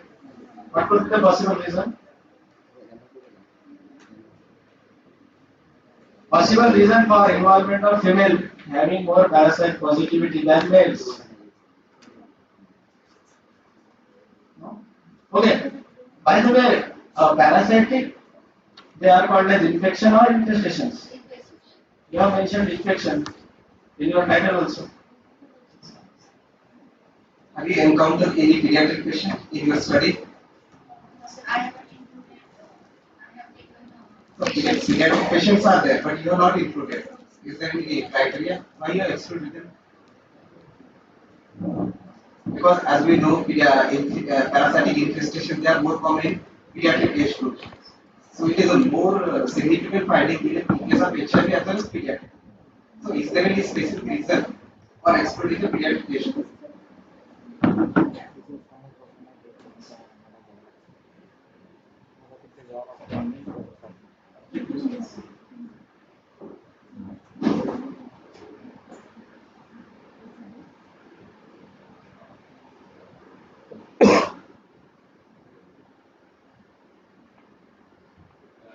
I don't have any questions. Any questions have been asked to you? Just one suggestion. You have mentioned your primary object is prevalence of intestinal parasitic infestation. No? So usually your first slide or first table should be of prevalence, total prevalence of the study in the study, in the results. And second, you have mentioned you wanted to assess the association between parasitic infestation and CD4 cell count. No? Okay. So you said that there is significant association, right? So which statistical tool or the statistical test you use? Actually, you have to use a statistical test. Then and then you can comment on whether there is association or not. Okay? have any case which is having the co-infestation of double or multiple parasitic infestation? You have not taken consideration. Any take-home message? Take-home message. Take-home message from your study.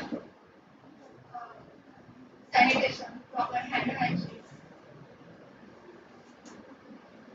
Thank you. Then early. Thank you.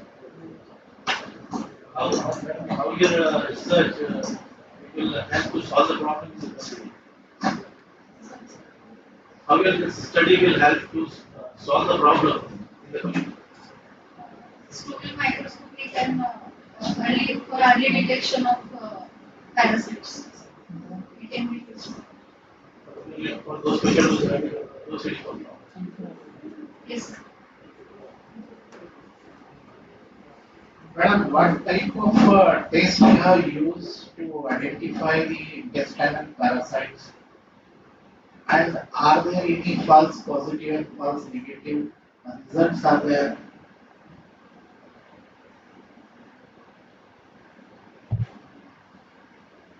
We have, yes, sir. Even methodology was the told the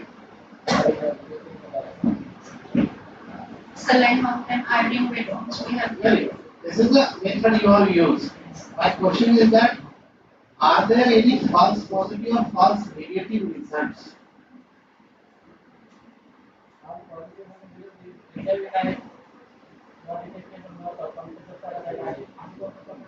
We haven't taken that, sir. I have taken patients who are attending ART centers. Yeah.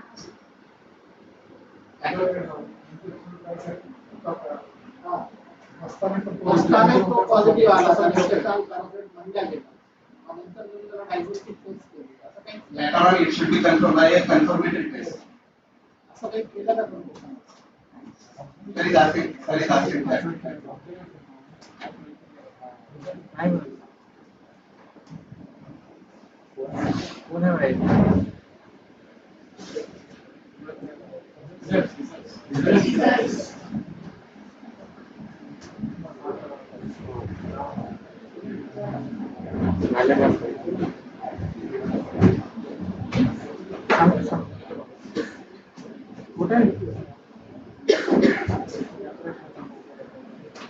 Thank you. Thank you. Okay, I would like to request Dr. Malhotra sir. I would like to give a certificate of participation. Dr. Malhotra sir.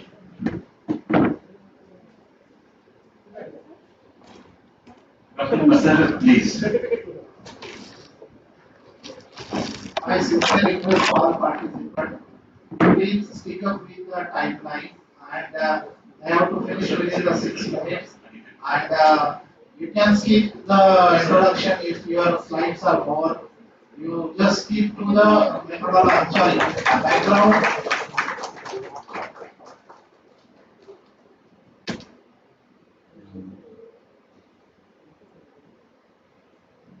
Dr. Masar.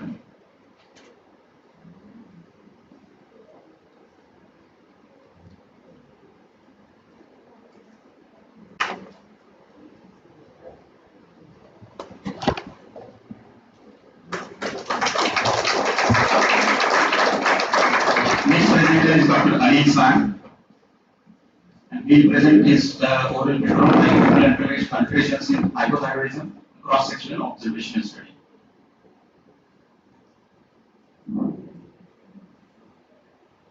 Good afternoon, lecturers, respected teachers, dear delegates, and my dear students. Today's topic for oral presentation is biochemical alteration of hypothyroidism, a cross-sectional observational study. So, coming to the background, thyroid hormones, basically T3 and T4, that is triiodothyronine and thyroxine, regulate metabolism, renal perfusion, and mineral homeostasis. Prevalence of hypothyroidism in India, that is in adults, is around 4 to 11%. Beyond classical symptoms of hypothyroidism, it affects calcium phosphate balance, renal functions, and fluid metabolism. And reduced thyroid hormone, which causes hypothyroidism, can even cause increased GFR, which causes increased creatinine and uric acid, and there will be increased vitamin D activation which causes hypocalcemia, and there will be decreased phosphate excretion which causes hyperphosphatemia. So objective of my study is primary objective is to evaluate serum calcium and serum phosphorus level in hypothyroid patients. Secondary objective is to correlate serum TSH, free T3, free T4 with biochemical parameters such as calcium and phosphorus.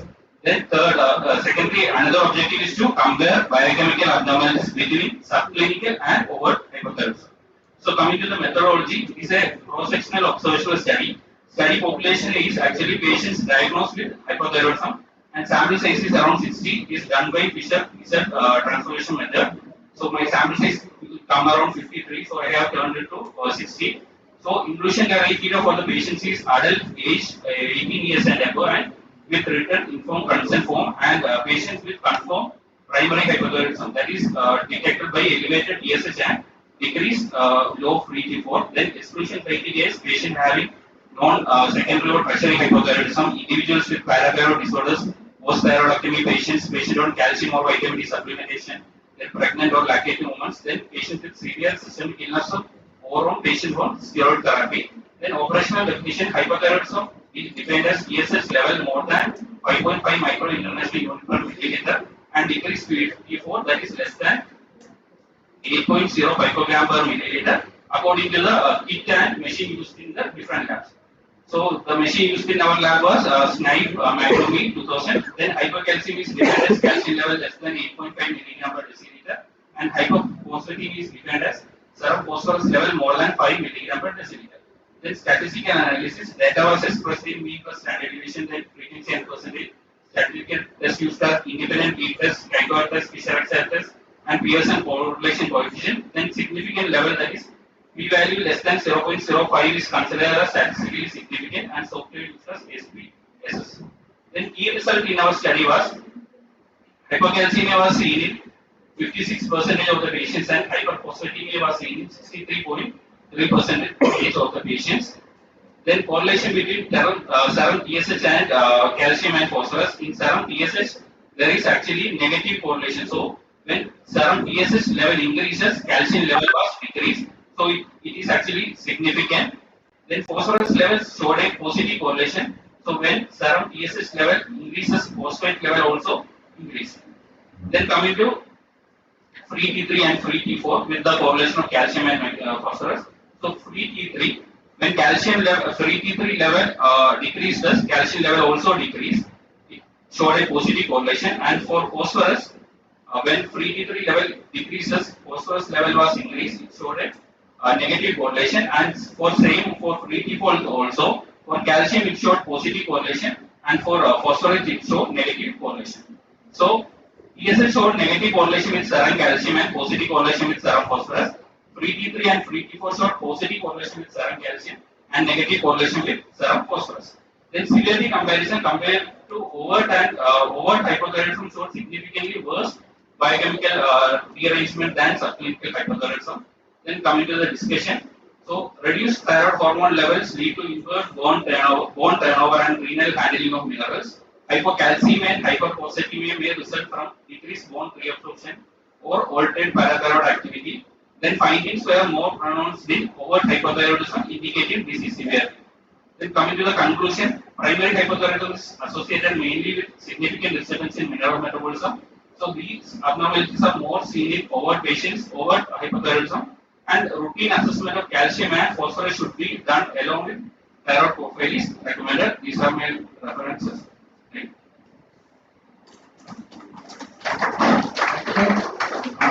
Question from audience. Methodology that which serum calcium method applied for the serum calcium? Ionic calcium, normal serum calcium, free calcium. Ionic.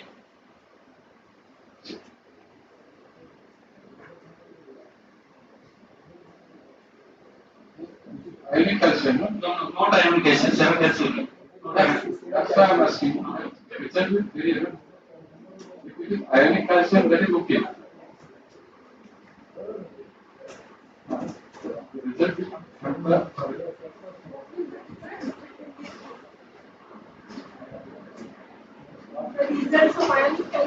serum calcium? Serum calcium is bound to albumin, so if the albumin is less, then calcium level will be low. But there are different factors. Okay. Patient have normal calcium level, but as albumin level is decreased, you get false positive.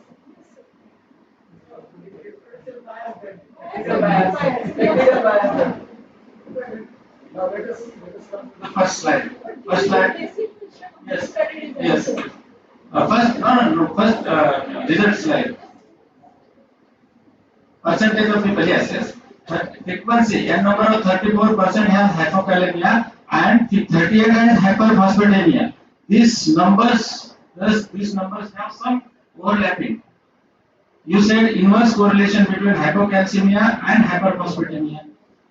Yes, one person has hypocalcemia, he will have hyperphosphatemia. No, not like that. ESH, the person which have ESH, if ESH is more, patient will have hypercalcemia. And if the ESH is low, that patient will be having hyperphosphatemia. And there is no relation between hypercalcemia and hyperphosphatemia. There is no relation. There is no relation. Okay.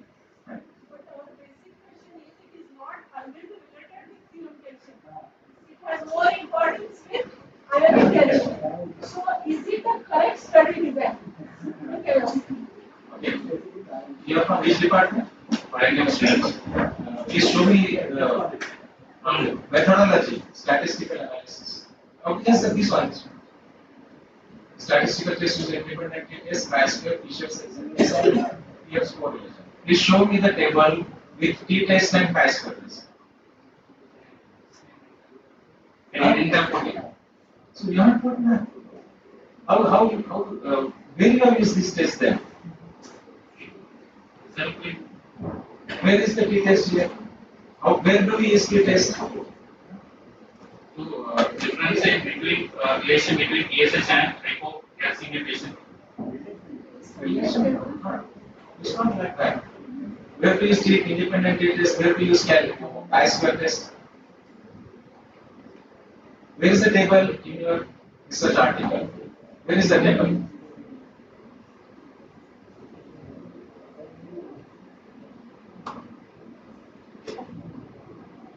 Is it there? It's not there. Okay, discussion. Come to the slide of discussion. Okay, how do you write discussion? How do you write discussion? You have mentioned so many references. How do you write discussion? With which studies what we have compared your study results? We are comparing our study results with other studies. You have mentioned this also. You have to compare and contrast those studies. So discussion should not be written in this way. Okay? Show me your inclusion criteria. What was the number of female patients? Madam, actually hypothyroidism in India is more in female than in male. What was the proportion of male and female patients? Around 43 or 42 was female patient and rest was more of female background. Have you correlated the difference? Yes, but I have no. One more question. What was the exact time of collection of sample? So actually, when the patients come, he should be fasting. He or she should be fasting. Sure. They were fasting? They were not fasting.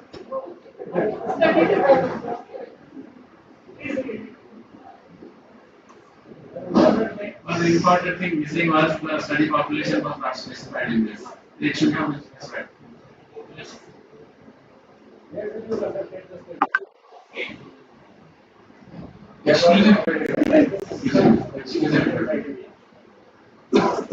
Which systems that severe illness we have excluded in high?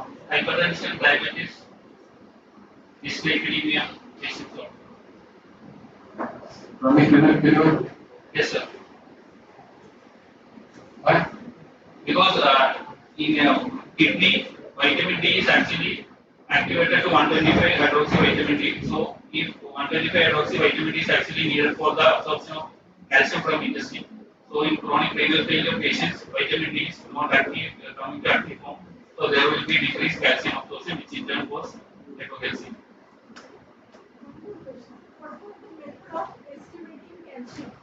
SNSO3 method. There is another OCPC method also, but in our lab we have discussed SNSO3.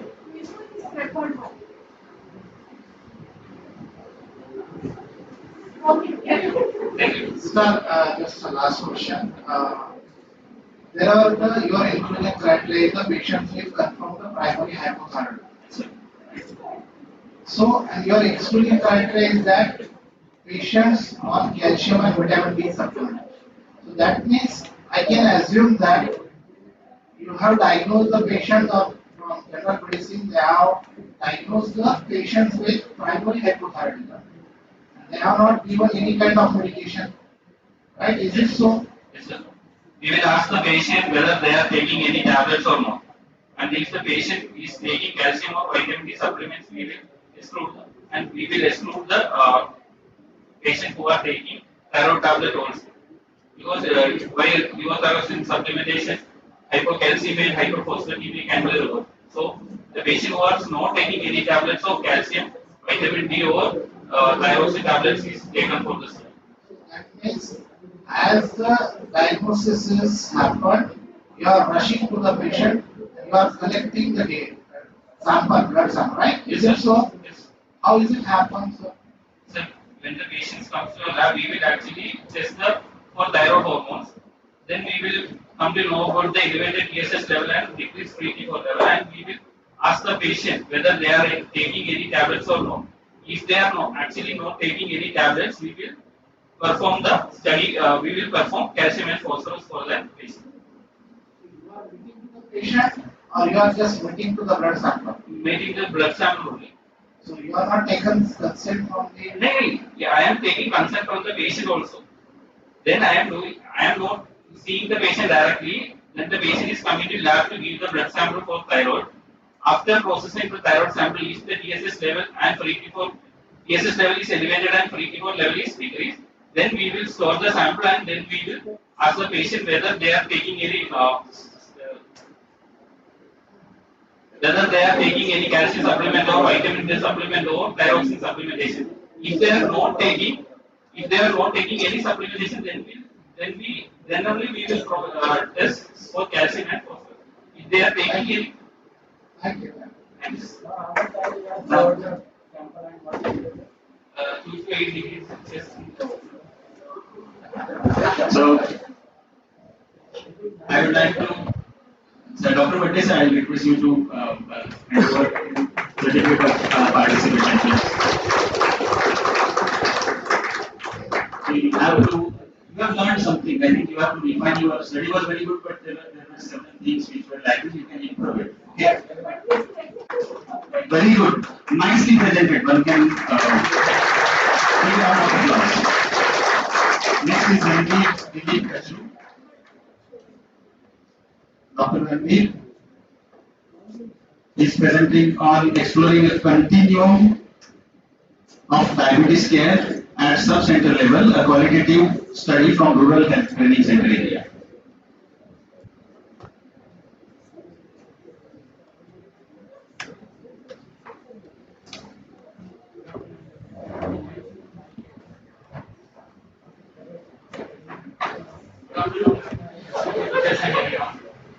Myself, Dr. P. Ranveer, from this department.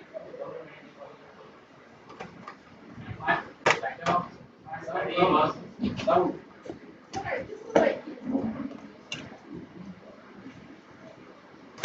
title of my study was exploring the continuum of diabetes care at the Ayushman Arogya Mandir in South Center level.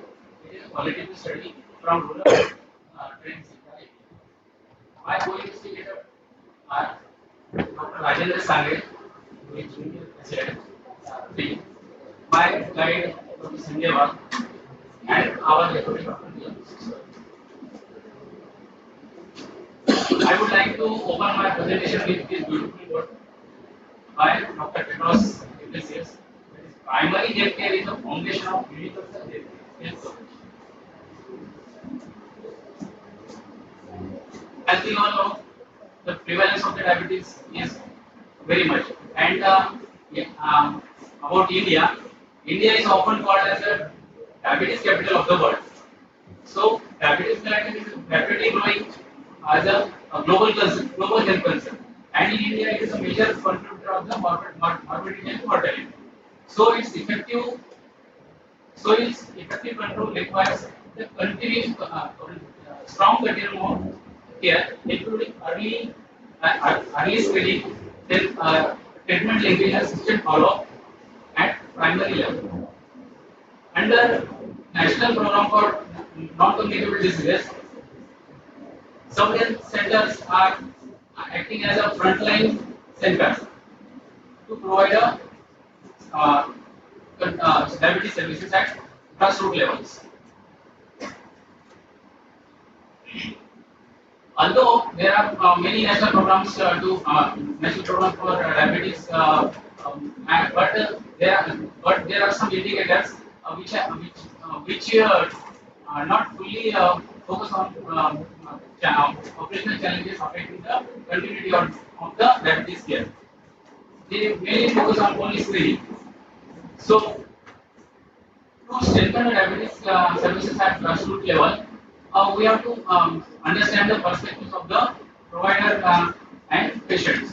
So this study aims to explore the continuum of the care of diabetes at primary level. These were objectives of study. First is to explore the continuum of the diabetes care at subcenter level, and second one is to identify the key enablers and barriers which are influencing the diabetes care. In methodology, this was a qualitative study conducted at the Rural Health Training Center field field area of the Akola district, Maharashtra. The study population was included two main groups: the frontline health workers, that is GHOs, then ASHA, and second, that is diabetic patients under treatment at primary sub-center level. The purposely sampling of the participants were selected by purposely sampling, and ethical clearance was obtained by IC approvals. Data was collected through in-depth interviews and focus group discussions. We conducted 8 in-depth interviews with ASHA and 3 HGDs with diabetic patient and ASHA.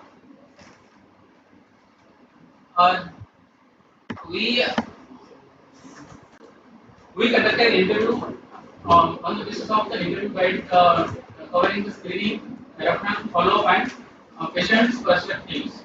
The data, the data is collected through audio recording, and audio recorded was transcribed verbatim, and then then the thematic analysis is done using framework approach until saturation. We observed that there are various components of the continuum of the diabetes care, starting from screening to health education. Under screening, the screening was done through household visits, targeting individuals above 30 years old. And diagnosis and treatment was done by blood sugar testing, and the treatment was initiated. The treatment was initiated on the basis of the standard protocols, and monthly medicine was provided. The regular monitoring and the follow-up was done by LCD registered tracking.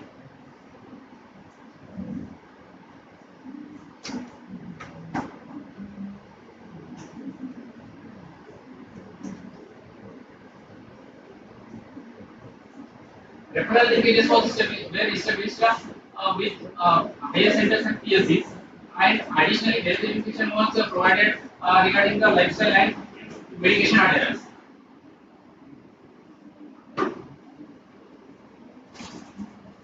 The study revealed some factors influencing the continuum of diabetes care, which are some barriers and enablers. Since they are grouped into demand. They are grouped into health system service delivery and healthcare provider factors.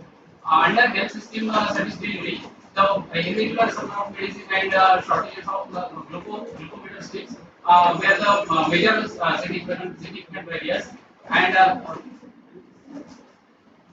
and some patients some patients are went to private hospitals, and they are going to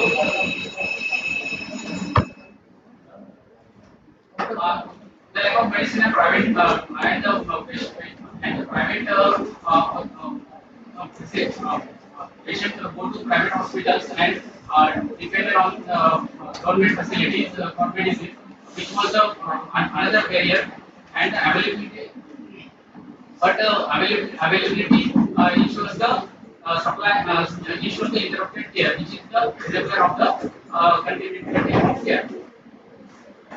In healthcare provider factors, the program workload and online workload of the frontline workers was the significant barrier for continuity of the diabetes care.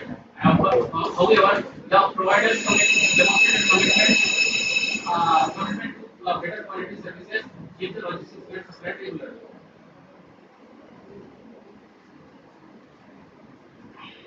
We observed another factors which are responsible for increasing continuum of care, diabetic care, which are demand side factors and social welfare factors.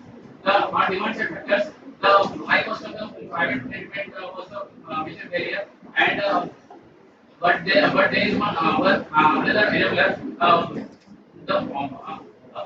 The private they prefer local camps, like density camps for screening at center level. And in social welfare factors, the dependence on private hospitals is the barrier, and the community interest in the frontline workers is the major enabler in the service providing the continuum of care. In summary, the diabetes care at the societal level is found to be functional but operationally challenged, and it depends on the system support, and there are major operational gaps like shortage of medicine and administrative burden. Based on these findings, we have to strengthen the logistics and regional supply chain systems, and reducing administrative burden on frontline providers and enhancing a community-based follow-up and referral tracking would further strengthen the continuum of diabetic care. In conclusion, the continuity of the diabetes care at subcenter level requires strengthened system support and logistics, patient-centered follow-up institution for the sustained diabetes management, and addressing the operational barriers can improve or enhance the effectiveness of primary non-competitive disease services in rural areas, which improves the effective diabetes care.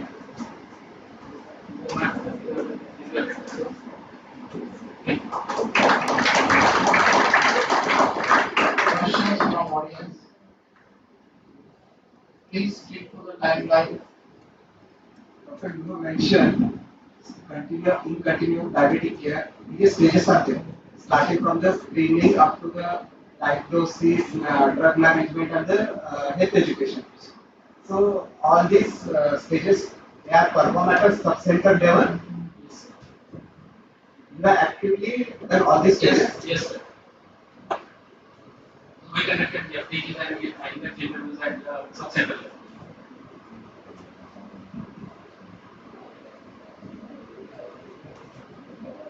Conclusion slide.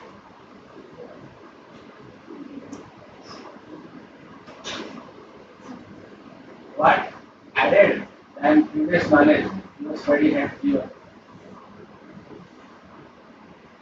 This is the well-known fact of whatever mentioned in this conclusion. If you are doing qualitative study, it should give some qualitative approach and new ideas. What new ideas have been given by your study? Sir, when I went to sub-center for IGD, and MGD, many perspectives were built from the diabetic patient and frontline health workers. They hesitated to say about their problems and barriers, but after introducing myself and communicating them, they they show various enablers like shortages and some patient told we have not much financial backup to receive the treatment from private hospitals. So they want to have NCD camps regularly at sub-center level.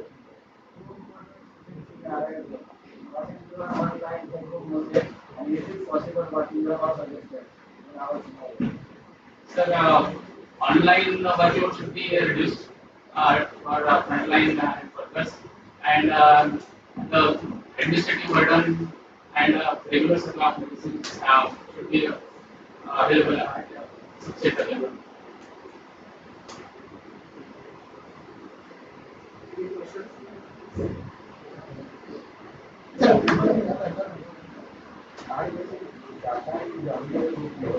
Yes, sir.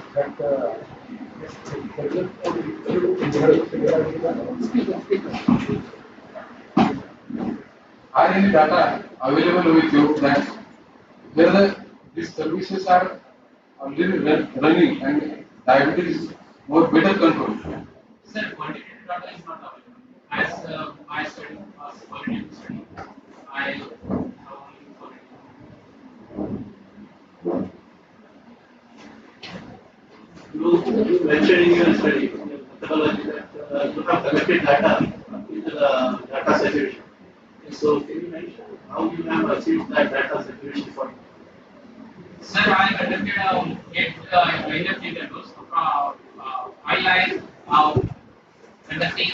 I conducted the interviews, first 3 in-depth interviews, I felt that the percentages were short, and there should be other there should be improvement in structured questionnaire for interview, and I planned for more IDI and when the perspectives of the frontline workers and diabetic patients uh, could be uh,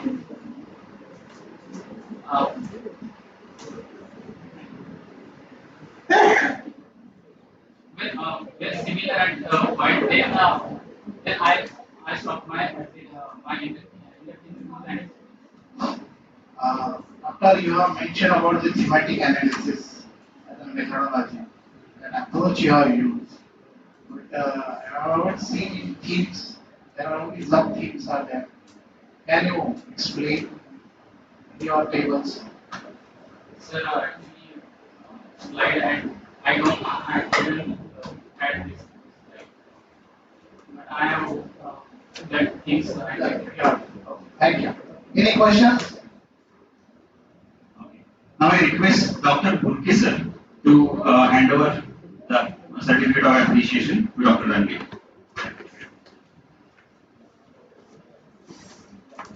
Our next presenter is Dr. Vijay Jayawantrao Galve.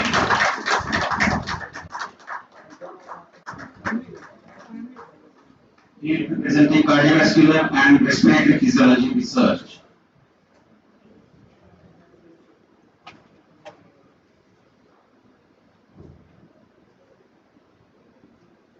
Good afternoon to all the dignitaries and the guest speakers and the respected teams and all my dear colleagues. So my topic is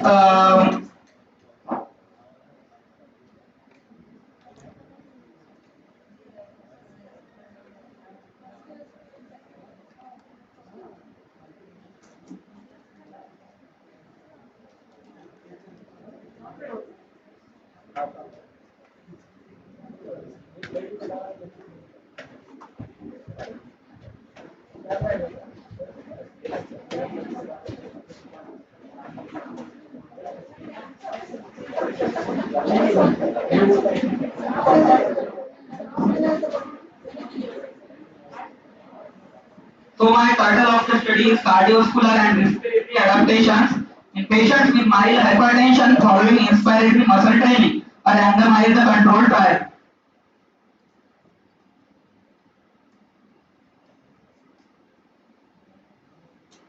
So, in the background, hypertension is a major risk factor for cardiovascular morbidity and mortality. According to the World Health Organization, hypertension contributes significantly to global cardiovascular deaths. Stage 1 essential hypertension is associated with increase the sympathetic activity, reduce the baroreceptor sensitivity, decrease the heart rate variability, and impair the exercise tolerance. Inspiratory muscle training, IMT strengthens respiratory muscle using threshold loading devices. Emerging evidences suggest that reduces sympathetic overactivity, improves autonomic balance, enhances pulmonary efficiency, and reduces systolic and diastolic blood pressure.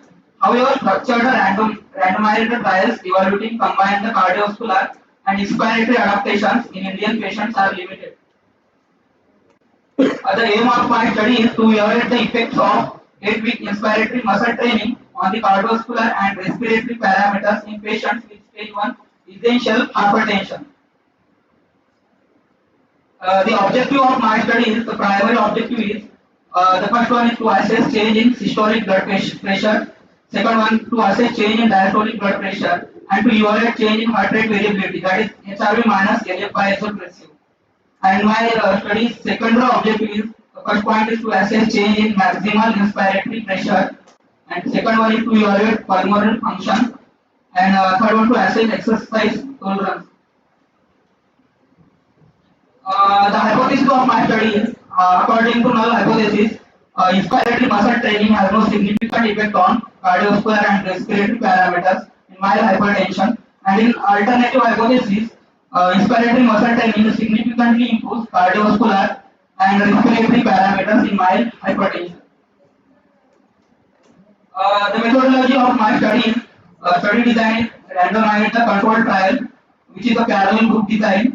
Study setting requires Department of Physiology or Medicine Department in GMC Hingoli. My study duration is 12 months, 2 months recruitment, 2 months intervention, and 1 month analysis, remaining for documentation and reporting. I include sample size of total 50 participants, inspiratory muscle training group, which is of 25, and control group is of 25. Sample size calculated assuming 8 mmHg reduction in systolic blood pressure with 80% power and 5% significance level. My inclusion criteria is that I included age patient of age 30 to 50 years. They are diagnosed with stage 1 essential hypertension, systolic blood pressure 132 to 139 mm of Hg, or diastolic blood pressure includes 80 to 89 mm of Hg, on stable anti-hypertensive therapy.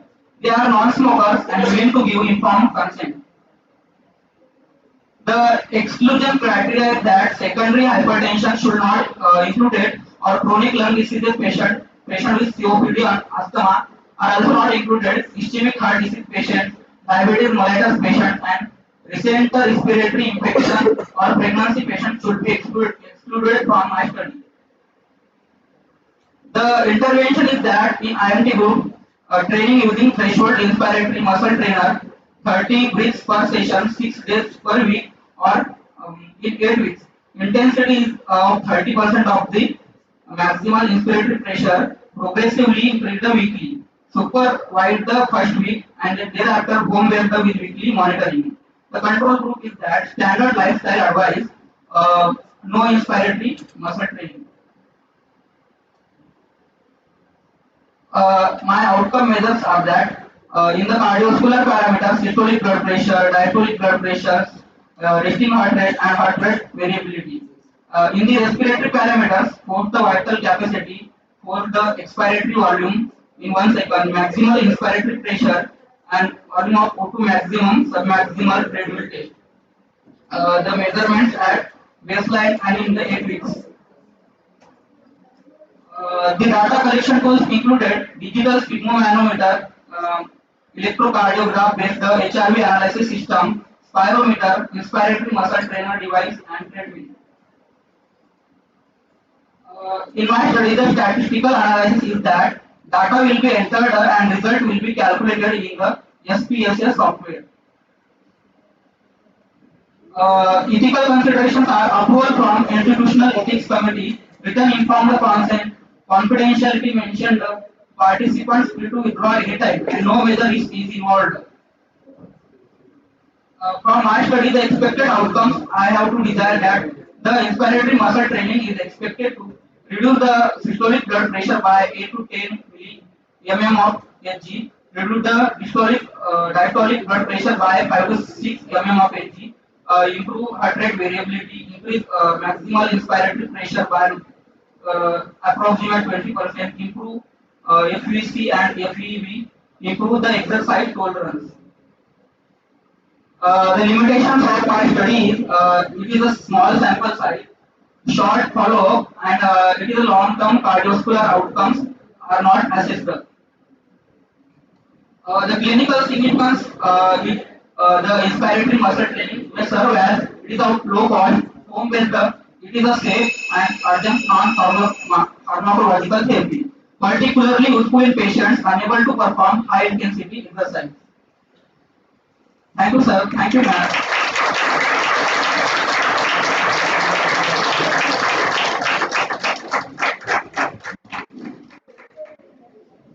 Questions from audience? What was the duration of study? It is of 6 to 8 weeks, ma'am. Exact dates. Tell us dates. Yes, ma'am. Dates. Kila महिन्यात start केलं कधी No, संपलं? ma'am. It is my future research, so I it considered in my study. What was the exact work till now? Future work म्हणतोस ना आतापर्यंत त्यातलं किती काम आणि कुठल्या तारखेपासून कधीपर्यंत केलं? From the February starting. February. Already चालू आहे ना? 24, 25, 23.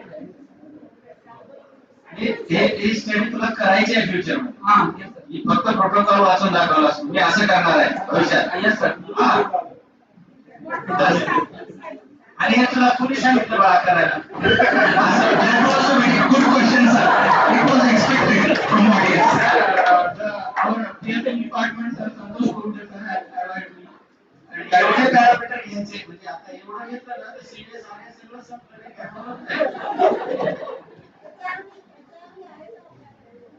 अरे कमिटी कुठे आहे आपली? डिस्ट्रिक्ट कुठे आहे आपली कमिटी? आहे का? ठीक आहे, that is good thing you have thought about it. I would like to congratulate you for this presentation.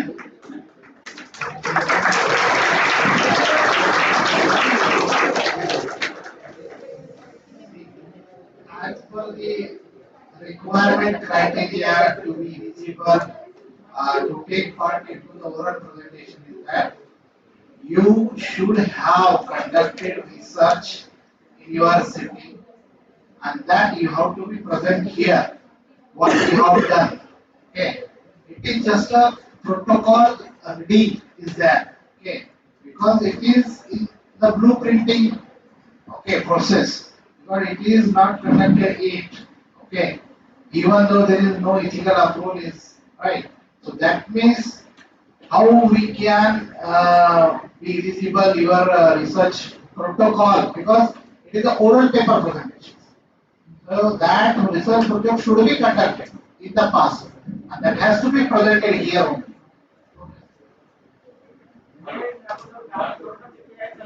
हा सेशन जो आहे ना जे रिसर्च कंडक्ट केलाय तो प्रेझेंट करायचा आहे, जे करायचं आहे ते प्रेझेंट नाही करायचं.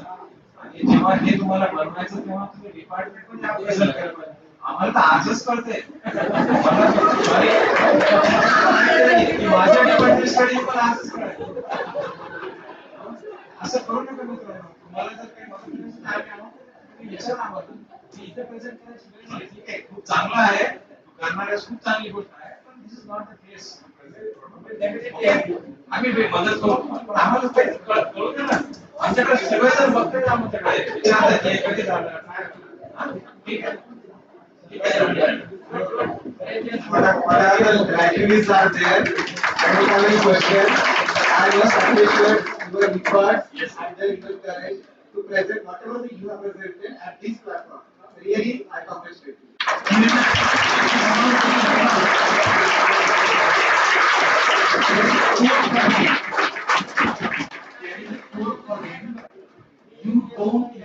from succeeding. You learn from failing. Okay, so congratulations. Whatever you have presented, you are the youngest presenter over here.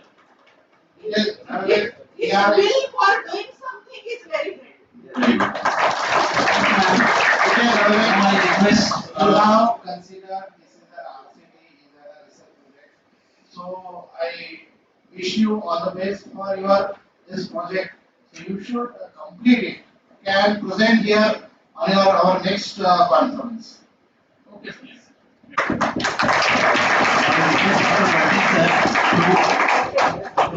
To hand over the certificate of appreciation. एक कार्बन फोटोग्राफ तो बनता है.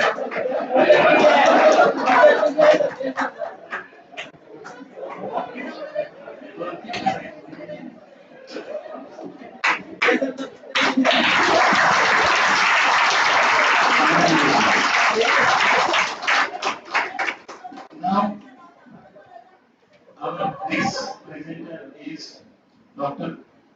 Kumbar Rao Anuja Anand. Balasaheb Dattatreya Jitskar is there?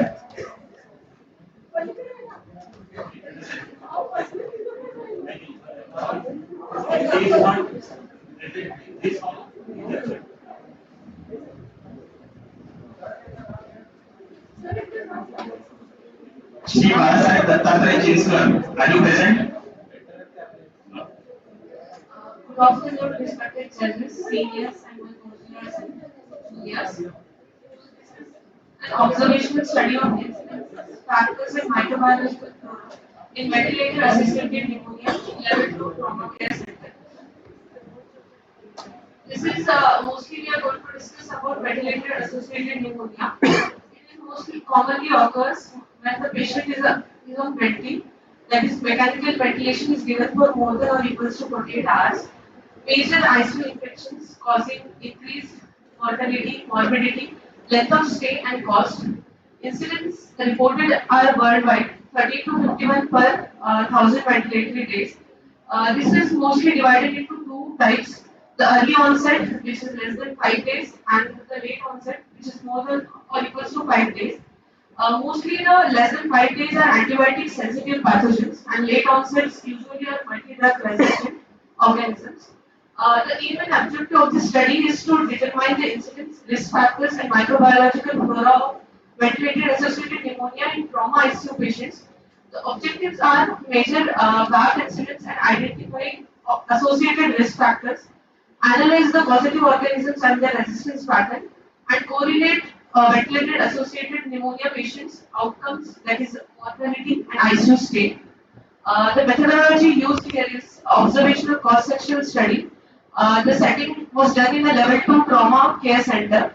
The subjects were mechanically ventilated trauma patients which were more than 48 hours.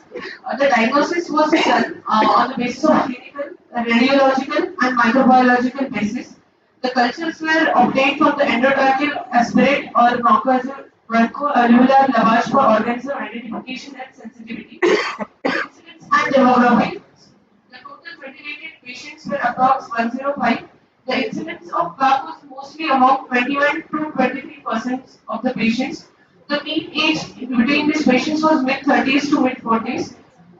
Male dominance was mostly associated, that is mostly 70% patients were male. The majority were admitted after polytrauma and head injury. The distribution of VAP versus non-VAP patients depicted in the pie chart.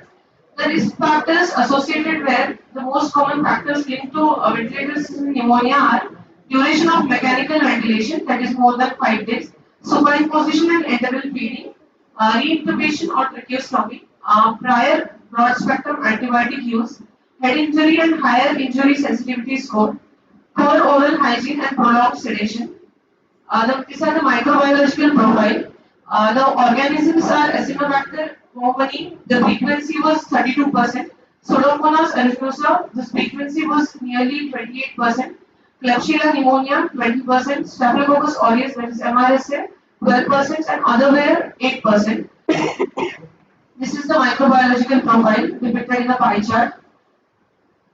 The outcomes were mean duration of ventilation 8 days 8 days plus or minus 3 days versus 5 days plus or minus 2 days.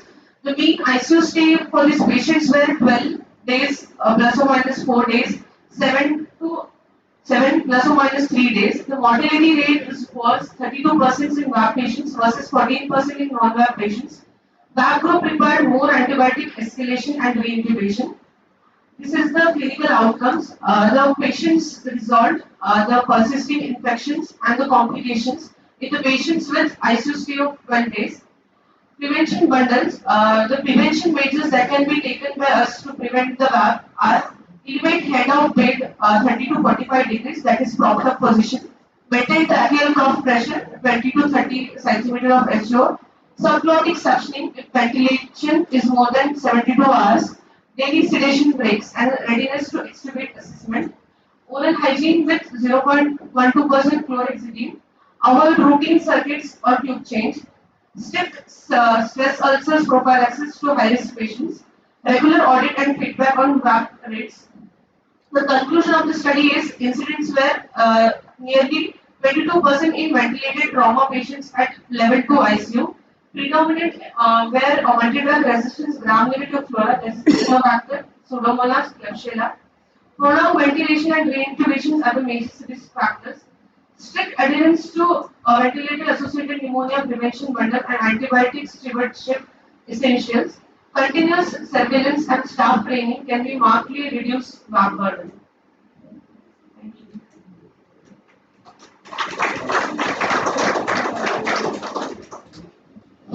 Questions from the audience. What are your inclusion criteria and exclusion criteria?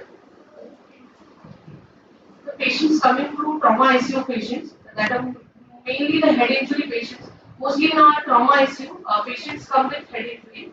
So the patients mid-age between 30 to 40 years. No, okay. But the factor which are affecting pneumonia, whether these patients are population-wise unconscious, head injury. Yes, sir. Mostly unconscious patients. Mostly nahi. What are the exclusion? It is scientific study. Mostly ventilated patients, which are more than. What are the inclusion and exclusion criteria? Is prescribed. Because these are the most important factors. If you have a patient unconscious, already aspiration is there, that will run pneumonia. Yes. Okay. These are the one actually here I that collection data and we were using exclusion criteria not to this patient. Second thing that you have included that more than 5 days on ventilator. By definition, So this is the definition. Patients who are ventilated more than 48 hours are included. Your study is for ventilator associated pneumonia. Yes. By definition, if have a pneumonia on ventilator with less than 48 or 72 hours. So more than 48 hours. But your description later on was more than 5 days. So this was the definitions. Like early onset, mostly. You speak with definition, na?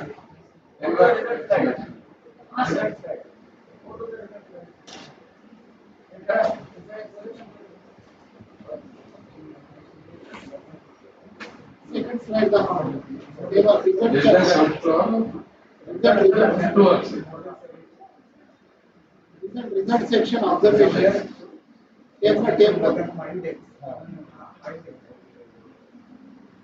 Actually, it should be more than 72 hours. Why you are taking more than 5 days? Less than 72 hours. Have a duration. Have a question of pneumonia. That is called a ventilator pneumonia. Selection bias. Again, have a inclusion criteria. Previous slide. Result. Go back. Back side. Go back.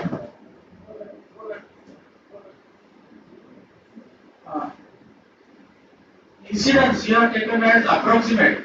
Can it be said in approximate incidence? Is it the correct way to say incidence?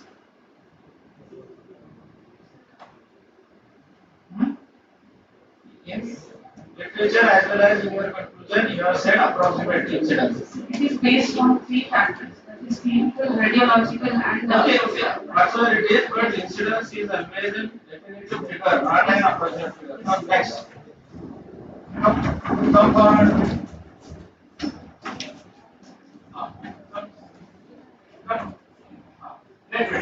You have classified your multi-drug resistance. Where you have put this classification? Multi-drug resistance isolates more than 60% overall. Where it is been mentioned?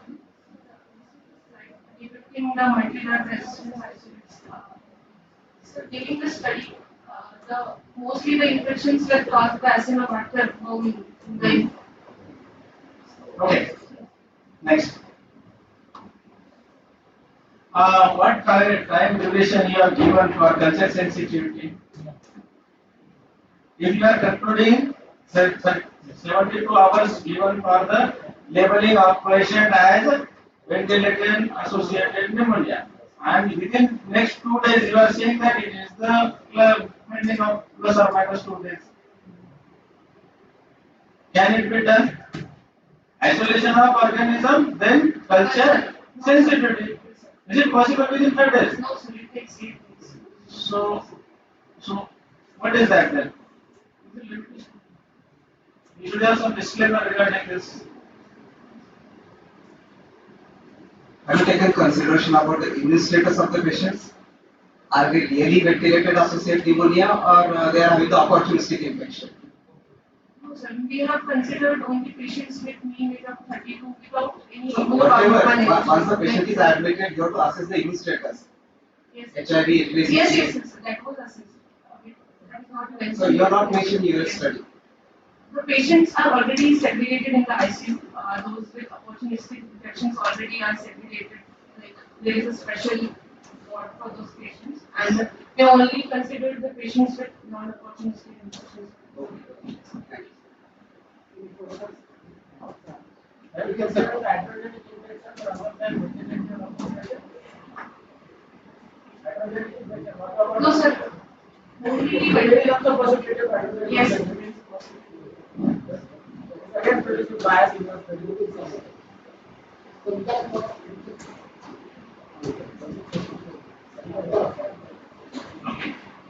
What was this type of sample collected, whether it was ET secretions or whether it was bulk?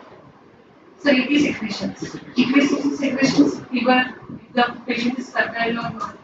Like if the patient is sterile after 48 hours of ventilation, we are considered to take the sample of that patient particularly.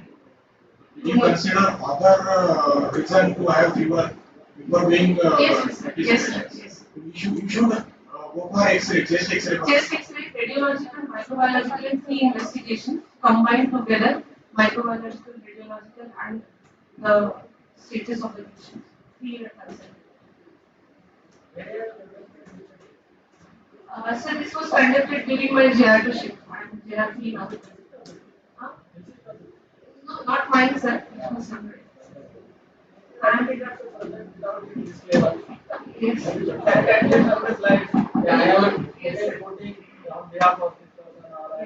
You are busy student? Yes. Department? So Department of Anesthesia. We are posted in trauma ICU.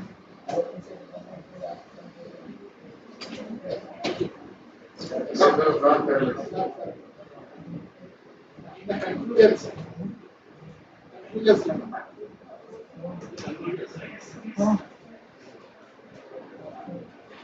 mentioned that start training and reduce the WAP incidence. Yes, sir. So we have observed that they are not working properly.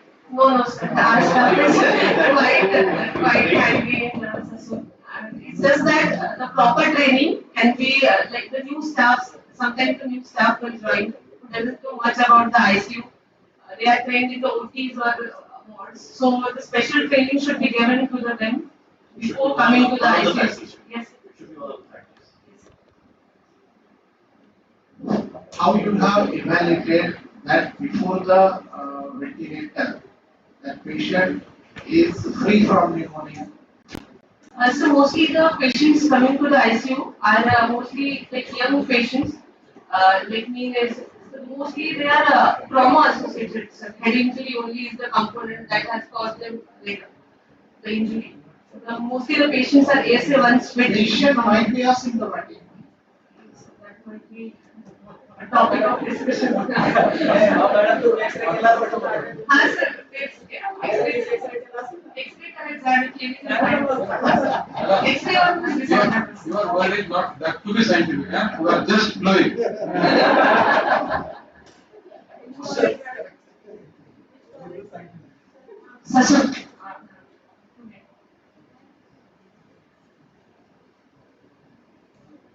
Any questions from audience? Hello. DJ GMC. Hello. You have taken all trauma patients, right? Whatever the trauma patients have, they have already contamination, RT, aerotraffic accidents. And then those patients will develop pneumonia after 3 days only. Many patients have aspiration, blood contamination. How can we block that? Because of aspiration only we are thinking about pneumonia. So all the three signs you have best. So aspiration is not related, aspiration pneumonitis is not related to the gut. That is different entity, right? Yes. For example, a patient is having cardiac shock, MI with shock, and he is intubated, and he develops pneumonia after 3 to 4 days, and it can be a bad. Trauma patient, whatever the trauma patient, they will have contamination, maximum vomiting.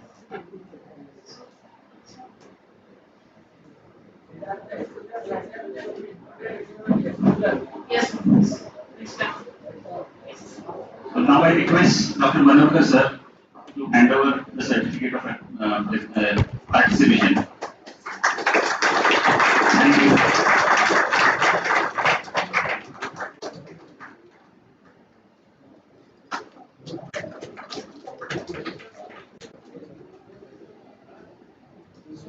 You have completed all the sessions. Just wait for 5 minutes for the results. We are giving 3 prizes for booster, for second, third, and 3 for oral presentation. So just within 5 minutes, we will declare the results. IT is also waiting. At 4 o'clock it will be served, sir. IT is waiting, but it will be served at 4 o'clock.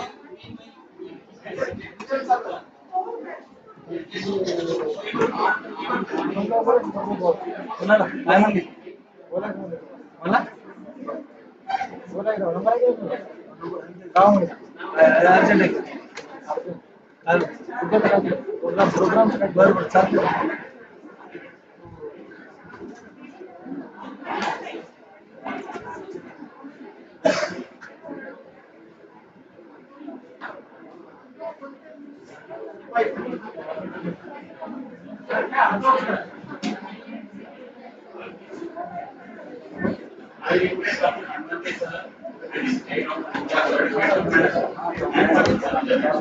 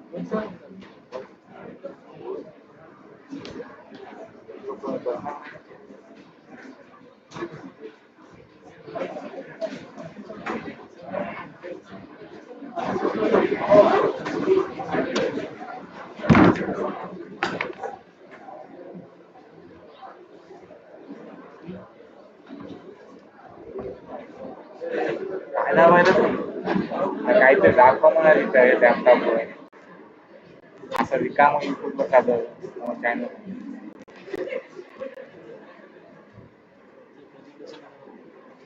I request once again Dr. Hangante sir. तिकडे channel Felicitate our judges who will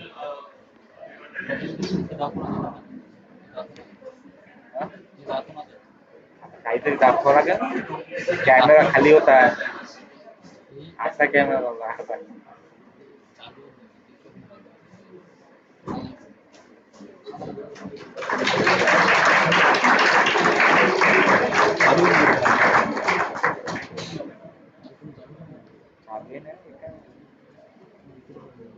असं रिकाम दाखवलं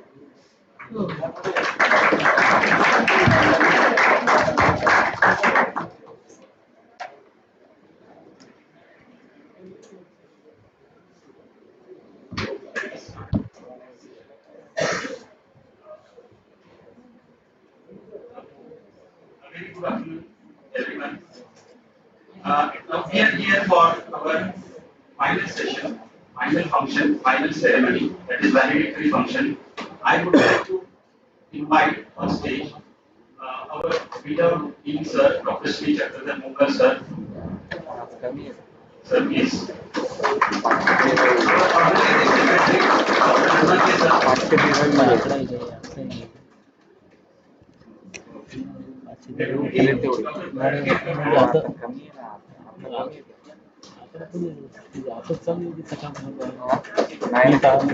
किती गेला आता कमी झालं 500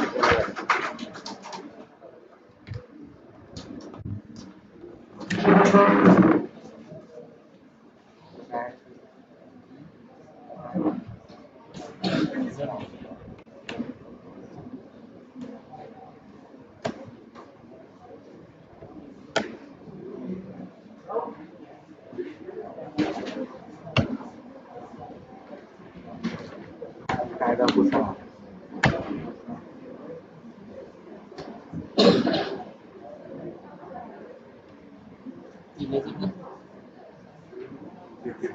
होते होणार तेवढं पोहोचणार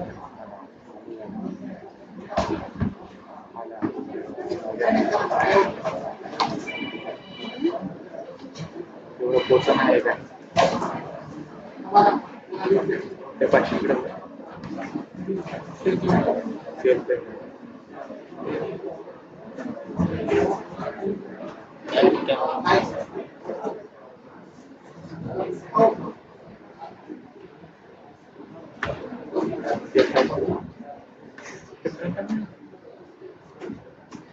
So we start.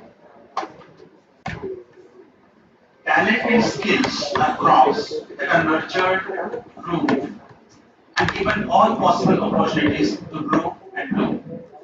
This is much awaited event in every oral as well as poster presenter's life, as it gives returns to the efforts put in by them throughout their research endeavor. It is a moment full of joy, a moment of pride and accomplishment, a moment of celebration. It gives a sense of achievement and a sense of responsibility towards fulfilling further commitments.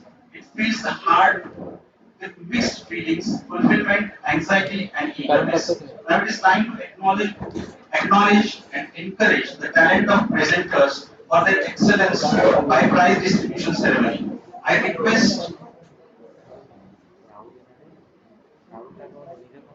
judges of oral presentation. I request judges of oral presentations to announce the names of the winners.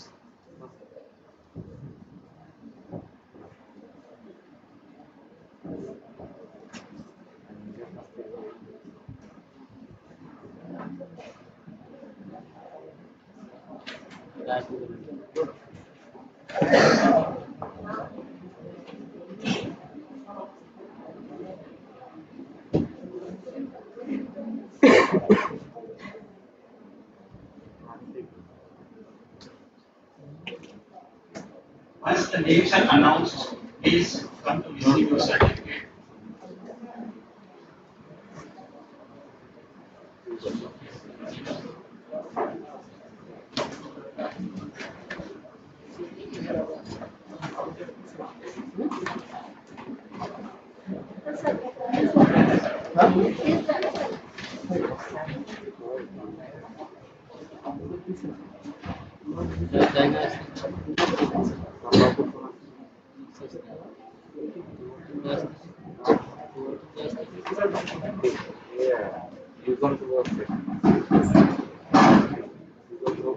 Thank you for all the audience. I have asked questions. All these oral presentations we are previously studied for their full paper. We have checked from our scientific committee and they have selected all these papers, screened. Now the results are there. For the third, that is the flipped learning with artificial intelligence in medical education. Dr. Masarat Firdaus Abdul Naik, third prize. Give a big round of applause. Please, sir. Hand over the certificate and congratulate her. On behalf of Madam, better half of Madam is receiving the certificate. Congratulations.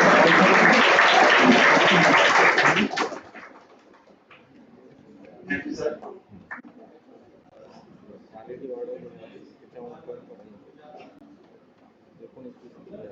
बराबर.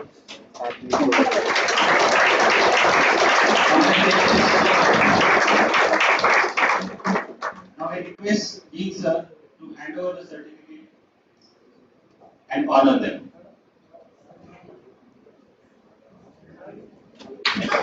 Congratulations. Now it's time for first prize. Dr. Tarone Janvi Sunil.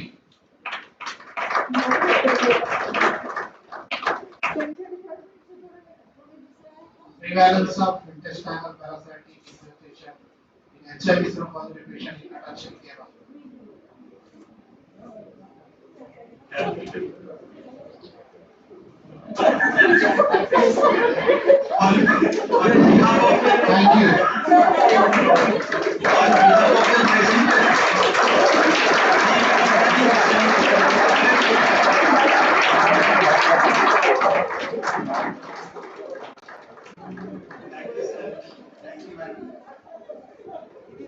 Now it's time for announcement of winners for poster presentation. I request Dr. Karan Madam to announce the winners.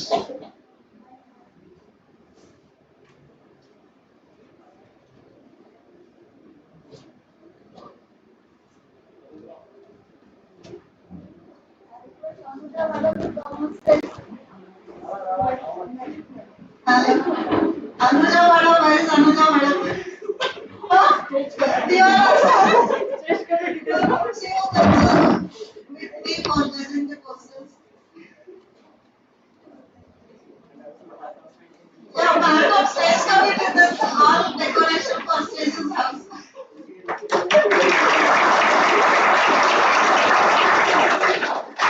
Actually, all posters were very, very good. But for judging, we have selected 3 posters. Third one is Dr. Gore Satish Suresh. Congratulations.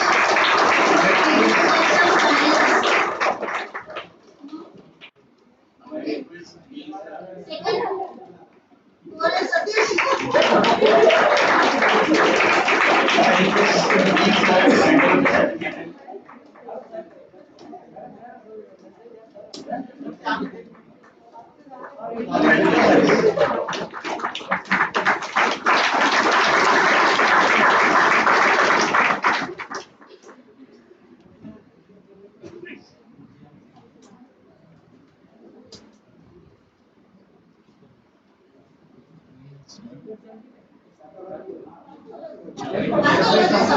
Dr. SAGMC Nanded Kadal.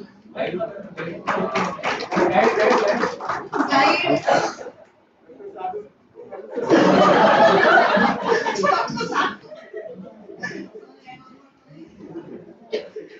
Congrats, sir.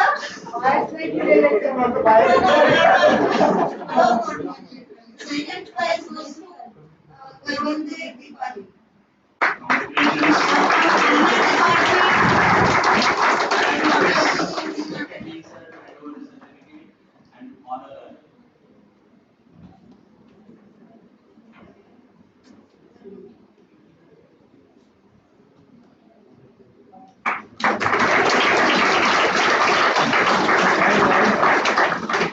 Now the first prize. Any guesses for poster presentation? First prize for poster presentation. Any guess? Goes to our district tuberculosis officer.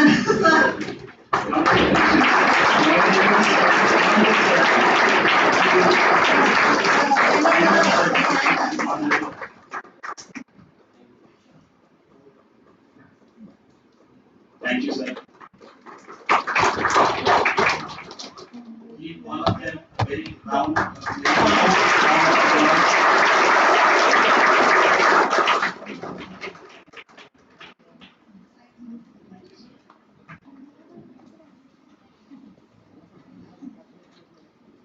Gratitude is the fairest blossom which springs from the soul. Every celebration is an experience. The external fades away and the internal lingers. and chaos in the most depth of our hearts, we are reminded that events like this one are milestones on the journey of life and remind us of God's fidelity all through. As we come to the close of our valedictory ceremony, I invite our respected Professor and Head FMT, Dr. Maruti Dake sir, to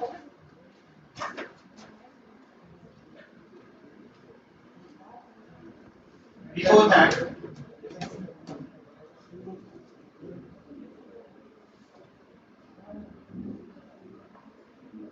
I'm sorry, before our vote of thanks, our respected Dean sir wish to express in his words about the conference. Please, sir.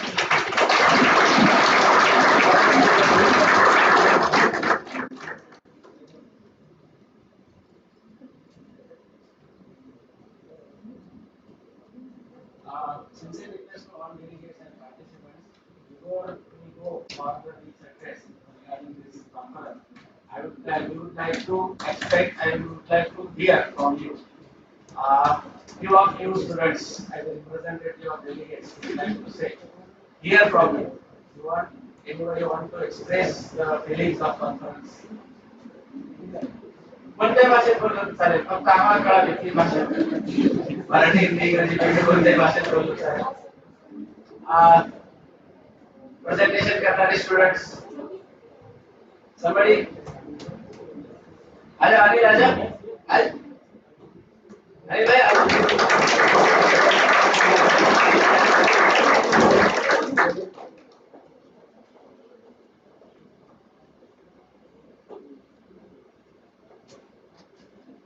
Good evening, everyone. Dignitaries, Dean sir, and all my friends present here today. I'd like to thank our teachers and everyone for organizing this conference. In such conference, we had only heard about it, but as second year students, even in first year, we only thought what research would be like. And actually, never even thought about the conference, right? But then when sir presented with an idea of a research conference, that is what induced a seed of research, thinking of topics, and now we are actually, our young minds are exploring the topics that can be, and I'm pretty sure that most of us actually now will approach our teachers, whichever field they are interested in. Some might be interested in anatomy, some in biochemistry, some in medicine, or clinical, and being second year students, we have a decent exposure of both clinical and non-clinical subjects a little bit. So I thank everyone for this opportunity, and I'm pretty sure we'll continue this. And next year, just like we saw presentations of other students from other colleges, next year we have our students presenting.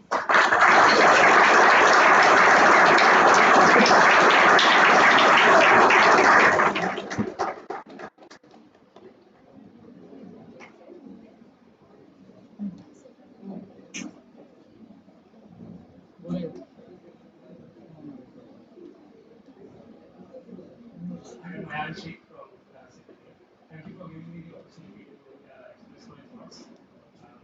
As Jyoti said, we one नेटचं काम नाही तर वायफायचा password पाहिजे होता वायफायचा password पाहिजे सरांना काम होतं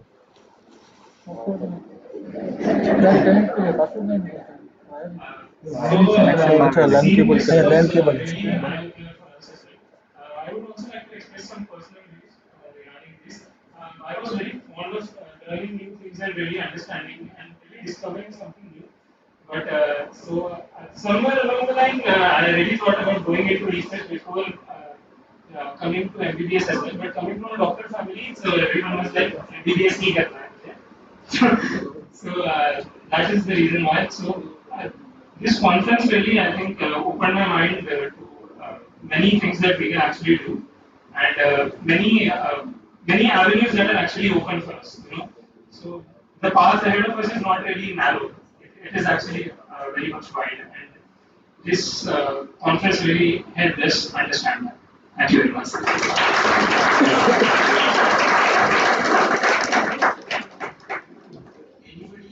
Anybody who is not from Hingoli?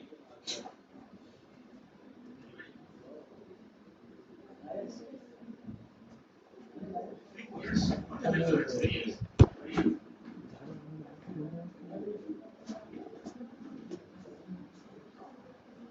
Good evening, everyone. First time attending a conference during my PG career. Earlier, I used to go to attend several conferences during my in previous class, working as a non-academic chair also. Uh, this conference was actually delightful and opening for every PG students and UG undergraduates also regarding how to apply for PGs and how to approach for ICMR and ICMR grants and everything. It is actually very good conference and every student should actually attend the conference and from nowadays every UG students also should attend for ICMR scholarships also and PGs should also attend for and I thank all the organizers for conducting a good conference. Thank you. Thank you so much.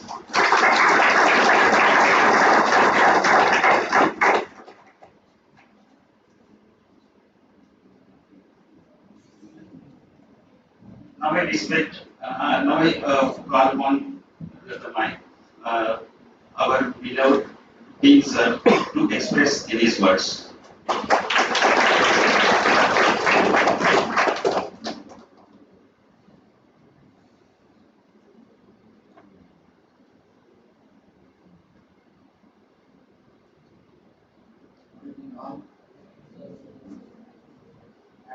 Thank you for being patient for 2 days listening and gaining this new knowledge here with a lot of patience, and you have achieved a new milestone today. Now you are knowing about the research and different funding opportunities you came to know during this conference, and now we are going to send you a Google form about payment for this conference. Yes, you can see, we can see the feedback on your bright faces, but still, if there are any areas of improvement, any topic you think that there should be more elaboration on that topic, more brainstorming should be there on any topic. So feel free to tell us in that Google form. And if you really like this area of research, see, this is not a compulsory full-time job. That is, you can continue your career. If you want to go in the area of research as a career, you can. Gaurav sir yesterday told us about the different career avenues in the research. But if you don't want it as a full-time career, whatever profession you choose, may you be a radiologist, you may be an ophthalmologist, you may be dermatologist, you may be physician or an anesthesiologist, whatever. Whatever job you are doing, you may become a teacher, you may become a practitioner, whatever. Along with doing your job, some questions always arise in your mind.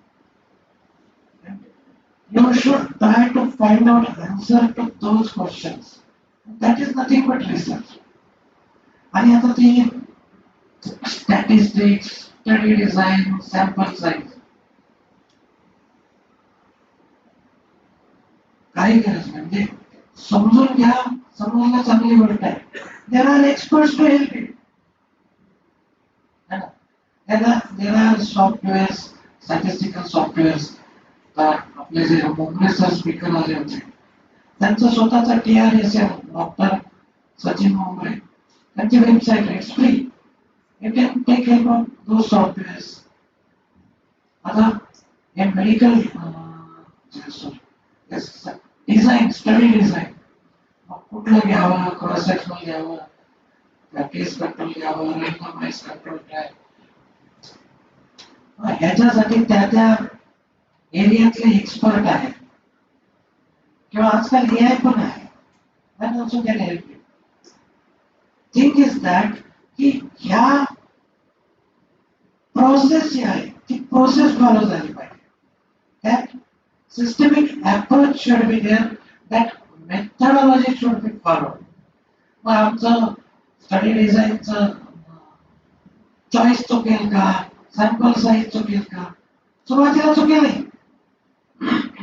And if you show us the interest, I am thinking to screen some 20 to 25 who are genuinely interested students. We are planning to have a hand-holding workshop.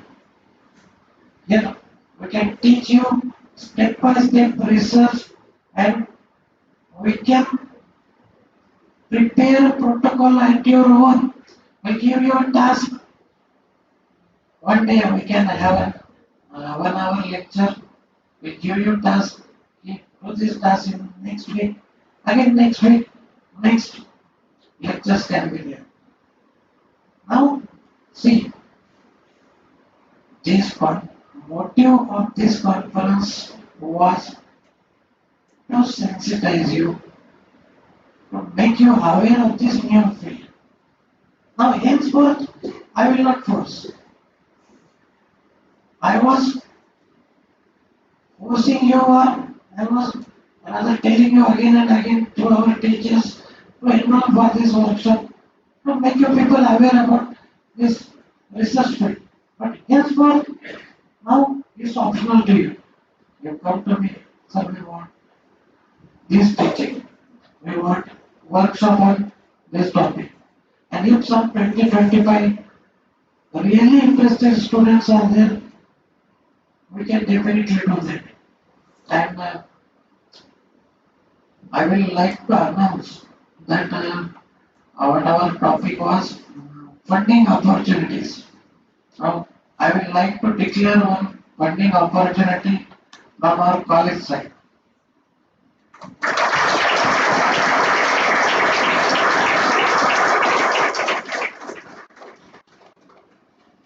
Now, there will be a research competition for you people, and you have to select a mentor teacher. ठीक आहे. आता मोठे sir आणि डोकले sir किती घेतात student त्यांचे पैसे.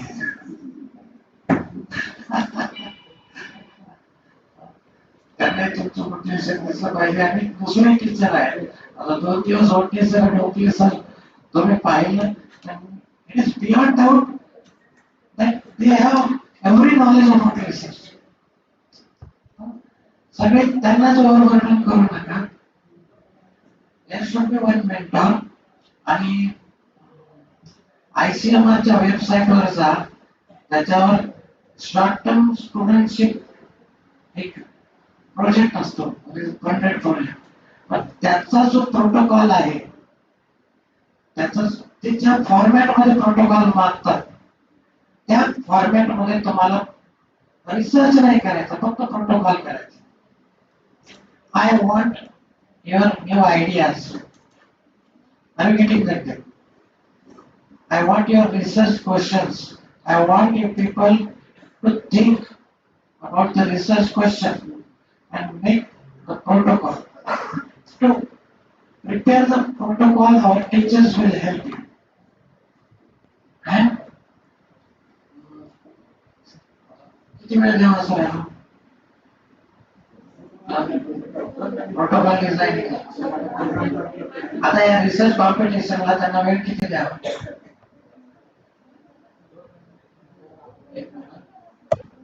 Okay, आज किती तारीख आहे?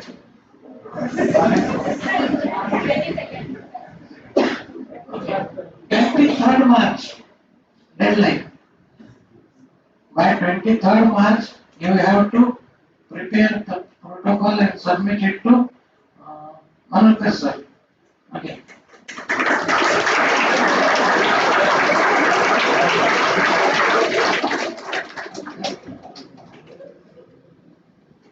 And the best protocol will get the fund of 10,000 rupees for the further research.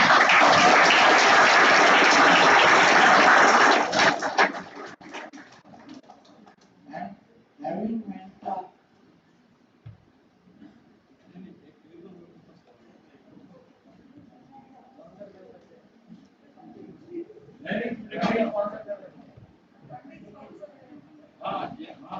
After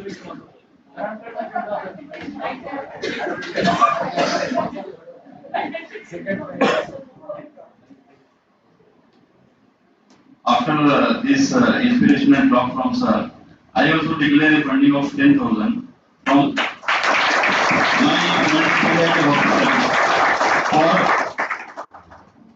the protocol chosen by sir. Thank you.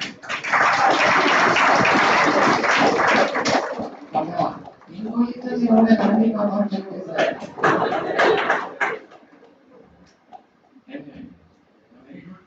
आणि ही फंडिंग करण्याचा मोटिव्ह लक्षात घ्या. Want you people to do more and more research.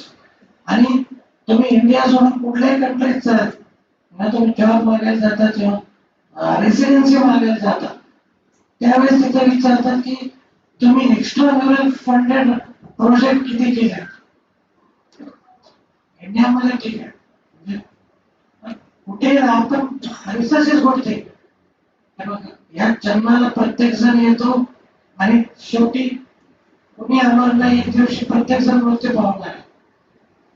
पण ह्या मधल्या span मध्ये जे available knowledge आहे त्याच्यात आपण काय ऍड केलं, आपण काय फुटप्रिंट मागे सोडत चाललो, हे बघणं मला जास्त महत्वाचं वाटतं.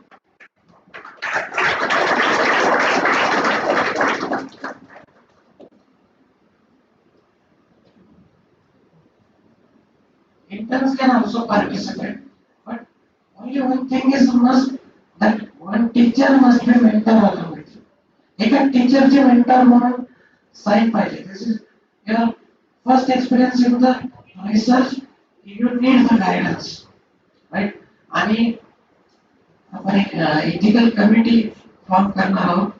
मग त्याच्यानंतर त्याचं अप्रुव्हल आम्ही घेऊ किंवा त्या 23 तारखेनंतर तुम्हाला एथिकल कमिटी समोर बोलू.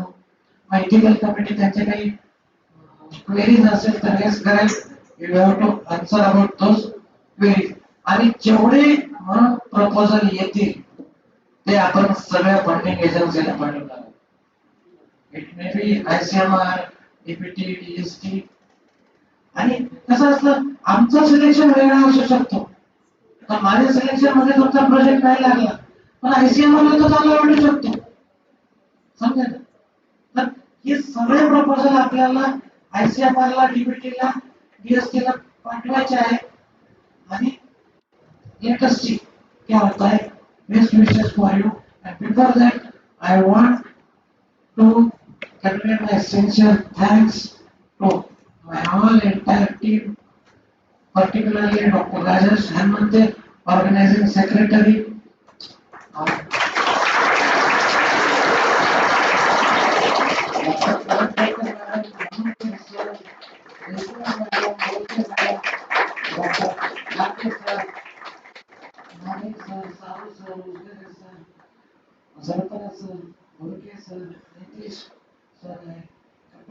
सर है, अश्विनी राठौर मैडम, बहुत हम कुछ family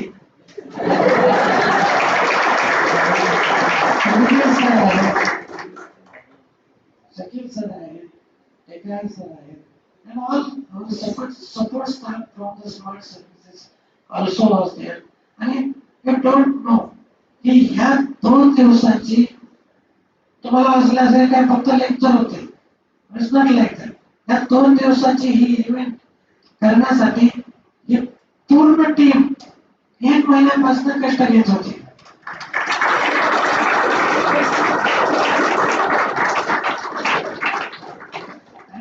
I am overwhelmed by the cooperation by my all colleagues. Thank you all.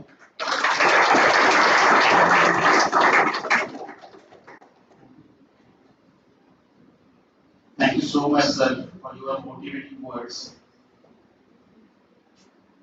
तुमच्या गायडन्स नुसार अशाच बऱ्याच चांगल्या इव्हेंट्स या मुलांसाठी आपलं कॉलेज नक्कीच अरेंज करेल, हा मला विश्वास आहे.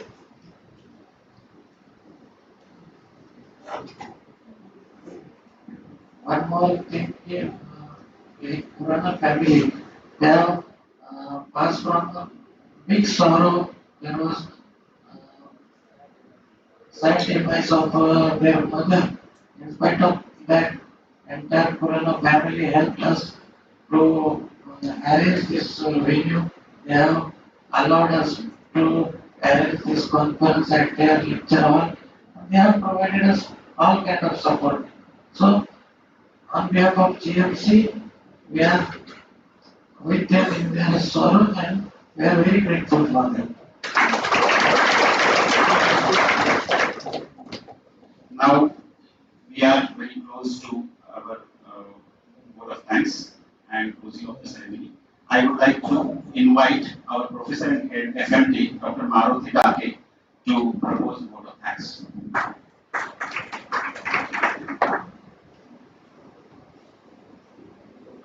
Actually, vote of thanks झालाय सरांनी केलंच आहे. आता सरांनी केलं मला तुम्ही वेळ देतो. But before that, how many scientific sessions? हा फीडबॅक आपल्याला काही नोट करायचं नाही. कसा वाटला सायंटिफिक सेशन? अभ्यास कसा वाटला? जेवण कसं वाटलं?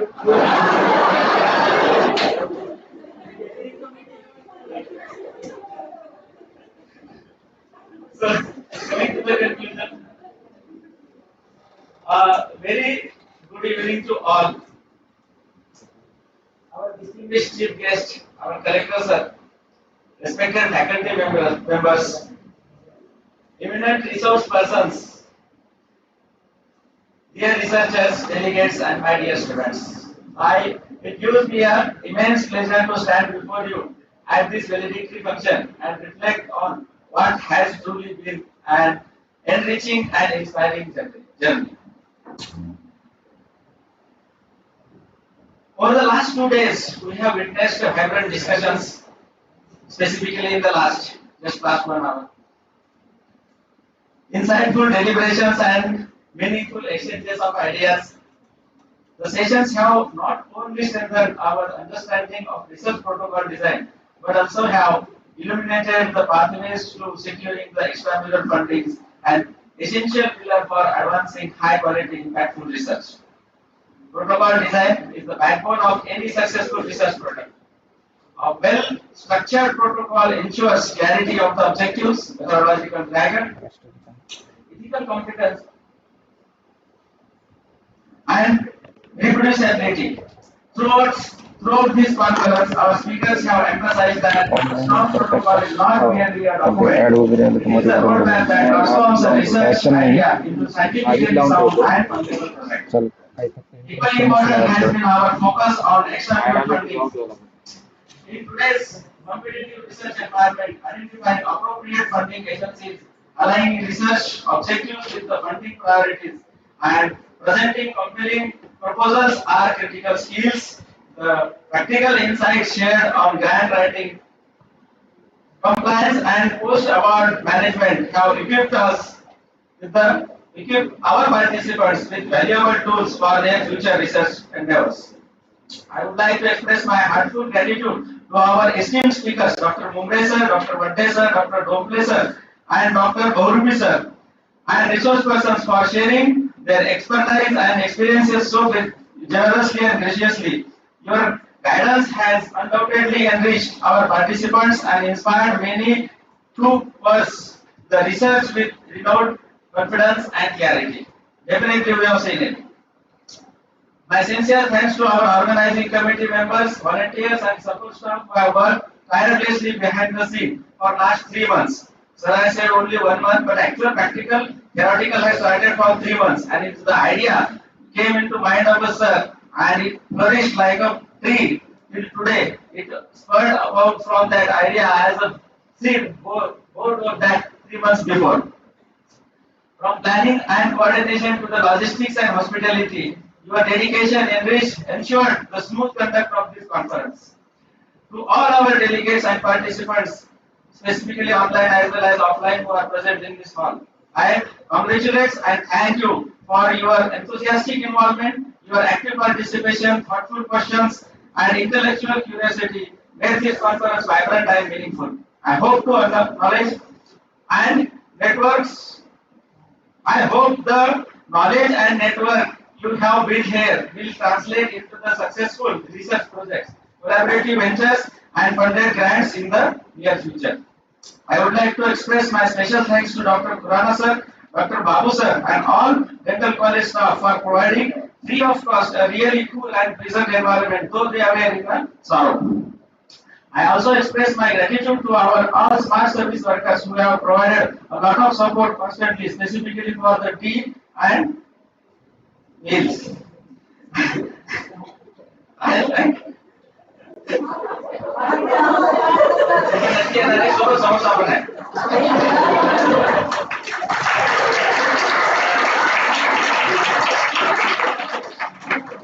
And technical support team, specifically those who are doing it online YouTube live, PPT presentations, and audio visual aids. I especially thank Dr. Kanchan Agarwal madam, MSc माझा observer, करता and नाही Dr. Shubhangi Galke madam, एक MSc minute observer for their 5 timely second support. होते As we 1 minute conclude this 5 second होता conference, है let us carry 52 forward the सेकंदाचं spirit आहे of inquiry, collaboration, and innovation 52 that has सेकंदाचं defined केला होता का मग these days. Let us continue to design राष्ट्रगीत बरं robust का research जनगण protocols, seek meaningful दुसरं लवकर partnerships, निघालं जनगण म्हणलं 52 and सेकंदाचं आहे म्हणून म्हणलं in securing the external funding that addresses check करा एकदा the वाटलं real world challenge.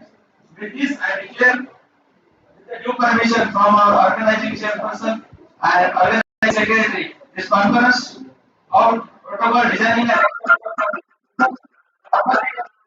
I wish you all safe travel and grand success in our academic and research pursuits.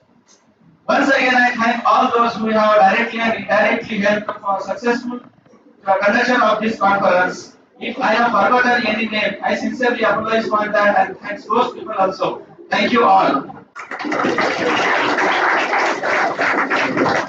Thank you so much, sir.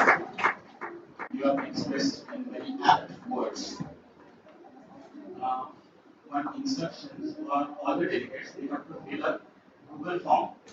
Google form जो तुम्हाला दिलेला आहे तो feedback form आहे तो तुम्हाला सगळ्यांना भरायचा आहे.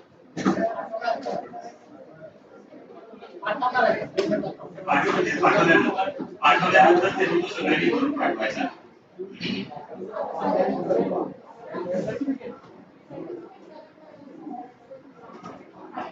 All the delegates are requested to collect their certificates at the register.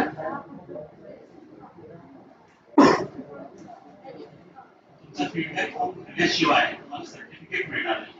So feedback form करूनच तुम्ही सर्टिफिकेट घेण्यासाठी जायचं असेल.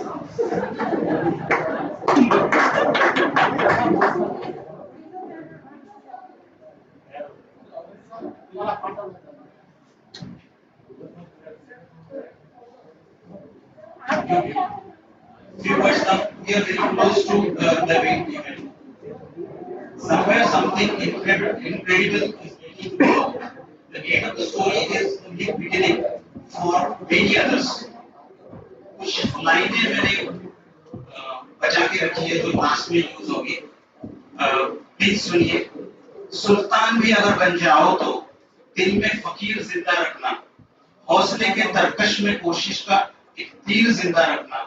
हार जाओ चाहे जिंदगी में सब कुछ मगर फिर से जीतने की उम्मीद जिंदा रखना.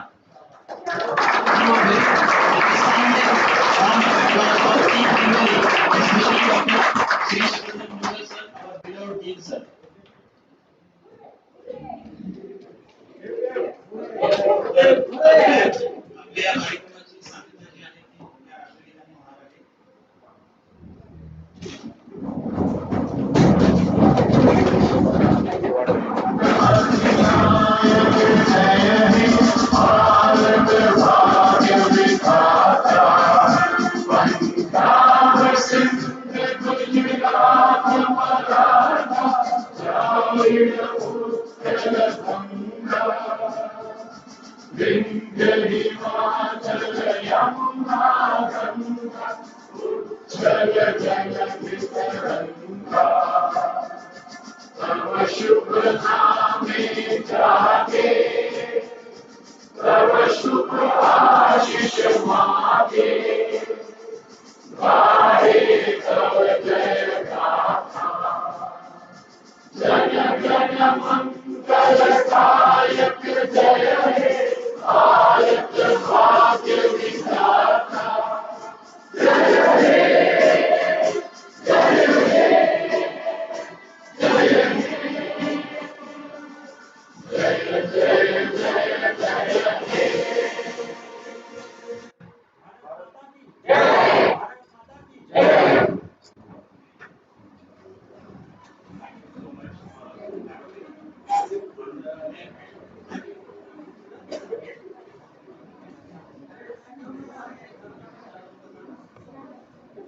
सर्वांनी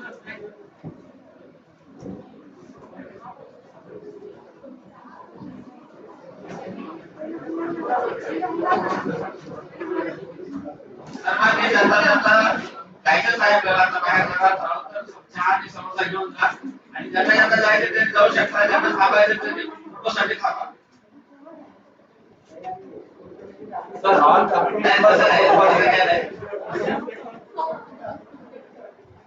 व्यक्त झालेला आपण भरपूर सारे समस्या आहेत. त्यांना फोटो काढायला थांबायचं असेल तर सगळे थांबू शकतात. स्पेसिफिकली तर मेंबर्स सगळे थांबावं.